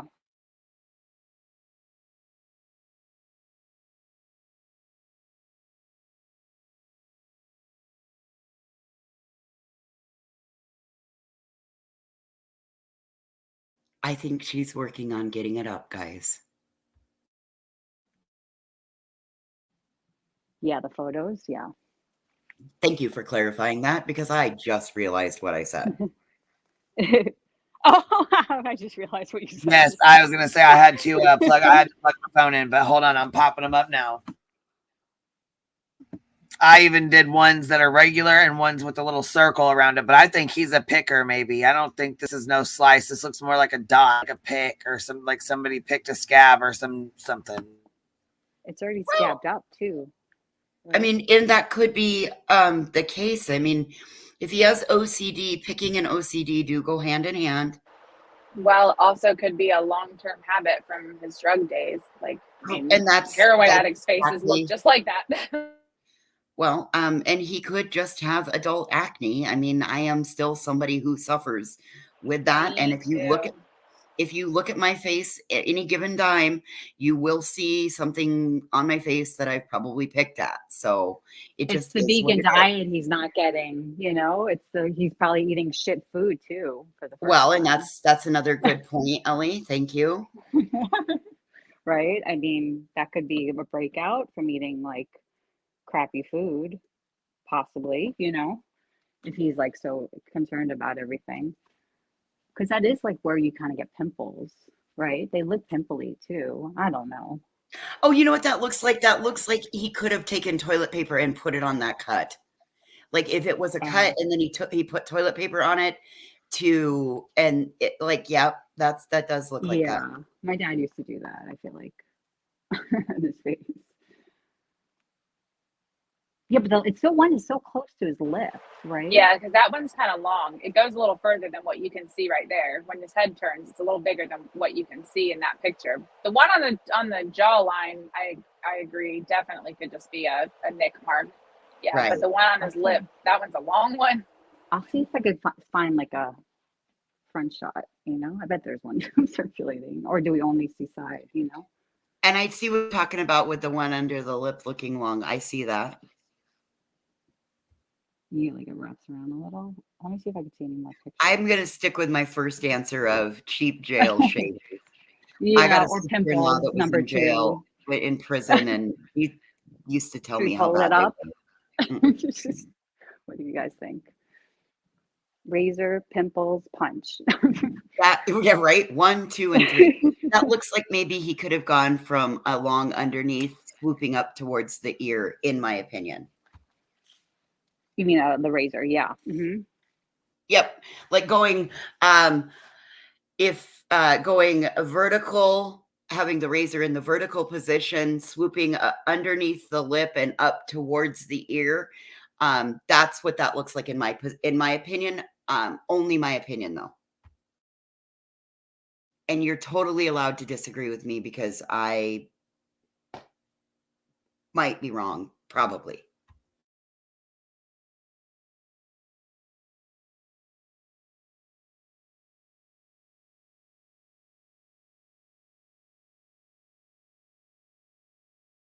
Oh, Lord.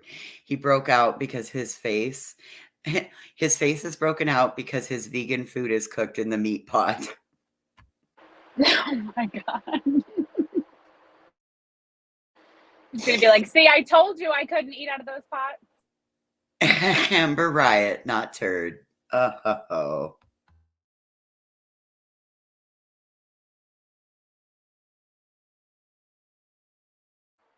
All right, guys, it was good talking to you. I'll keep listening. I've got an appointment at 2, so I'm going to head in. All right. Thank you for hanging out. I sent you a higher resolution one just now of the. Oh, did you? Okay. All right. Let me see if I can go grab it real quick.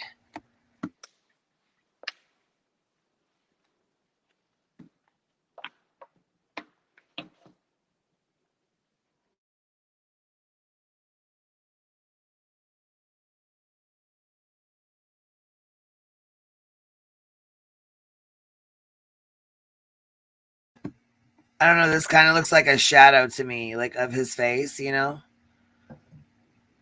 could be. Like the front of it, it kind of looks like a shadow. I don't know. Here, I'll put it up real quick.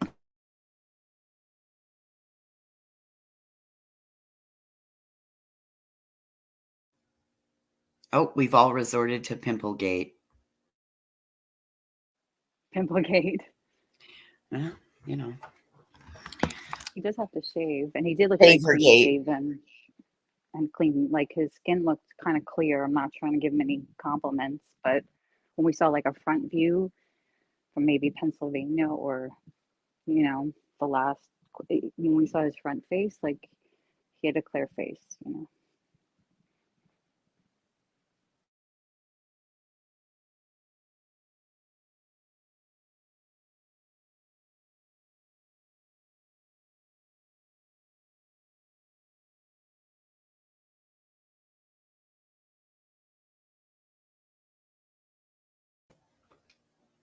Yeah, I really think that he cut himself shaving.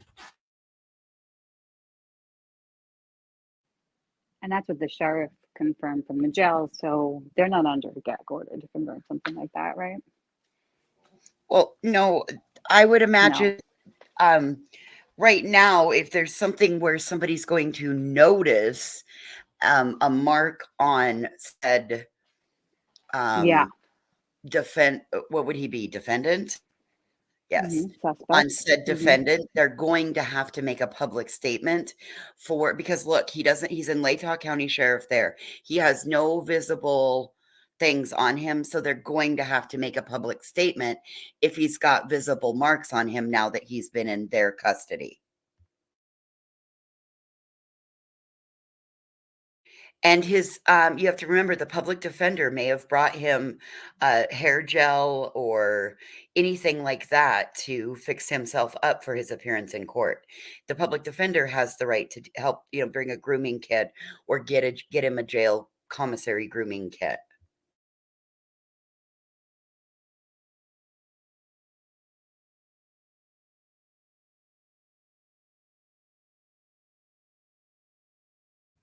Yes, Janice, thank you. To verify he's not being mistreated in their custody when he's a high profile inmate.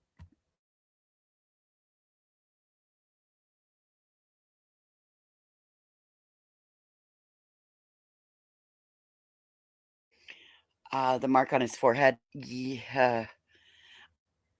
I mean, maybe, yep, Marbella, I agree. It looks like the hair is wet.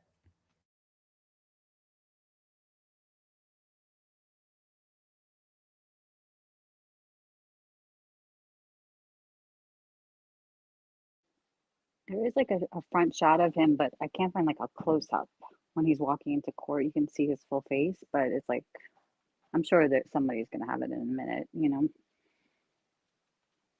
I thought that was maybe, I didn't notice the mark on his forehead, Gen X. I thought that was maybe like a curly the Q. original picture versus now. I thought it was maybe like a blob on the camera, like a dust thing on the lens. But okay, I guess we're gonna have to go out and get another photograph. I'm gonna look for like a front face. I've been looking on Twitter.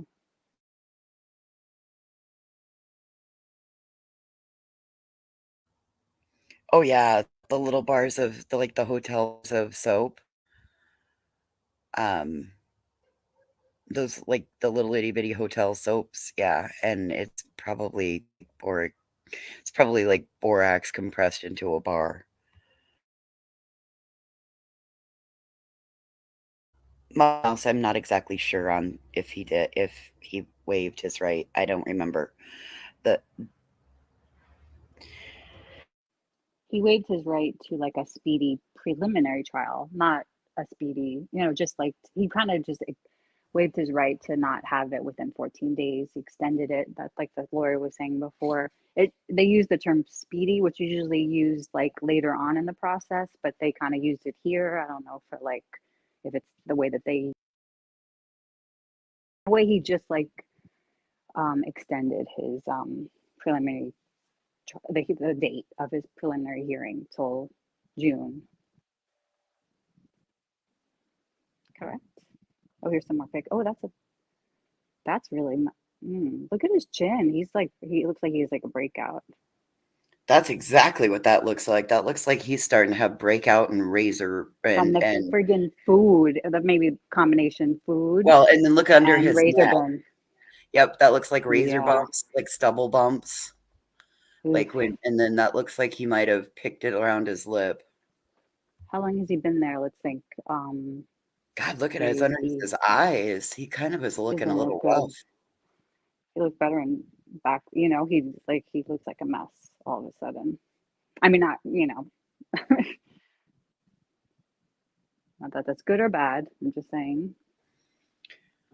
Break in out comparison to food. Like, I mean, it can't be like the best kind of thing being like in jail for like a quadruple murder, no matter if you did it or not, like has to be stressful, right?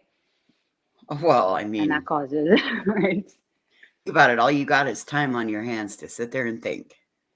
And vegan food isn't like even it's like vegetables like rice, it's not like anything fancy, you know what I mean? It's just stuff that doesn't have the elements of non-vegan food, you know what I mean? So right, and they also don't get fresh air or the sun or any of that. Like, he's locked in a little box.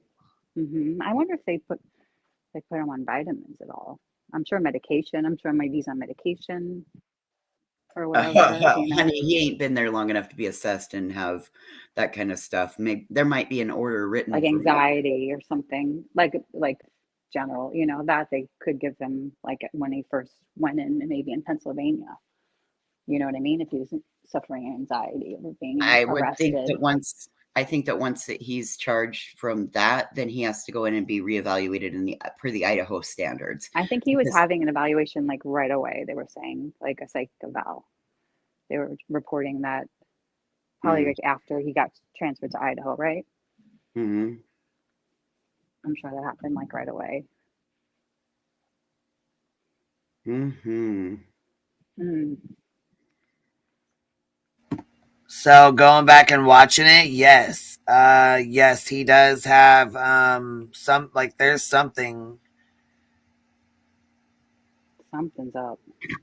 Yes, there's something up. And I don't know here. We'll put it on here and see if you guys can see it on the. And I don't think they give you vitamins in jail. I can double check with the sister-in-law, but I'm almost positive that's a negatory patient. Sure, they would meet with like a doctor, and if he had like dietary No, you don't get dietary like things in jail. Well, the vegan diet is like his dietary thing, like his rights is like a just having a vegan meal. That's like the same kind of like he would have to meet with a doctor to because he does have dietary. Everybody. Just because we don't like him, he could have dietary needs. You know what I mean? Maybe he always takes a B vitamin or something. You know what I mean? Like, I don't think you could be denied certain like humanitarian rights. That's all, or else you can get in trouble and, blah, blah, blah.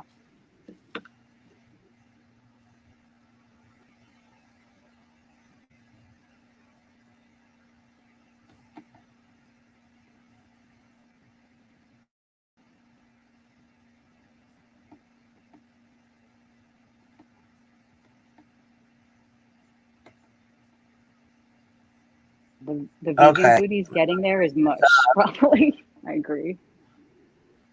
Okay, so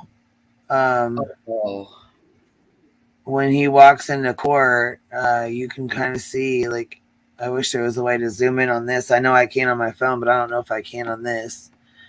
But you can see when he come in here, he's got so you can see it right there on his face. I don't know, it won't like I said, it's not gonna let me zoom in, but they kind of zoom in on it too. Yeah, look at that. And they all rise, right? Read off their stuff and then sit back down. So look, that blonde looks strikingly like his sister. I wonder if if his sister is his attorney. Going on what Betty said, I'm sorry, I was being flippant. That was sarcasm. No, you're fine. So this is, I believe, the 5 or 6 minute court date. I'm not. I think I could be wrong, but we'll play a little snippet of it here.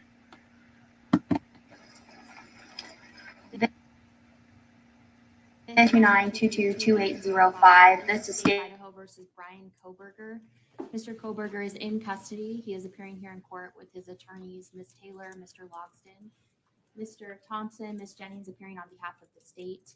This is the time set in the matter for the preliminary hearing status conference.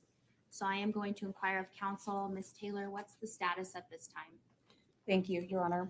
We are going to ask the court to set preliminary hearing out into June. We would request the 3rd or 4th week of June and probably 4 or 5 days for preliminary hearing.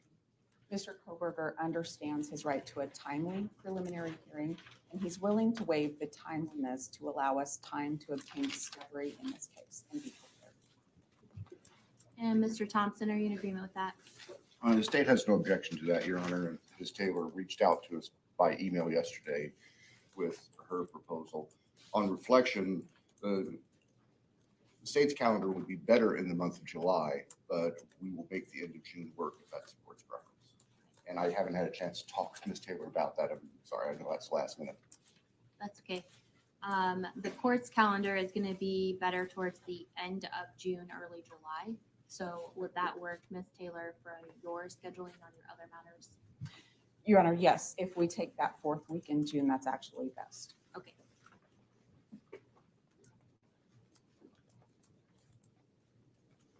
So, Mr. Koberger, I need to speak to you for a moment. Wonderful. So, 4th week in June. Damn. Yeah, and he wanted to push it off to July.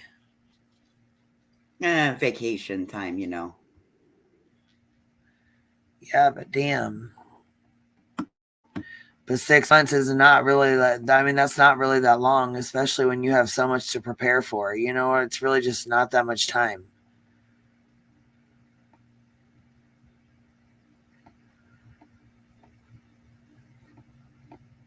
Let me go start.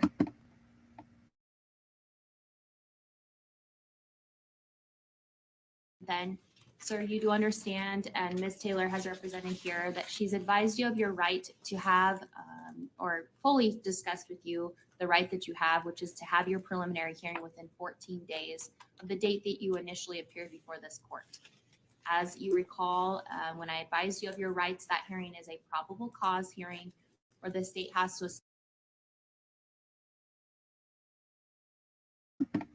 All right, you can see the scratch and the spot perfect on his face. Pause game on point. Yeah, and you can see that shit perfectly. Especially if you zoom in on it, that doesn't get no better right there. I wish it was like a front shot, more like front shot when he's walking into the court.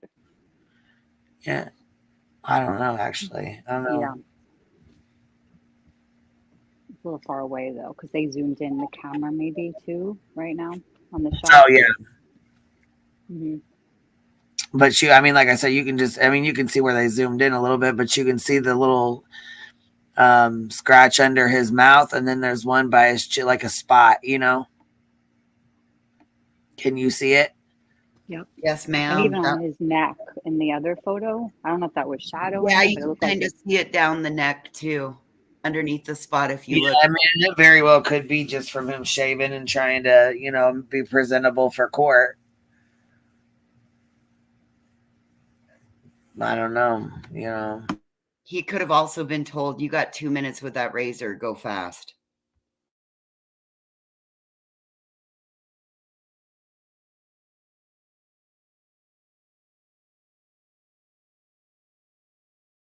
Established that more likely than not, these felony offenses were committed and you were the one that committed the felony offenses. If you waive your right to a speedy preliminary hearing, it does not mean that you're giving up your right to have a preliminary hearing. It simply means that you would not be able to come back and challenge that the state did not present probable cause within 14 days. Do you understand? Yes. Have you had enough time to speak with Ms. Taylor about your decision to waive your right to a speedy preliminary hearing? Yes. Do you need any additional time to do so? No.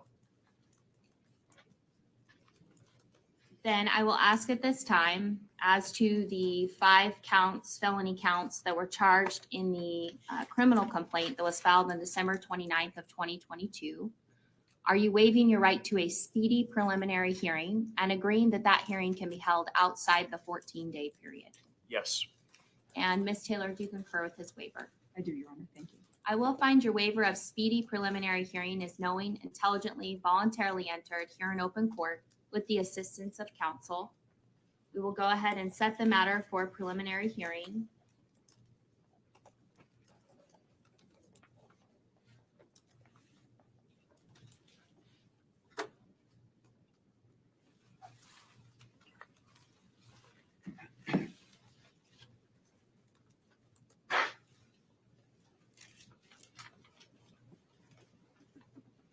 Beginning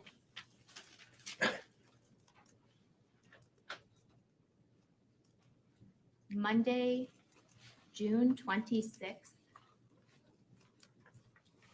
at 9:00 a.m.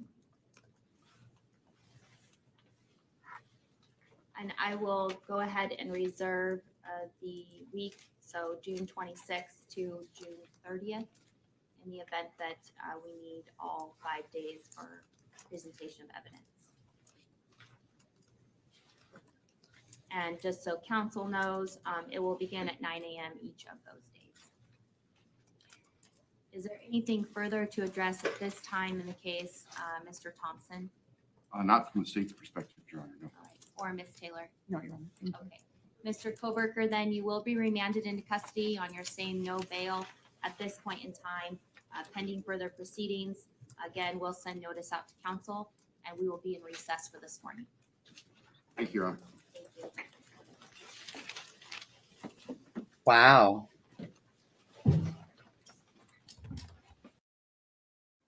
That judge said, you committed those crimes. Well, she didn't say she can't say that. No, she No, did. I know. That was her wording. I know. Yeah. I mean, that's like. But she's reading it off like, as in like Right. that's how, you know what I mean? But yeah, it sounds fucking harsh coming from her mouth, don't it? Straight to him. That's what I meant, Queen. Thank you. It makes it a hell of a lot more real. Like, hey, you know what I mean? That he's responsible for the lives of these 4 people, that are gone. And man, that was strong. Yep.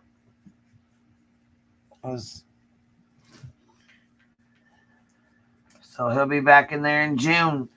Yeah. So they'll be starting to work for her on his defense. And I mean, I'm sure more people will be coming out. What do you guys think about the Tinder date? Do you think she's telling the truth, or do you think she's just bullshitting and wanting attention? What are you thinking about that? I think she's telling the truth. I mean, you can't make up like detail. I mean, you can, of course, make up details like that. And there's always somebody that comes forward. Like, what is she? I don't know. If I went on a date with him, I wouldn't want to come forward and tell my story like that to the world, I don't know. I wouldn't either. You never know.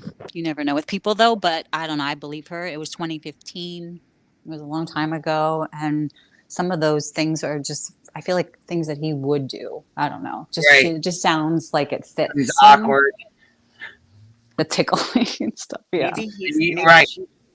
Maybe she's lucky that she didn't go on another date with him, because she could have been his first.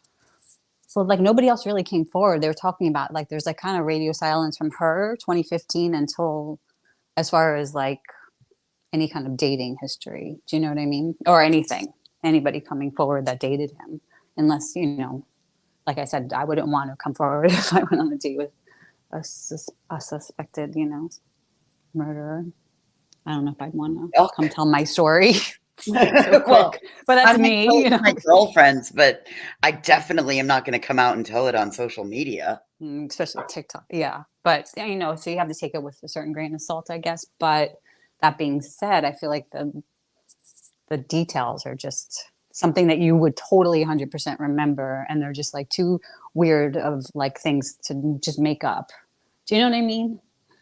But somebody could totally do that at the same time. You just never know. We've seen like how crazy these YouTube streets are, you know? So I can't put anything by anyone anymore. Well, right? I mean, hell, we've already had what, 2 or 3 fake screens in this, and you know how many other people making bullshit up and trying to say that it's legitimate. So I mean, of course, everybody should question the legitimacy with seeing valid proof. Mm-hmm. Yeah. But I do agree, follow the grain. He was victim shopping, in my opinion. Mm-hmm. We don't know if he tried anything else. Like maybe this was like didn't work, and then he went to like more aggressive measures. You know what I mean? Well, from my perspective, in my opinion, I see the health forum as the first place where he went out and put all this pity, and somebody somewhere would have reached out to contact him. You know what I mean? So then he could have worked on that, on developing a relationship with. I see him as have the ability to be very manipulative, just because technology aspect that he comes from, the psychology aspect of it, could see him being manipulative in that twisted sort of a way. Again, this is all allegedly and in my opinion only. With that, it lines up that then he would do like a Tinder date. That could be his next outing to try to meet people, is see how well he matches on an internet app. And that's like 2015 Tinder. Yeah. It's like, you know, it's a while ago now, you know? And, yeah, I was going to say, and then, you know, and it makes me wonder about his apartment. Like, what if they found other stuff in there for that, you know, like, go with the other vans? Or, you know, or what if they find stuff that, you know, stuff in there like stalking or going inside like the girl's underwear or something like that, you know, like what if they way more than they, you know. What I was thinking too was, what about weapons, other weapons that he could have possibly had that, you know. Absolutely. Yeah, you'd hope he would get rid of those before going out to, but he might have just thought he got away with it, you know? I mean, how many episodes of Criminal Minds have we watched? And those are based off of real cases, and they stumble upon the person's trophy collection where they've taken items from each person. I mean, we don't know. You don't know what what they're able to link him back to now that they have DNA. If he was never in the system before. I wonder if he really freaked out after he left the sheath there, because he went all that weird places that night, and then the next day where he also turned off his phone, because he sounds like he turns off his phone when he's doing something really bad, but not like kind of bad, because he went back the next day, Right, with his phone. Like when he's doing something really bad, he kicks it into airplane mode. When he's not doing, you know, when he's just stalking, he just leaves it on, you know, so he's a paper trail of where the creep has been. Because 9 o'clock the next day, I mean, it is a cell phone ping, and we, you know, like she was saying, that's like the data around that, but it does show like a pattern that he did turn it off like for like 3 hours. I mean, maybe it died, but he was driving, you know. And I wanted to say to you, yes, I was listening to you guys yesterday while I was getting stuff done, and I did hear you say that the cast team is, there is some controversy with the cast team, and you are correct. As good as cast has many benefits, it also has just as many controversies. But from where I've dealt with the cast team, or the cast, you know, the stuff that we've worked with them with, and they've done amazing things for our side of it. So yeah, that's what the lawyer was saying earlier. She was talking about it like it isn't like it is a science that like defense team could really like poke holes in, but at the same time it does, you know, there is like a lot of validity right, in it as well. if you were basing your case fully on what the cast team has said, but using it in support with other data, i.e. local cameras like the coffee barn, the ring cameras in the neighborhood, business cameras, etc., that in using it as a support mechanism, that will help somebody's case. But if you're basing your case off of just cast, you can poke holes in it all day, every day. Oh yeah. Okay, that makes sense. Yeah, that she was kind of saying that yeah, like just like what you were saying about pretty much, yeah, that it's good, but it's a way that it's like a place that like defenders like to go because it's like a weak, it's like a weak knee or something, Right. in the Right case. now, I mean, we don't have a lot of verification on it. And again, if you've got a case where you've got 3 cell towers and like cell towers A and B are primary and C is a repeater, so that when A and B are overloaded, it kicks you off to C, it could put you in a place. And you never know how cell towers are triangulated. So if you've got an area that A, B, and C cover, and A being on one side, B being on the other, and C being like the peak of the triangle, I mean, you could be technically coming into the B area, like A being the left, or A being the left corner, C being the top pitch, B being the right corner. You could be coming down, and if cells A and B are busy, it could show you up by C, and you could actually be between A and B. Yeah, that's what she was saying. Depends on like how many cell towers. Like it's very specific to like they have to like kind of show, like there'll probably be somebody that comes on that if it goes to trial, like that will explain just how that works. And like there's only one tower, or this other tower is so far away that it can't be that B tower, like you were just talking about the triangulation kind of. Chance's case that came into play, and that's kind of how I got educated as to this stuff, because he pinged off of a cell tower, and he shouldn't have. Well, it's because there were 2 primaries and a repeater, and when the primaries were full, he pinged off of a repeater. So it made him look like he might possibly have been in another area, and he wasn't. That's interesting. I'm sure it's like a science that has a lot of advancements, I'm sure, in it. Oh, and as cell towers advance, as you come into 5G, I mean, pretty soon, as already, I mean, you're pretty well. I know, Tammy Lou, I'm sorry. When you're coming now, I mean, you pretty much your phone just has you logged everywhere, and what's even worse is that your Google location is where it'll get you. Because it records everywhere. The GPS in your phone. Yep. And I wonder if you had an iPhone or like a motor, I'm so curious if you had like an Android or an iPhone, because there's like extra laws, I thought, dealing with iPhones and like being able to but they did give him their phone number. His phone number was given at that traffic stop.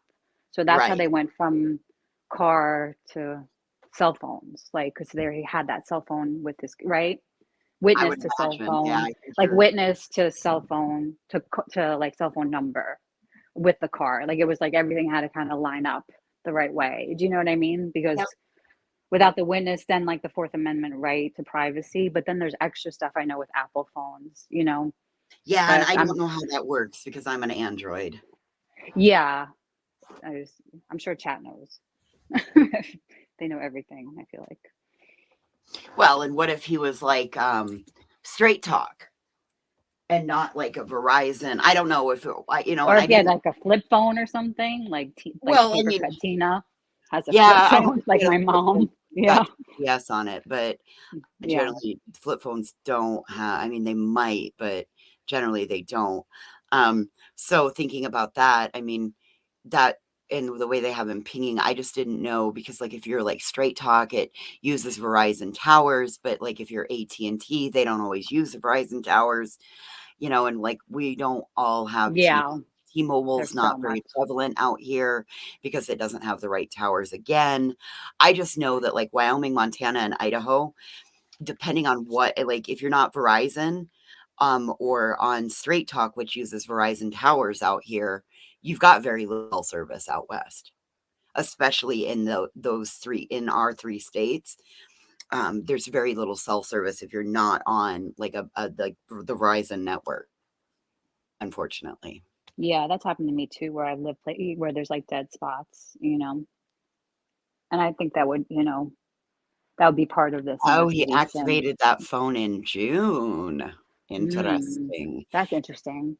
That's even worse, because then that's going to show all of his stalking history of those girls. Oh man, this guy's dumber than he thought. Maybe he really did want to be a case study, you guys.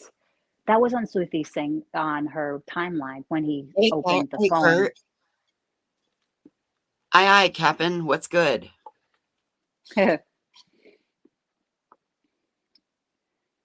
I wonder if that was to get it doesn't really matter. It's interesting that he changed his phone, because a lot of people move to other states and they just keep their phone number. If they had a cell phone, they just keep their phone number. Girl, I whatever. just changed to a Wyoming number, and I've been in this state for 7 years. I've had the same number for so long. So I was over here checking these different knives out that they have. Like, I just do it. I mean, do we know where the knife came from? Do we know that yet? Again, they still say K-bar. We don't know where it came from, but it's a K-bar. K-bar is short for kill a bear. The knife blade is, I can give a little bit of background on that. Okay, hold on. Isn't that the same one you brought out and showed us with the? Okay. Yep. It's just like that. What it's designed for is it's designed to cut through the hide. Yeah.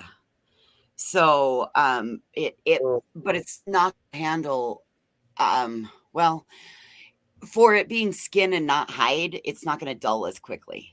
Does that make sense?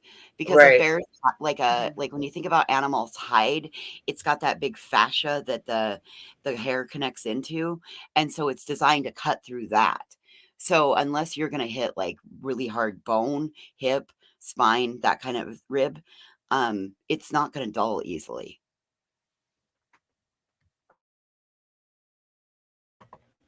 Yeah, and that's per a combat veteran. When I asked just a couple very basic questions, I got way more in-depth detail than I really wanted, and I don't really care to share the goriness of what he explained to me, but he said that it like 4 easily without it dulling. See, and that's the thing is like I don't know. I don't want to think about I don't want to think about what it was like, but to use something heavy duty like that, he had to have known he was going to need something that wasn't going to break. Like that's something that wasn't going to break off. Yes, ma'am. You're exactly right. You're exactly right.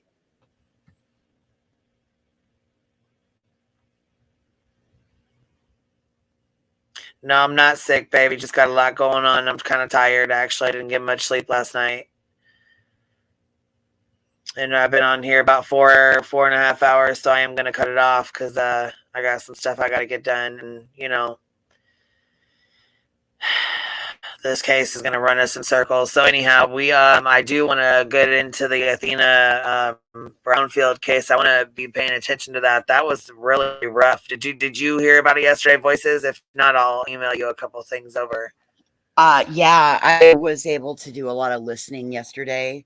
That the older sister, the 7-year-old, went to the mailman and said, "We're hungry and my sister's missing," and they don't know where she's at. I mean, where the hell are these parents?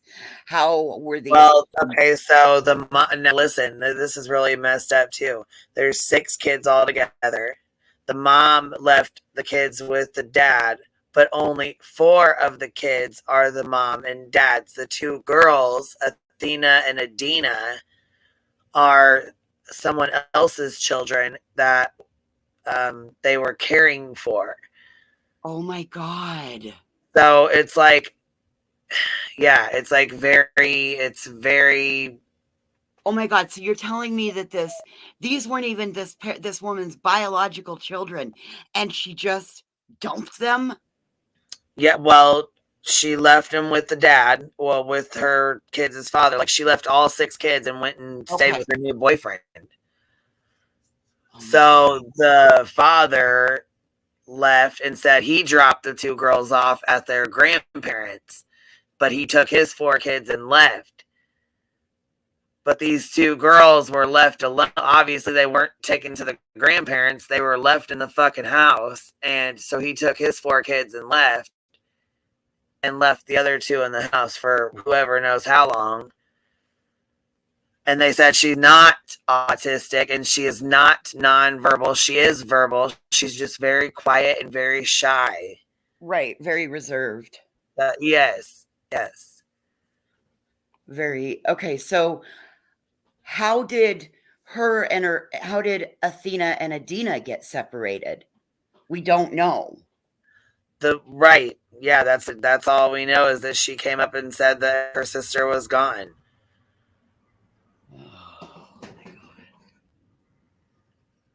Yeah, so, and there's really not much out about it. There was a press conference that, let me see. We'll go see if we can find it. Yes, I saw that with Burden yesterday. But yes, I know, Toby. I said the same thing. It's getting repetitive, and like we're keeping, like, I feel like we're chasing our tails at this point. We've already been over everything we can go over. We've seen, we can see at this point, unless they release something new. You know, everyone's talking about the same things over and over and over again. So I'm like, okay, it's, and we're cutting off other opportunities. There are other cases out there that are still happening. And that's... And they said the search still continues for this baby. The 4-year-old Athena Brown continues. Oh, let's see here. We'll pop this up right now. We all have a 77-year-old woman with dementia that's missing out of Billings. This is day 4. Oh, no. Dosey is down in Nevada, doing stuff down there. So as soon as he comes back, if they haven't found her, we're going to pop up a drone out there. Dang, man. It's too cold for this shit. Yes, ma'am. Breaking story that we've been following out of Surreal. The search for 4-year-old Athena Brown continues. OSBI, the FBI, hundreds of volunteers there in Surreal all of Wednesday looking for any clue. And KOCO's Kylie Walker is there live this morning with the latest. Kylie. Yeah, Shelby Alejandra, good morning. OSBI did have an investigator here at the Family Life Church that was a command post for law enforcement and volunteers yesterday. So they had someone over here overnight, and that person was working the case, including manning the phone line, the tip line that OSBI had set up for people who had any info about the disappearance of Athena Brownfield. Now, just look at this video from yesterday. This is OSBI, OHP out with volunteers yesterday. They went through the entire town looking for this little girl that was reported missing on Tuesday. OHP, the emergency response team, they searched with local volunteers. Law enforcement also used drones and search dogs around properties near Nebraska Avenue and 3rd Street. We are finding things that we hope might give us clues as to where she is. We're still actively looking for her. Now, to recap what we know, 4-year-old Athena Brownfield was reported missing after a mail carrier found her 5-year-old sister unattended near their home on West Nebraska Avenue on Tuesday. OSBI says that they are in contact with Athena's parents. Last night, the latest update that we got from OSBI, they said that they are continuing with interviewing people as well as going through surveillance footage that they've received from the community, from surveillance cameras on people's homes, businesses, Ring cameras, things like that, anything that will lead them to finding out where Athena is. Reporting live, Kylie Walker, KOCO 5 News. Do you think her parents are incarcerated?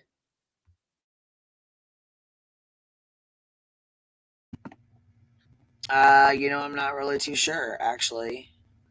I'm wondering because they said that they are in contact with her parents, but normally in a situation like this, parents would be speaking up, especially if they had left their kids in the custody of. So say you leave your little bumbles with me, and I lose one, I displace your 2 little bumbles.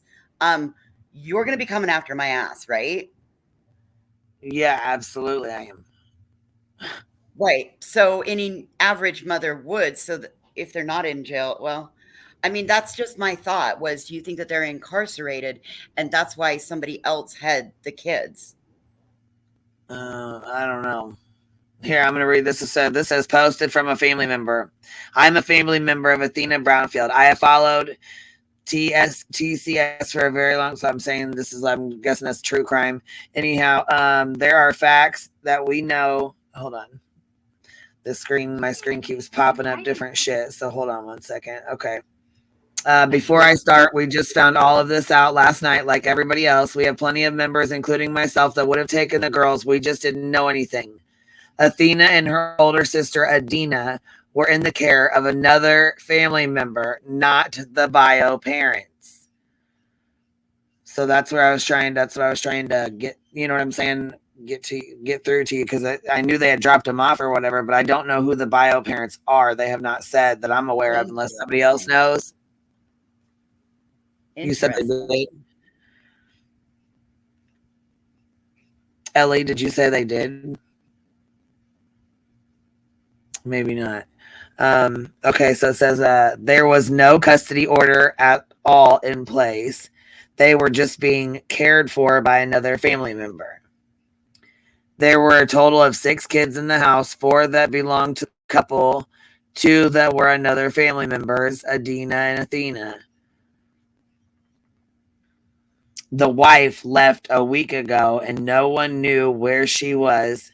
Later, she was found out to be in the city staying with her new boyfriend. All 6 kids were left at home with the husband.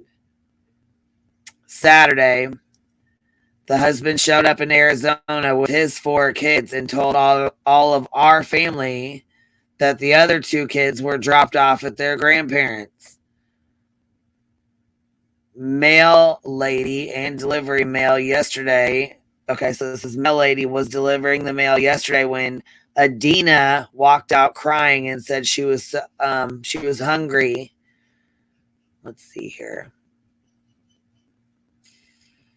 And could not find her sister. The mail lady stepped in the house and found that there were no adults and contacted the authorities. The authorities contacted the owner of the house, which is another local family member, and he told them who actually lived in the house. They contacted the wife, and she stated that she left. Hold on, there's a lot to unpack here. You're doing great. Just keep going. No, I'm just trying to find my place because I had to flip the screen over. Let's see here. The authorities, lived in the house. They contacted the wife, and she stated she left all kids and her husband, and she didn't leave them by themselves. The authorities located the husband in Arizona with his kids, and he told them he dropped them off with the other grandparent, which is obviously not true. We aren't super sure exactly what day it was that she was even last seen. Also, she is not nonverbal. She is just super quiet and very shy. Both of these people are at fault, no matter. Let's see here. I just skipped my page now. However, so no matter which story is true, however, right now, the one thing I want to focus on is not pointing fingers, but where is Athena? We are asking anybody in the area to please check your properties and your cameras, bring cameras or anything, and contact the police if you have any information. Oh my God, I have so many questions. Yeah, that's a lot to unpack, man. That's a whole lot to unpack. Like, who's the bio parents? Why did they leave? What happened? Where did they go? Why do these people have your kids? Why did they say that they were dropped with grandparents? And the guy of the 4 kids said he dropped him with grandparents. I'm guessing he probably grabbed his 4 kids and left the 2 kids there in the house and took the fuck off because he got left with 6 kids. Well, and how long was it since Adina hadn't seen Athena? They don't know. They don't even know how long the last time Athena was even seen. Mm-hmm. Like I think they're not going off the husband's word. Okay, You know. so what? Okay, so it makes me wonder if mom bounced and went on to live her life with her new boyfriend, leaving him with that. Ooh. Leaving him with 6 kids, 4 of his own, and 2 of which were not his. They were just the family members' kids. I don't know if that means like a cousin or a family member of hers, a family member of his. I don't know. But yeah, this is pretty damn messy. So, well, I know Burden of Proof has done 2 lives so far. Yes. So if you want to get any more information, you can go check out Burden of Proof. Burden's had some great coverage of this. Yes. Yep. She does very well. So. All right, baby. Well, I got to get off here. I got to go pick up the littles. So I will talk to you guys here after a bit. Maybe we'll pop on later tonight or something and chat about this.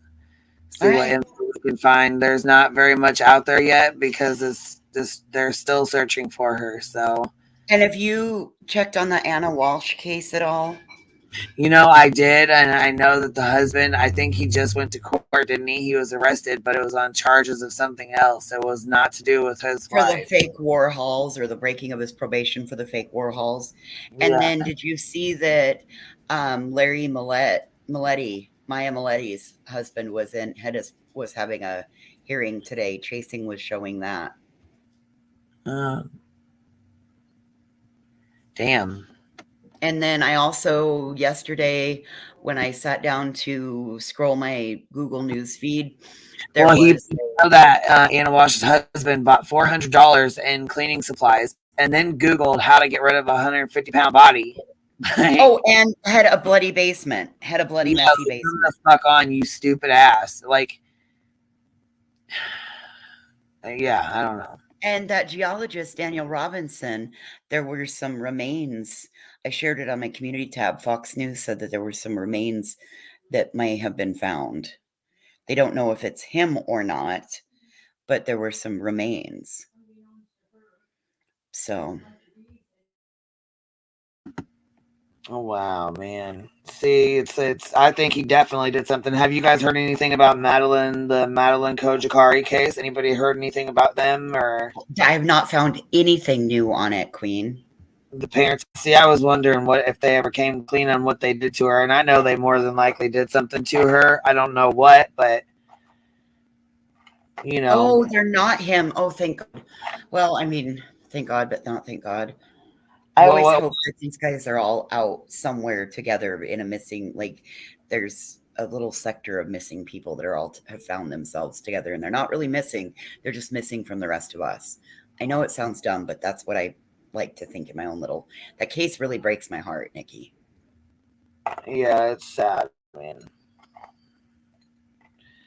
There's a lot of cases that are really stinking sad with, you know what I'm saying? That like little kids go missing and you're just like, damn, that really pulls at your heartstrings, man. Shit.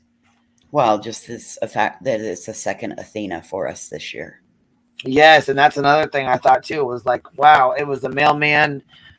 Well, and then I thought, what the hell happened? But the mailman is actually a male lady and she's the one who called for help. So well, but I thought there's one redeeming quality of the US postal system. Right. Right. Complete opposite, you know. As soon as she seen that little girl, she immediately called for help.